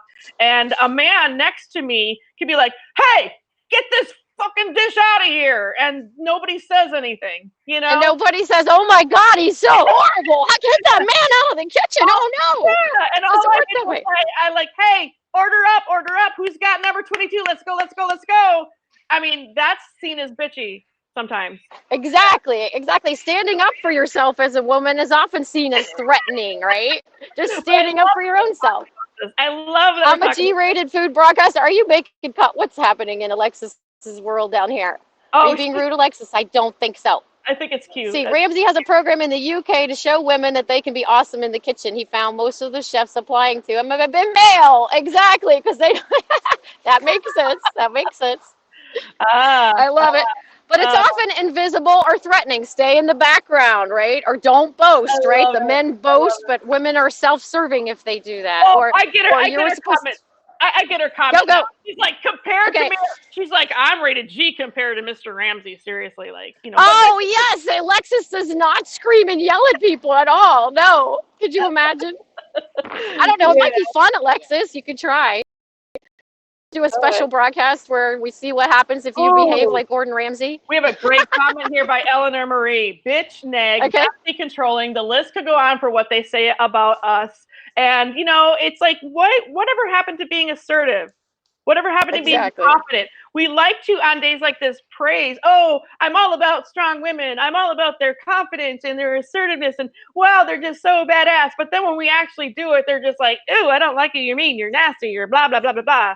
You know, there is all of that going on. So we're also about a 30. We're also seen like we have to be perfect all the time, right? Like if we're not perfect, it's seen like we're out of control. We don't know what's happening. Oh my goodness, like it's chaos if we're not perfect all the time. If we might have to ask a question or something. Like there's a lot of different ways. Like anger, like you were saying with anger. Anger will raise a man's status. It lowers us is because we don't have control. We're too emotional or whatever, you know. I know we got about like 20 minutes or so, but I do want to make a mention here. Chris and Martin Car Hunger, they are Chris and Martin, the Car Hunger team, male and female, married couple. She's making some really great comments, and I guess she's going to broadcast it on tonight. Female ladies and directors, art directors and directors, female producers, they have the harder time. She's talking about in her industry, really, we're touching a button on, you could like put this to any career, even motherhood, which I believe is a career. Motherhood, if it's like a single dad versus a single mom, how single moms are called out, especially if they are of a not white race and seen as less than. But if it's a male single dad, it's like, oh, he's trying so hard, he's doing his best. I mean, there's such exactly. So great guys, great comments. But back to you, hippie. Okay. So let's go through some of these movies when we're talking about the different roles. These are the movies of the women that we like. And we love these movies. And the men love these women and the women love these women and we love these movies. So I want you to look at when we're talking about these ladies, how they don't fit the standard mold, how they broke that mold. What was it about this role that didn't fulfill the stereotype, right? How did we do it? So what if we think about Ellen Ripley? An Alien, in the whole Alien series. Ooh, but if she was just the statistician in the corner that had to be quiet, right? What would... Nobody puts her in the corner either. They'd all be dead. Everyone would be dead. Exactly. We need Ellen Ripley. And what about Jamie Lee Curtis in the Halloween movies? Hello. And Jamie Lee, well, she did a lot of screaming, but yes. They both changed the genres of both horror and science fiction. And her, I mean, with Alien, it's science fiction horror, period. It's like everything. Some of the first people to die are the dudes, not the people. You know, they have that joke about like people in space. It's usually like, you know, the dudes are out doing all the stuff, and you know, anyway. Who do we have from space? We had all the women from the Hidden Figures movie that already broke all of their stereotypes by saying no, they were going to do whatever they want and be smart because they were smart. We have Tess McGill. Remember in the 80s, Working Girl. Remember how Oh, Working yeah. Girl was such a big deal? That movie even was a big deal because the Working Girl back then was a big deal. Do you know, like my mom having a job when I was growing up was like, oh, she has a job. Oh my God. She's a single woman. Oh my God. Like all of these things that we take for granted. You watch the movie Working Girl and then you remember, oh my goodness, look at all they have to go through with their, while they have tons of hairspray, tons of makeup, high heels, fashion, all this. And if I'm not mistaken, it was during a time where people were wondering if women could have it all, they could do it all. Like it was such a stress, and it was like pitting women against women at sometimes with that like whole argument of like, oh, stay-at-home mom versus a working mom. You know, I mean, all of that stuff. Like trying to make room for all kinds of moms was really a challenge. Carrie Fisher rose above the additions to make Princess Leia stronger than life. Took years for her to incorporate the strength of the character into her own life. Yes, unfortunately, it got cut short. So we had Princess Leia, but Princess Leia, figuratively and literally in the script, had Rey, right? So now we have all the new Star Wars with Rey as the superhero, a girl, kicking butt, taking names, right? We have Wonder Woman. We have the old Wonder Woman who kicked butt, but she was just all like, da-da-da. We have the new Wonder Woman who's going to take them out, right? I got some trivia fun fact on that. Who brought back, back in the day, in the early part where it was Action Comics, before there was Marvel, before there was DC, there was Action Comics. And that's when they introduced, in sort of like the World War II era, Wonder Woman as a comic book strip. But somebody in the 70s, a feminist, who I think we might have mentioned, or somebody mentioned to her in the comments, actually brought back Wonder Woman for girls to have as an image in comic books. Who was that? Who was the woman who brought back Wonder Woman in the 70s? Gloria Steinem. It was Gloria Steinem! Yay! So I just wanted to throw that out there. But yes, I love Gloria Steinem. 9 to 5 was a couple people were thinking of 9 to 5. I was 9 thinking to of 5. Yeah, exactly. That's why we. How about young girls? We had Cher from Clueless. We had Legally Blonde. We had Elle Woods taking down law school on Legally Blonde, right? Right. Yeah, that was a good one. We had Aaron Brockovich taking on The System. We had Charlize Theron being the Mad Max. Oh, there's Mad Max. Norma Ray. I said Mad Max. That's a restaurant. Norma Ray, that was a really outstanding role, and that was actually Princess Leia. This DDT was the Gloria. Sally Field played Norma Ray, and it was a true life story, and it really changed her own career because before that she was the Flying Nun, she was Gidget, you know, the little teeny bopper idol and all that stuff. But then here she is taken seriously as an actress in Norma Ray and like getting Oscars and getting better roles in Hollywood and all of that kind of stuff. Sally Field, yeah, there we go. How about Sarah Connor? How about Terminator 2? Who can forget Sarah Connor in Terminator 2? No one could have those arms. Those arms were killer arms for men or women. Those were just arms perfected. She was so strong, taking out baddies from the future and the present. Somebody mentioned Jane Fonda China Syndrome. That's a good movie. Yeah. Jane Fonda tried to change the world. No one is infallible, but no one has put herself out for longer and more and louder than Jane Fonda. Mistakes or no. And I'm going to just throw this out. It's not a question to answer, but it's something to ponder. There's a lot of buzz in Hollywood. Since we're talking about movies in Hollywood, there's a lot of buzz that there should just be an actor category for everyone. Like not actors and actresses. Think about it, yeah. But see, I'm a shiny girl and I love awards, so I'm inclined to think there should just be more awards. There you go. Maybe you make it the best role instead of the best this, you know, some way for more people to be recognized, and then it's not such an obvious thing when they're all from the same racial makeup. You know what I mean? If we spread it out. Everybody is shouting out their favorite people. Silkwood, Meryl Streep, RGB. Oh my God, Ruth Bader Ginsburg. We cannot forget Ruth Bader Ginsburg. I also loved Katharine Hepburn wearing pants. Remember how she wore pants? She refused to do all of the things. She was an inspiration to Shiny. I love all the time. We have Elastigirl now. We have our own animated heroine. Elastigirl is the one that kicks butt and had her own Pixar movie. We have Hermione. And then isn't it on the CG series or one of those TV series, Batgirl, breaking norms there? Which one? Batgirl. Yes, Yeah, Batgirl is the one. Yes.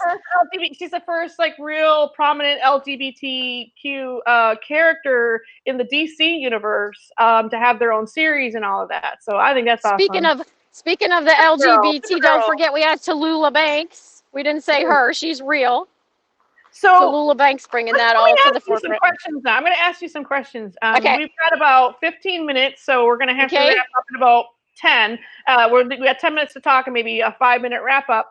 But you had gender bias scenarios. Have you been reading? Yes. Could you read some of that stuff off? Let's go back to that because we've been talking to you guys. Just to wrap up for those just joining you, and thank you for all the great comments and interaction with us.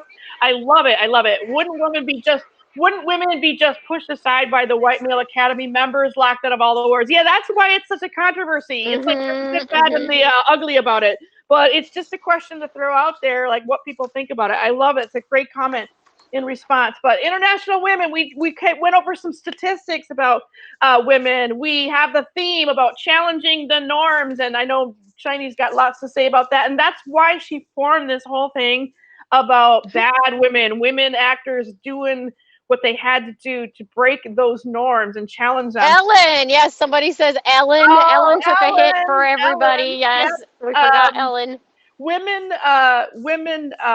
movie heroes, TV imagery. We're talking a lot about body image in there, and I know Carter has a lot to do with that. I can't wait to see what she's going to broadcast tonight, talking about body imagery and specifically what we're talking about in film and TV and stereotypes.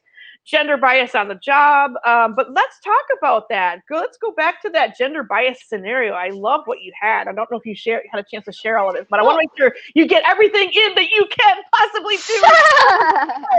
Well, I just had some scenarios that come up in like regular everyday life that you might not think of, that they just skate by us like the status quo. We just accept it as it is. Like, how about if a woman is saying, anytime I'm out of the office for an off-site meeting or I'm out for the day, I'm always asked which kid is sick or is it another school holiday, because every time she's out of the office, it's determined that she must be with her kids, right? Or if she wants to work late, and they say, what about your kids? They don't say anything to the man about him working late. Same thing. That's actually kind of sad because there's, at least in Germany, they recognize that men are also important to the family structure and the children and the raising of the children. So they give family leave to men to Chris. take care of children. They open that up, and I think that's not done here in the United States. But I have another one. What happens when you get pregnant? I've actually got pregnant on the job and was asked if I was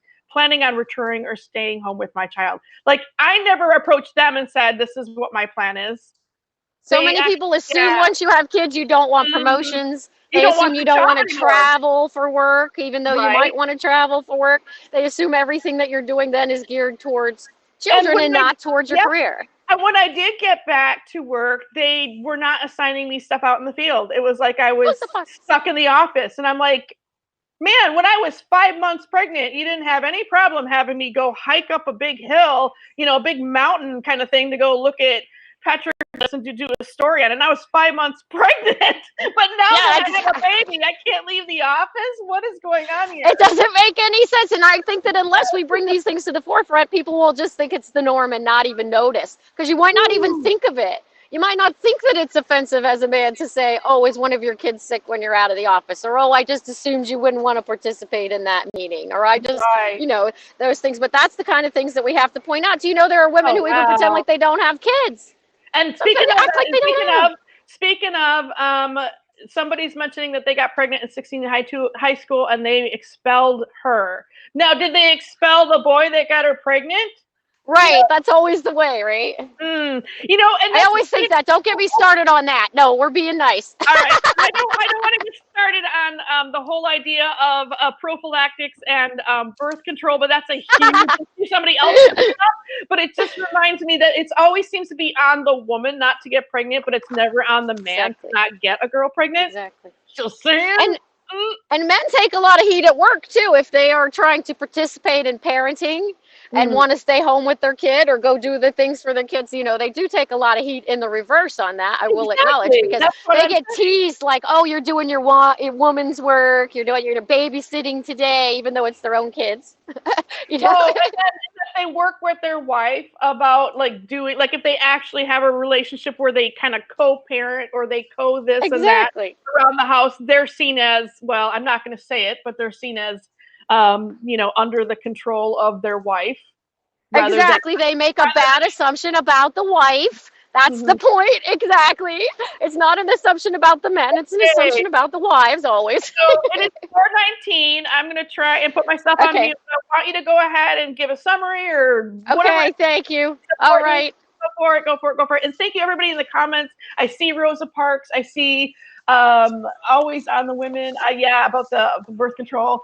But so that's the side story of the person who said about being pregnant. It was Eleanor. She said, but I homeschooled myself and bust my studies, and I got an actual before I had my son. So actual diploma, 3 weeks. Good job. Good job. Tap those biceps. This is why Shani does that. My biceps may be lame right now, but I've been big for 4 years on Periscope about tapping that bicep when you do something good. Be proud of yourself, even if it's a teeny tiny thing or a life-changing thing or anywhere in between. We got to celebrate all of that and recognize your strengths. I love doing this broadcast with you. You are such a ray of sunshine, literally, in California. I have sunshine coming here in Ohio. Come back to Ohio and visit sometime. I'll be here.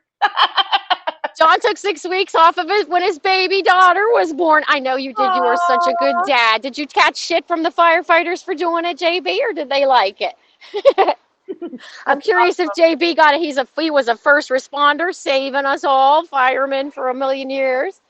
So I'm curious if they teased him. Getting math. Oh, you know what? Math and science. Someone says about the United States as a STEM. Yes, you got to study those things. You got to become capitalist. Don't assume that you have to be a teacher because they say so. Nothing wrong with being a teacher. I'm just saying, don't assume anything. You can do whatever you want. So many women in rock that said, you know, there's women in rock. I didn't even get to that, but I love. You didn't even do the women in rock. What about Joan Jett? What about Stevie Nicks? What about Janis Joplin?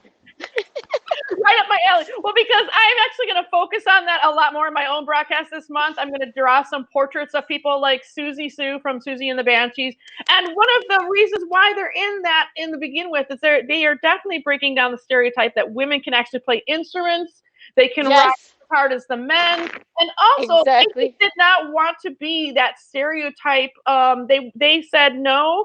I want to do something very creative and different. I don't want to just stay at home with the kids. I'm sorry, but I've got more to offer in life. And they did it through a very male-dominated industry in music. So, and a lot of them, not everyone, but a lot of them do it without, you know, showing their body and making it about their body. It's about their actual music and their musicianship. So, but there's a lot of tension. I still feel even today that women who perform music have to show their body as part of it. And it does seem like what Annie Lennox did and Billie Eilish doesn't, and Billie Eilish is kicking ass and she wears great big giant things. So it's happening. The changes are coming. Yeah, and the controversy could be a lot of feminists embrace Madonna, for example, because she took what was given her, the sexualized objectifying of her body, and she changed herself into this sort of chameleon and created feminist characters out of that imagery. Now, did she do it right? Did she do it wrong? She didn't give a shit. She just did it. And so I want to read this. I want to read this from Dean. I am not sure if I'm a house husband, kept man, boy toy, or just a bum, but I'm thankful for my wife for keeping me for 30 years. So he gets to tap his bicep for recognizing that he has a wonderful wife. He comes in. Look at all the monikers that we give men. Like, we're not, when we say gender bias, we're talking about all genders, the entire spectrum. Not, but you know, specifically, it's Women's Day today. But there is such a spectrum of gender. We don't even have the language right now to speak respectfully to one another about gender, even to this day. But the number one thing is, whatever gender you are, whatever you identify as, let's treat each other with respect and what people want to be called versus what we call them. Exactly. It really doesn't hurt you. This is what I never get. It doesn't hurt you. If you can learn to say John, Terry, Annie, whatever, if you can learn to say he, she for this, you can learn to say the names of how people want to be addressed. You can do this. It's okay. You just add it to their description in your head. You just make that part of their name, and then you go. Shouldn't be a big deal. Okay. But I want to talk a little bit. I want to tell people a little bit about Shiny too here, because one of the things I do on Shiny Hippie broadcasts is have these kind of conversations sometimes that we might not be that comfortable having, but we need to have. But we do it here on the beach. We do it on the rocks. We do it in a fun way so that everybody's having a good time. We also stretch and breathe and focus on taking care of ourselves. And as women, it is very hard to even put time to take care of yourself into the equation. We're so used to doing all the things for other people. So everybody has to find a time, find a space, find a place where you can focus on yourselves and the things that you want and who you want to be. And women especially, try to focus on who you want to be. Men too, but women have this innately. Try to focus on what you want to do and who you want to be without worrying about if it's a mom's thing to do, or a teacher thing to do, or a brother thing to do, or a husby thing to do, or a responsible thing to do, or all the woods and shoulds and all the things that the world tries to put upon you. That's what we're trying to do by eliminating gender bias. Maybe Michelle and I could do something about racial bias sometime too, because we've had some great conversations There's so many similar things there. You know, we just need to talk about these things so that there's no stigma anymore. Once you start being like Shiny and you just put it all out there in your life, you might not do it as loudly as I do. I got one more once thing you to start say. doing I it, got one more thing to say. It's 4:25. We've got 5 minutes. I got one more thing to say, and then I'm going to be silent and let you wrap up for the next 5 minutes, however you want to do it.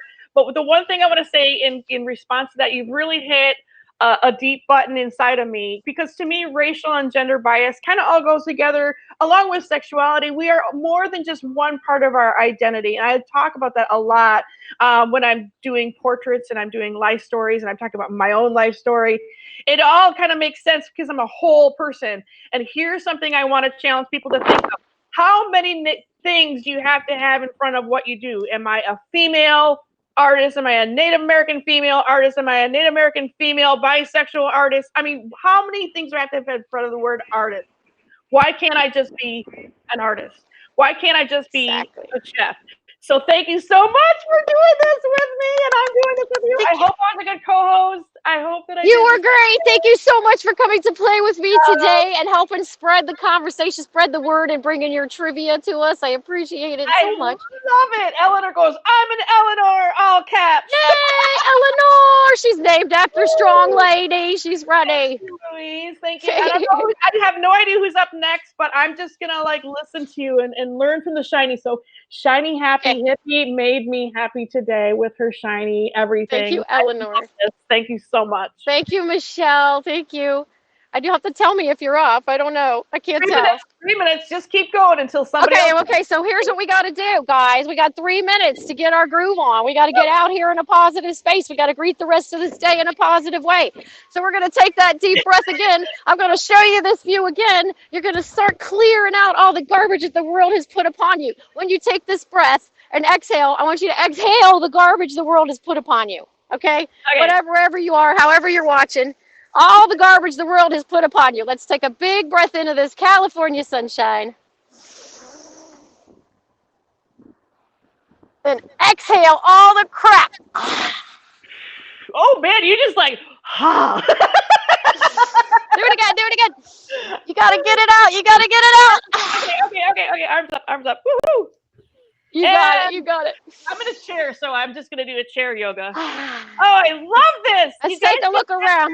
Oh, you do awesome. Let's take a look around, and I always close with a quote. So let's take a look around. By the way, I want you to follow Shiny Hippie, all of you who haven't followed me before. We have fun from the beach. We have great conversations. Give me a follow. Come on back. We usually have music, but I'm being a good girl today because we're here on Haps.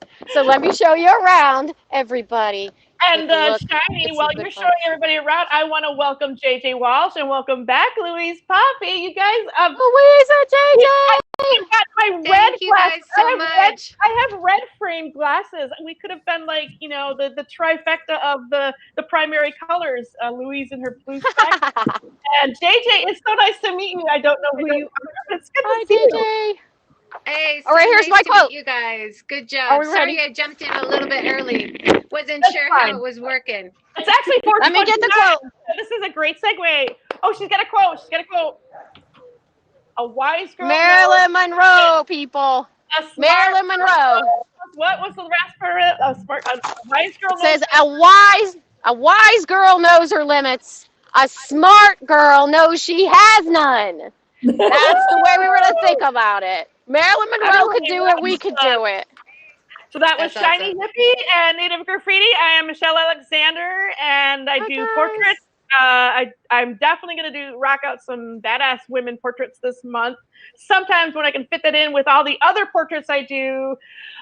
Thursday nights, I work with Carrie Long, another badass woman who showcases a talent, and I draw whoever is singing while they do music.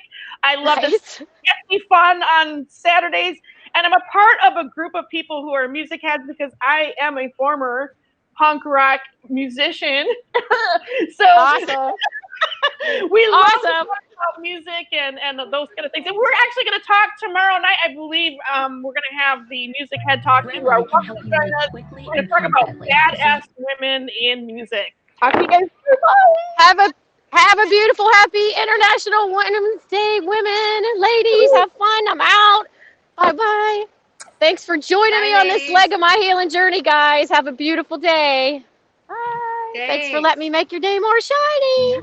Slow down at work. Instant accuracy, writing's mistake-free. Oh, I'm big. Hi, good morning, Hi, everyone. Joy. How are you? Hi, Louise. How you doing? Good. I changed my glasses because I know you have a spectacular collection of glasses, and I thought, oh, it's time. I do. time I'm for wearing my change. favorite orange ones today. Good. So, Fantastic. yeah, for Louise, I know you've been on the broadcast before. Should I just introduce myself a little bit? Yeah.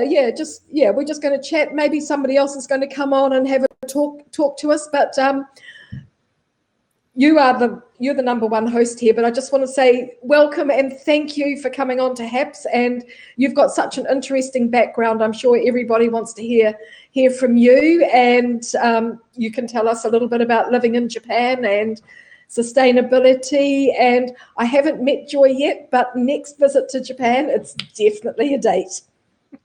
So Well, Louise, I appreciate your support so much for getting me onto HAPS, but also for getting me on to Buy Me a Coffee and other ways to develop my guiding in Japan during this pandemic time. So I really appreciate all your support and guidance. Thank you so much. Yeah. Oh, that's fantastic. Yeah, no, there's lots of really good platforms, and it's really good for our energy because, you know, being involved in tourism, we don't want to lose our mojo, and that's the big thing. So it's great to be able to put the energy into other things. Yeah. Thanks, Wendy.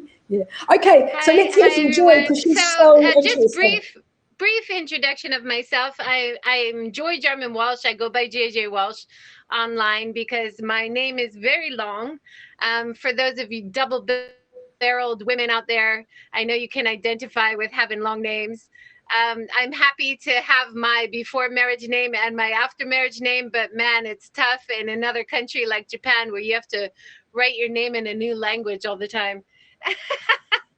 I do a daily talk show from Japan, which is multi-streamed, featuring people all over Japan who are doing interesting things in terms of sustainability.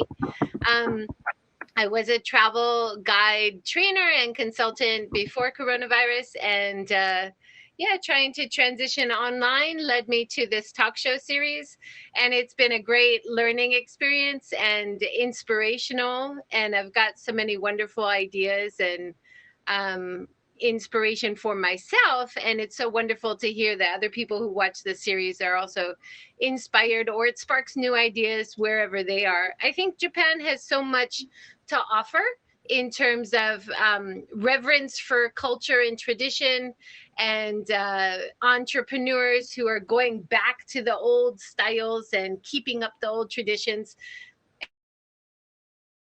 And I think there's just so much to unpack here that hasn't really been focused on. So it's such a great opportunity to take the good out of coronavirus and try to create something positive. yeah, a lot of women. I was kind of disappointed. I just had my 200th episode, Louise, and I was kind of disappointed to realize I only had 106 women and 117 men. And speaking of International Women's Day, it brought up a lot of ideas, like why that was happening. Because my aim, of course, was to be 50-50 or even have more women than men. But, you know, that it's not that bad of a balance, but of course in terms of sustainability as well, I need to be looking for how to improve on that, how to get better next time.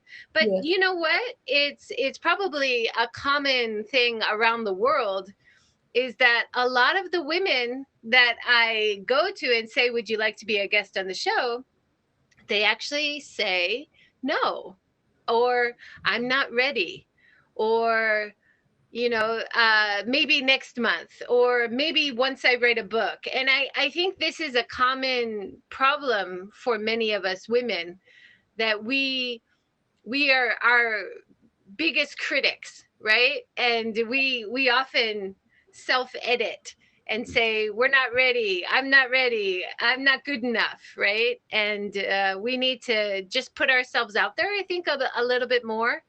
And so I really appreciate the women who've joined in my talk show series and really put themselves out there, start new companies. Japan has really horrendous rankings in terms of gender equality around the world. I know New Zealand, Louise, in contrast, I have one of my favorite memories. I was racing triathlon for many years in Japan. And a New Zealand female coach came over with a junior athlete to join one of the races. And he won the race, and the male winner of the race got a free ticket to go to a race in New Zealand. And I was the female winner of that race, and I got a box of cakes. Whoa. And she helped. I mean, I was used to it because that's Japan. That's the usual Japan situation. Even as the winner, if you're a woman, your prize is way less than the male winner. And we see this in professional sports too, all over the world. But yeah, so she came over and she said, this is absolutely not okay. You know, get in touch. We'll sort out something. If you can come to New Zealand, we'll at least cover your tournament costs. And she gave me some T-shirts and some merch that she brought over. And it just, it kind of opened my eyes, you know, to this isn't okay. And why am I accepting this, you know? So I've been a lot more outspoken since then. Yeah, and it's been the same with professional sports here. The men's rugby team earns millions of dollars a year. The women's rugby team is just beginning to come up there in terms of the money, but it's not equal yet by any means. And even the amount of publicity, the men get far more publicity than the women do. So, so Joy, where are most of your followers from? Are they in Japan or are they outside Japan? Yeah, you know, it's interesting. When I first started, the biggest audience for the podcast version. So I do the video version and then I do the podcast version, audio version, which goes out. And the audio version biggest audience was in India, which is really interesting. But they just have a giant market for podcasting. Now it's my biggest audience on both platforms, on both video and audio, is in Japan.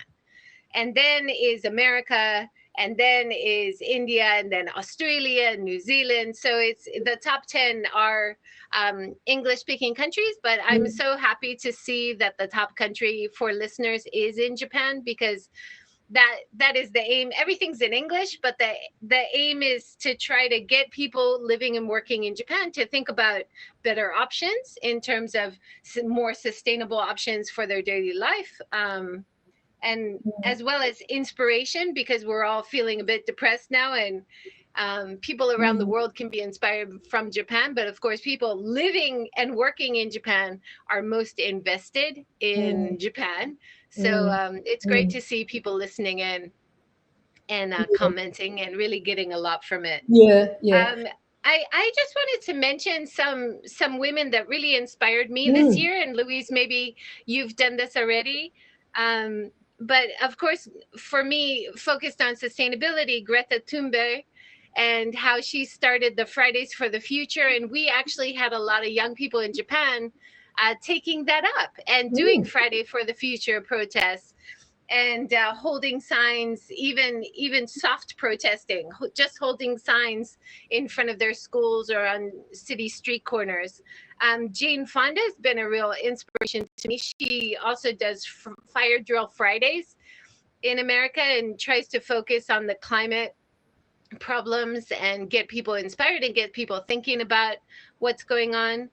The women who started Black Lives Matter, Alicia Garza, Patrice Cullens, and Opal Tometi. And actually, we had Black Lives Matter protests in Japan. And Ayana Wise, who I interviewed in the series, she was part of the team setting that up, that getting the protest organized, making speeches and everything. And that's so inspiring. I think, you know, a lot of people were like, why do you need to do Black Lives Matter in Japan? But it raised a lot of really positive, important discussion, not only about people of color or people who are non-Japanese, but also about gender issues, about non-binary issues, about people who don't fit in, even Japanese people who just don't fit in to that expected box that a lot of kids are pushed into, you know? Yeah. It gave people something to identify with, something that was different, but it was okay.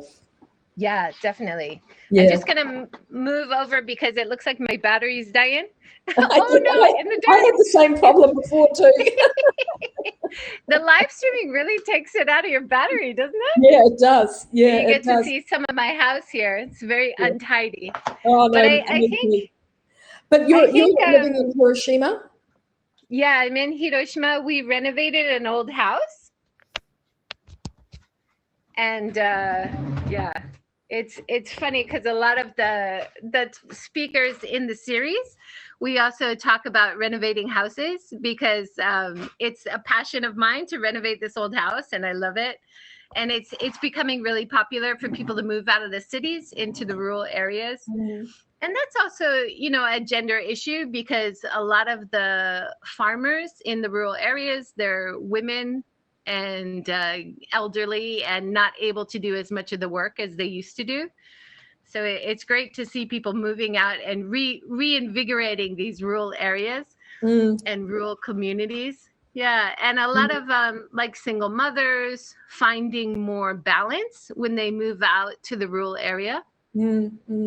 Yeah, it's really, I don't know if you have that in New Zealand, but it's hard to find childcare that you can afford. And then if you move out to the rural area, you have the same childcare, but a lot less competition for it. Or schools, you know, same great quality schools, but a lot less kids. So your kids get a lot more personalized attention.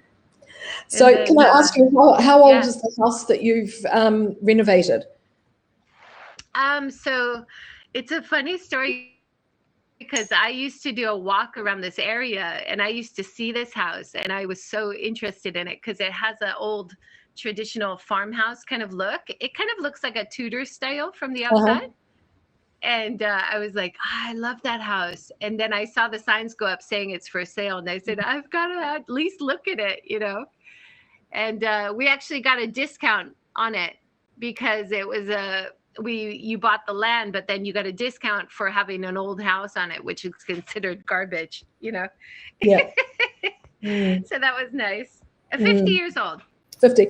But they're, It's just interesting because one of my sons lives in an apartment and the other one bought a house. And or they were both able, one bought the apartment and one bought the house. And it's one of those little, it's like a cookie cutter house, but each one's a little bit different. And he told me that they're only really made to last 25 years. And then you pull them down and you build another one. So there's nothing sustainable about this property. So, but I love is that in Japan or New Zealand? This is in Japan, in Hachioji. Oh, yeah. And I love Hachioji because it's a little bit countryside and you're walking around and it does have these beautiful old houses as well. And I think what about insulation? Because they are these old ones are freezing cold in winter. Yeah. But there's easy insulation that you could do, which doesn't cost the world.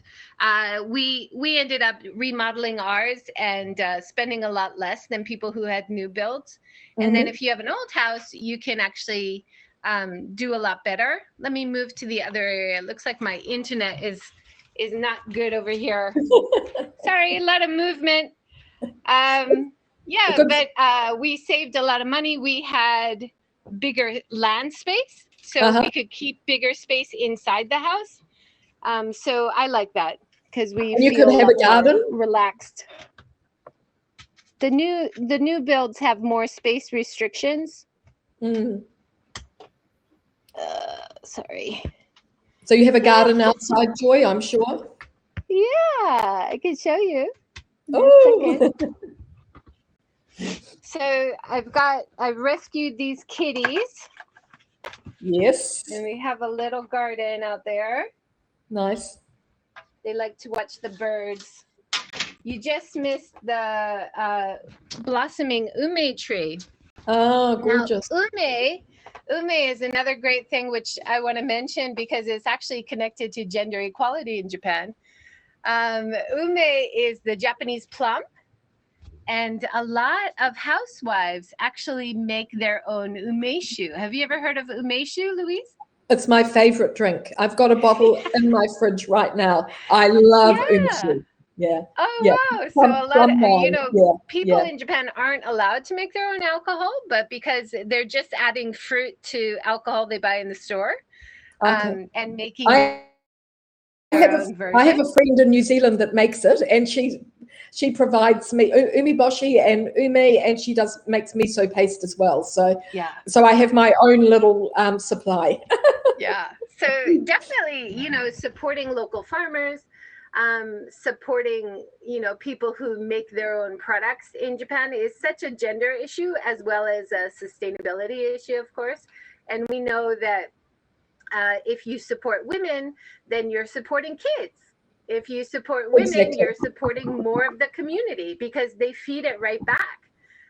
Much more than, if you give a man a pay rise, he might not feed it back quite as much. And that's definitely true in Japan.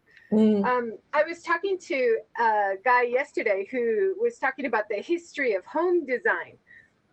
And we had a great discussion about how the home is actually the domain of the women. And, women are the bosses at home. So a lot of the Japanese homes that I visited, actually, you're not allowed as a guest or even to step into the kitchen. The kitchen is where the mom has all the power. And, they also control the house budget. Most women, so there is a lot of things kind of under the surface where there is so much power by women in Japan, but yet Japan, in terms of promoting women or having women as leadership in companies, is ranked so poorly around the world. And it's so depressing. I've been here for almost 30 years now. And it just seems like progress is, not as good as it could be. We had a recent scandal. Did you hear about the head of the Olympic Committee scandal? Yes. Yeah, but tell us what happened. So he was a prime minister of Japan before. His name is Mori. And he was the head of the Olympic Committee. And he made very blatant comment at a press conference saying that women in the group talk too much. And he was annoyed that women talk too much. And then a big outcry, a woman named Momoko Nojo started a protest group on change.org and now they have over 160,000 signatures to ask for him to step down, because this is not okay that he said this. And for me, having worked in like a university system and having to step away from that job, because I felt also really discriminated against, and Yes. I couldn't speak up for myself, and I tried to go through the right channels, and the people who had, you know, discriminated against me, they moved up, and I was just a complainer, you know, and I know people around the world can identify with that as well. And so when this happened, when Morty said this, I think a lot of us who have lived in Japan experiencing this for a long time, we had kind of a visceral reaction to it. It was like PTSD, and we were all like, no, this is not okay. He cannot say this so blatantly. And so I was so glad to see young women like Momoko Nojo step up and get the petitions and get him to feel pressure to step down. Awesome. And Yeah. then finally, they've got a woman in the position, and people saying, well, she's not qualified, all the usual conversations. But yeah, it's so much better. But then on top of that, there's other people in the government who doubled down on the problem. And there was another committee who had not been open to any women in government. And they said, well, women can come in, but they're not allowed to talk. They have to be silent if they come in, you know, and it's just, are you kidding me? You know, but it's just, it's nice Yeah. in a way that it's all out in the open, but it's also, it's so depressing after so many years to see so little progress, you know? So I want to be positive. I want to talk about some of the women in the series from Japan. Just mention their names. Yan Fan, she came from Silicon Valley in the States, and she started a great coding training program here. Melanie Brock from Australia has been such a great influence on women empowerment. She started a great series last year called Celebrating Women of Japan, and trying to get rid of the manel. Louise, you know, the manel. So the all male panel. It's called the manel. Oh, the manel. That's quite clever. I hadn't heard that before. Yeah, the manel. So Yan Fan and Ann Kiltzer and Melanie Brock and I were always trying to promote women in Japan who can be on these panels, because whenever we see a manel, it's just gut wrenching.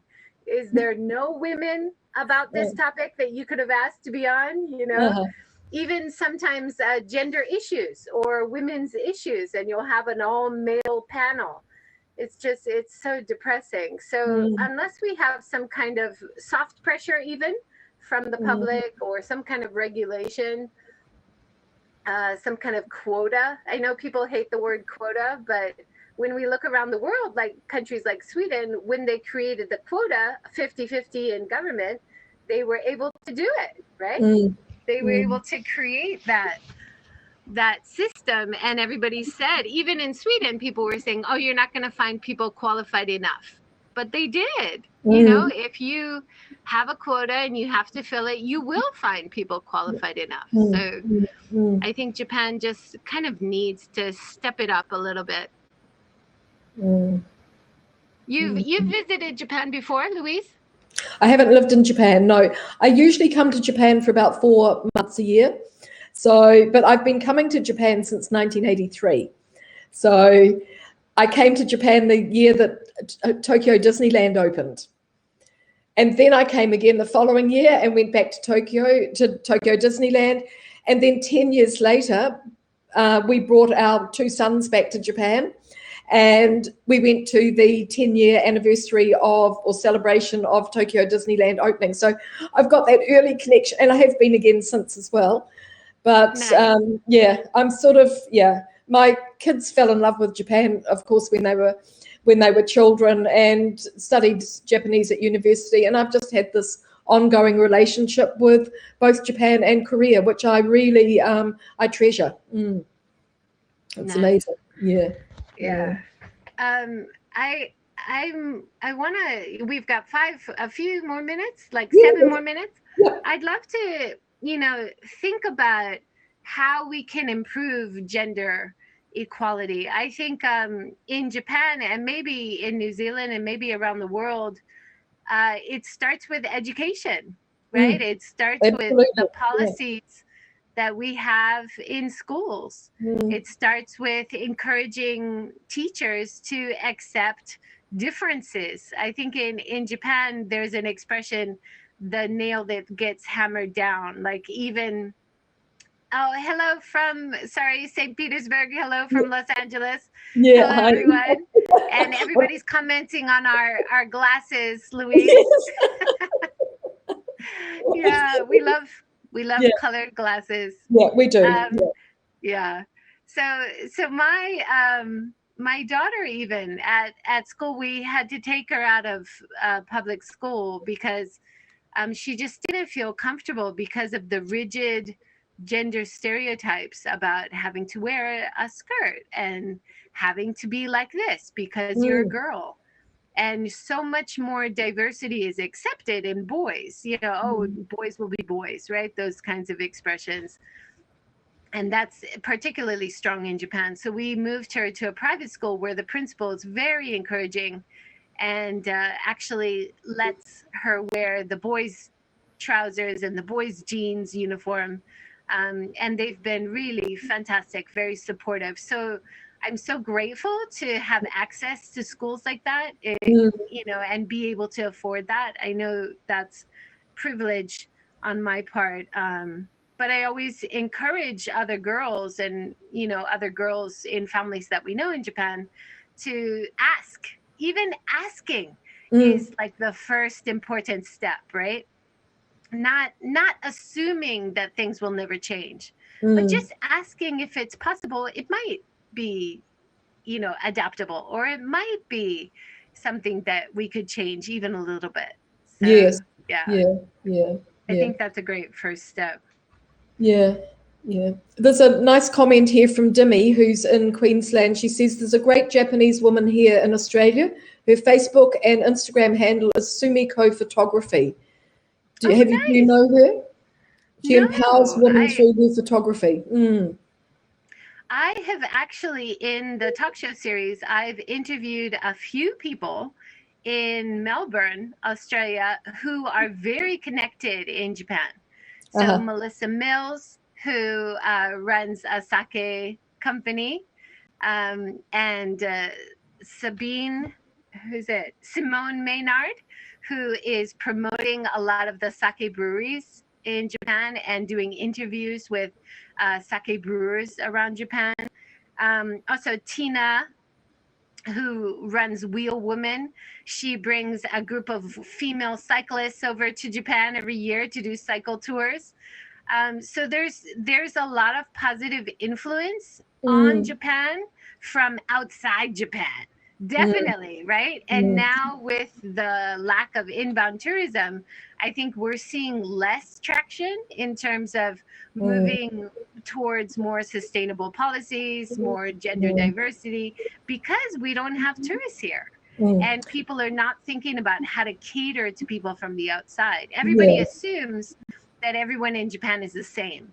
And everybody in Japan just wants it as it's always been.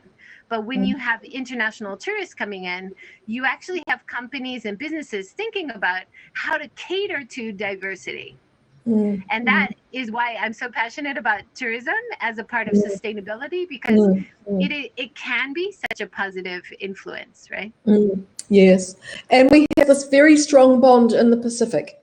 So we're all islands in the Pacific. Australia's the largest of them, but we are a very, very big, a very strong bond between us all, and a lot of scholarships have been set up from the early days, and a lot of trade between our countries. So like a lot of, I was surprised how strong the Japan connection is. I actually interviewed a woman who's Japanese but living in Melbourne. She's teaching Japanese cooking classes in Melbourne and using local ingredients to make Japanese recipes. And I thought that was so exciting, you know. And then I know there's a big in New York, there's a really big population of people who are Japanese and living there, not green card holders. They're just working there or living there, or just passionate about being outside Japan. So that definitely has a positive effect on what happens in Japan too. And that could be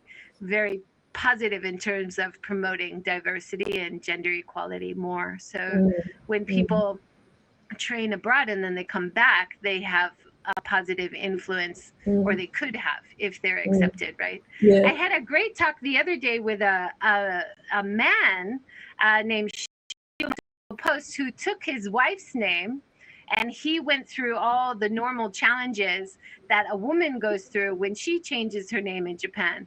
And he wrote a book about it, and that was really interesting. Yeah, He also that's took interesting. paternity leave, which rarely happens in Japan. So I think we need women, of course, to have soft pressure, but we also need men to step up and speak out and to talk about diversity and the need for everybody to be equal as well. Absolutely. I think yeah. we've got one more minute, Louise. Yes. I can't Have believe you got a it's big, passed have you so got a big quickly. message for us? I'm so sorry I've been doing all the talking.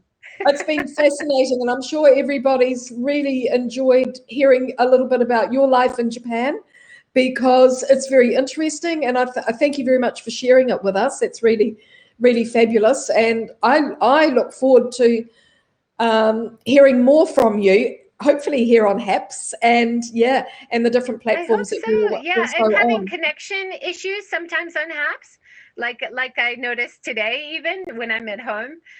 But I'm getting pocket Wi-Fi and hopefully doing more walks around areas of Japan to introduce on HAPS. So inspired by you, Louise. Thank you so Fabulous. So thank you very much. I think we've got Joanne. I don't see her there yet, but Joanne's coming on. Joanne's an old friend of mine, and we met in Los Angeles, and I've actually been lucky enough to meet a lot of people, so it's been good. So we'll just hang fire Brett. until they bring them in. Yeah, Brett had a great comment. Sorry, I didn't see that till now. Brett, you said it also starts earlier at home, where gender roles and expectations are set by the parents. And I think that's so true in how parents treat boys and treat girls, even in their own family. Definitely worth considering how we could be better, even at home, right? I'm seeing Joanne there. Yeah. Fantastic. Are they ready? The next people? Joanne's here. Yeah, they'll take us off. Okay. And yeah. Hi. Good morning. All Good right. I'm gonna morning. leave and let you guys take over. Okay. So Happy thank you very much, International Joy. That was Women's Day. awesome. Great to connect with you guys. I'll be following. Take care. Bye. Bye for now. Thank you. Well, kia ora. How are Kia you? ora, everyone? Joanne. How are you? I am good. Oh my Nice God. to How see come you. I'm so huge and you're like normal size? No, we're big. No, we're good. We're equal size, but I'm sitting back. I don't want to be too close to the screen. Who's coming on with you?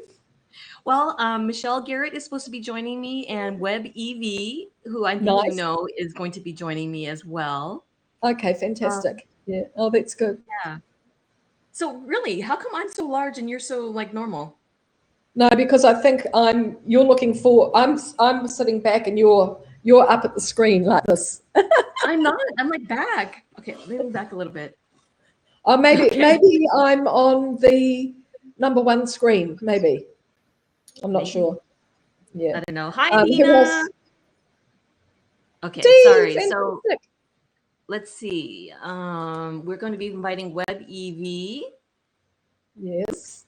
Michelle's Hold on a coming second. in. I gotta put this information in for Peter. Okay. The same size on your screen. Yeah. Joy. Yeah. Oh, really? Awesome. So we are the same size on your screen, huh? I don't know. For So what I yeah. see, it's like Done. Here we go. So as soon as you can take me out, as soon as the others in, I'm going to take a little break now, everybody. I've got to go out for my lunch, but I'll be back after lunch and I'll catch up on the replay. This has been a fantastic. Well, it's morning for me. It's 11 a.m. I've been up since 5. Oh my goodness. Wait, 5 which time? 5 Your a.m. time? My time. Yeah. Oh my goodness. So so this has been fantastic. Thanks, Haps. Thanks everybody that's been on. It's been awesome. So you just take me off when you're ready. I'm getting Okay. Hold on a second. Let's see. Okay, she's on. So perfect. Hi, Evie. How's everybody doing? Happy International Women's Day. Yes, welcome and happy International Women's Day to everybody out there in internet land. I wanted to introduce my cohort, Web Evie. Evie, come out and tell everybody who you are. Hi, everybody. I'm Evie Toddy Like a Hot Toddy, professional cheerleader, future best-selling novelist. Current, you know what? I'm not really sure what I'm doing currently. I've got a lot of things going on, but I am a grad student at Tulane. How's everybody doing? Everybody is doing good. I just jumped on myself. It's been like a marathon here on HAPS. And if you didn't know, and if you're watching on Facebook or Twitter or Twitch or YouTube or any of the, and HAPS TV, this is a collaboration of many, many women broadcasters and some men actually as well. And we're coming to celebrate International Women's Day on all platforms. Like, I think I might have missed a few. Which ones are you broadcasting to, Evie? I'm Facebook, my personal, and another one, and Twitch, Twitter, Periscope, all the ones they let me do too. I pushed it to. So It's a very cool thing. It's a very cool thing. We can reach so many different people and just empower so many women around the world. So I don't know, like it's kind of like a free for all, our little conversation that we're going to be having today. I think Michelle is supposed to be joining us. So in the meantime, it's just going to be you and me. Yeah, right now I am cleaning out all of my task manager stuff so the quality's better. So we have Dimity here. Hi, Dimity. Hi, Yassine. Hi, Christine. Oh my goodness. All these people that are here in the audience. Wendy, sorry. So I get so excited when I get to go live with you, Evie. So it's kind of like overtaking like the whole. I know. Same. So are you in LA or are you in Hawaii? I am in Hawaii right now. So it is about 12 noon my time. What time is it over where you're at? It's 5 p.m. Oh, it's a little That's bit. not bad. You're just 2 more hours that way. Yeah. Yeah. Hi, Linda. Hello, everybody. So I actually kind of, before I came on here, got a little thing in my email because, it's because it is International Women's Day. Everybody and their mother are emailing facts and information and cool stories about International Women's Day. And I thought I would give you a little quiz and see how much you knew. How do you feel about that? Let's do it. And for you all that are watching in the audience too, we want you to participate as well. And type in the comments either below or to the side, depending on where you are watching from or what device you are watching from, or what platform, whatever. Type in there too, because this is a totally interactive broadcast. Okay, are you ready, Evie? Yes, ma'am. Okay. What year did International Women's Day begin? Let me just take a guess and say 1971. Okay. I'm going to let other people guess too. You guys have about 15 seconds. I wish I had the Jeopardy music going. There we go. Are you serious? Where are all our guesses? Here they are. So Carrie's thinking 1776. Wow. I so want to cheat and Google it. You cannot. You cannot. I know. I'm not. Okay. So, I will tell you exactly what it is. Let me pull it up. It is 1911. Whoa. Can you believe that? Okay, I'm going to give you a little blurb about it. The first IWD was held in 1911, celebrated in Austria, Denmark, Germany, and Switzerland on March 19th. Wait, March 19th? What? I don't understand here. By over 1 million people. Official events in the inaugural celebration championed women's rights to vote, work, and hold public office while denouncing discrimination, the organization reports. Tragically, less than 1 week later, the Triangle Shirtwaist Factory fire claimed the lives of over 140 working women in New York City. The disaster awareness of labor laws in the U.S. and unjust working conditions, further fueling IWD's mission in the years that followed. Now, I don't understand why in this little blurb of information, why it says March 19th when today is March 8th. So it's well, maybe one of your questions will tell us why they moved it. You're so smart. It might not. Okay. Let's see. Did you know that International Women's Day is not group or organization specific? Really? Because they've got a site and there's a theme every year. Do you know what this year's theme is? That is actually one of the questions. Okay, so okay, so let me tell you about this. International Women's Day is not group or organization specific. See, you guys, you didn't know that you were going to be learning, and you didn't know there was going to be a test either, did you? The International Crusade is not solely organized or operated by any one government, charity, corporation, NGO, academic institution, network, or media group. Instead, IWD marks an inclusive push for action and advocacy, whatever that looks like globally at a local level. So, but Evie, you were telling me that there is an organization. There's what? You said there was an organization that was running this thing. Well, there's a website, because you can go to the website and you can see what the theme is and get information and social media stuff. I mean, there's all kinds of stuff. So I don't know. Is that fake news then?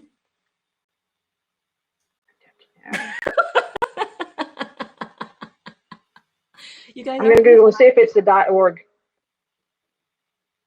Okay, while Evie's looking at that, I'm going to go to the next question. And do you know what the day's signature color is? Okay, don't say anything yet. Everybody that's watching, what do you think the signature color for International Women's Day is? I'm going to just take a chance and say pink. Wait, what color did you say? Pink. Because they forced that upon us. No. Oh my God, we have trolls in the audience. Wow, that's horrible. Can we click on them and report? It's okay, they can hang out. Mark it spam. Okay, so you think it was pink? Does anybody else have a guess on what is the color for International Women's Day? Okay, how about teal? Nope. Anybody else? We have people that only the trolls are commenting? I'm only seeing that one dude that I reported. And I mean, I see Dimity, Carrie, but I don't see anybody else. I think maybe they're just quiet, or maybe that there's a little bit of a lag in the comments. Okay, so I'm going to tell you what it is. It's actually purple. I should have known that. I should have guessed that. Really? Yes. Because purple's my thing. Another reason I like purple. Woo! Well, Christine it said purple, so there must be a lag. Yeah. So I gotta just slow it down a little bit. Look at, okay, so Wendy's like purple in all caps. She knew. Yeah, look at that. Okay. Number 4. Okay, that number 4 isn't really a thing. It just says it's celebrated in many ways. And number 5, which I know you know the answer to, okay, y'all that are watching, I'm going to do this really, really slow. The 2021 theme for International Women's Day this year is, okay, so while people are typing it in, Evie, do you know what previous themes were for the other years? Oh, gosh. I know a couple of years ago, we were talking about people, women who inspired us. But no, I don't know what the specific themes were. Well, why you brought that up, I would like to know who are some women that have inspired you, whether it's in the internet space or if it's an author or if it's somebody in pop culture. Well, you mean besides you? Aw. That's so sweet. Let's see. Okay, Well, wait. Evie, we have can we pause to restart this server while they restart the server, because there is here. I'm ready to go. And all right, let's see if that's better. Back.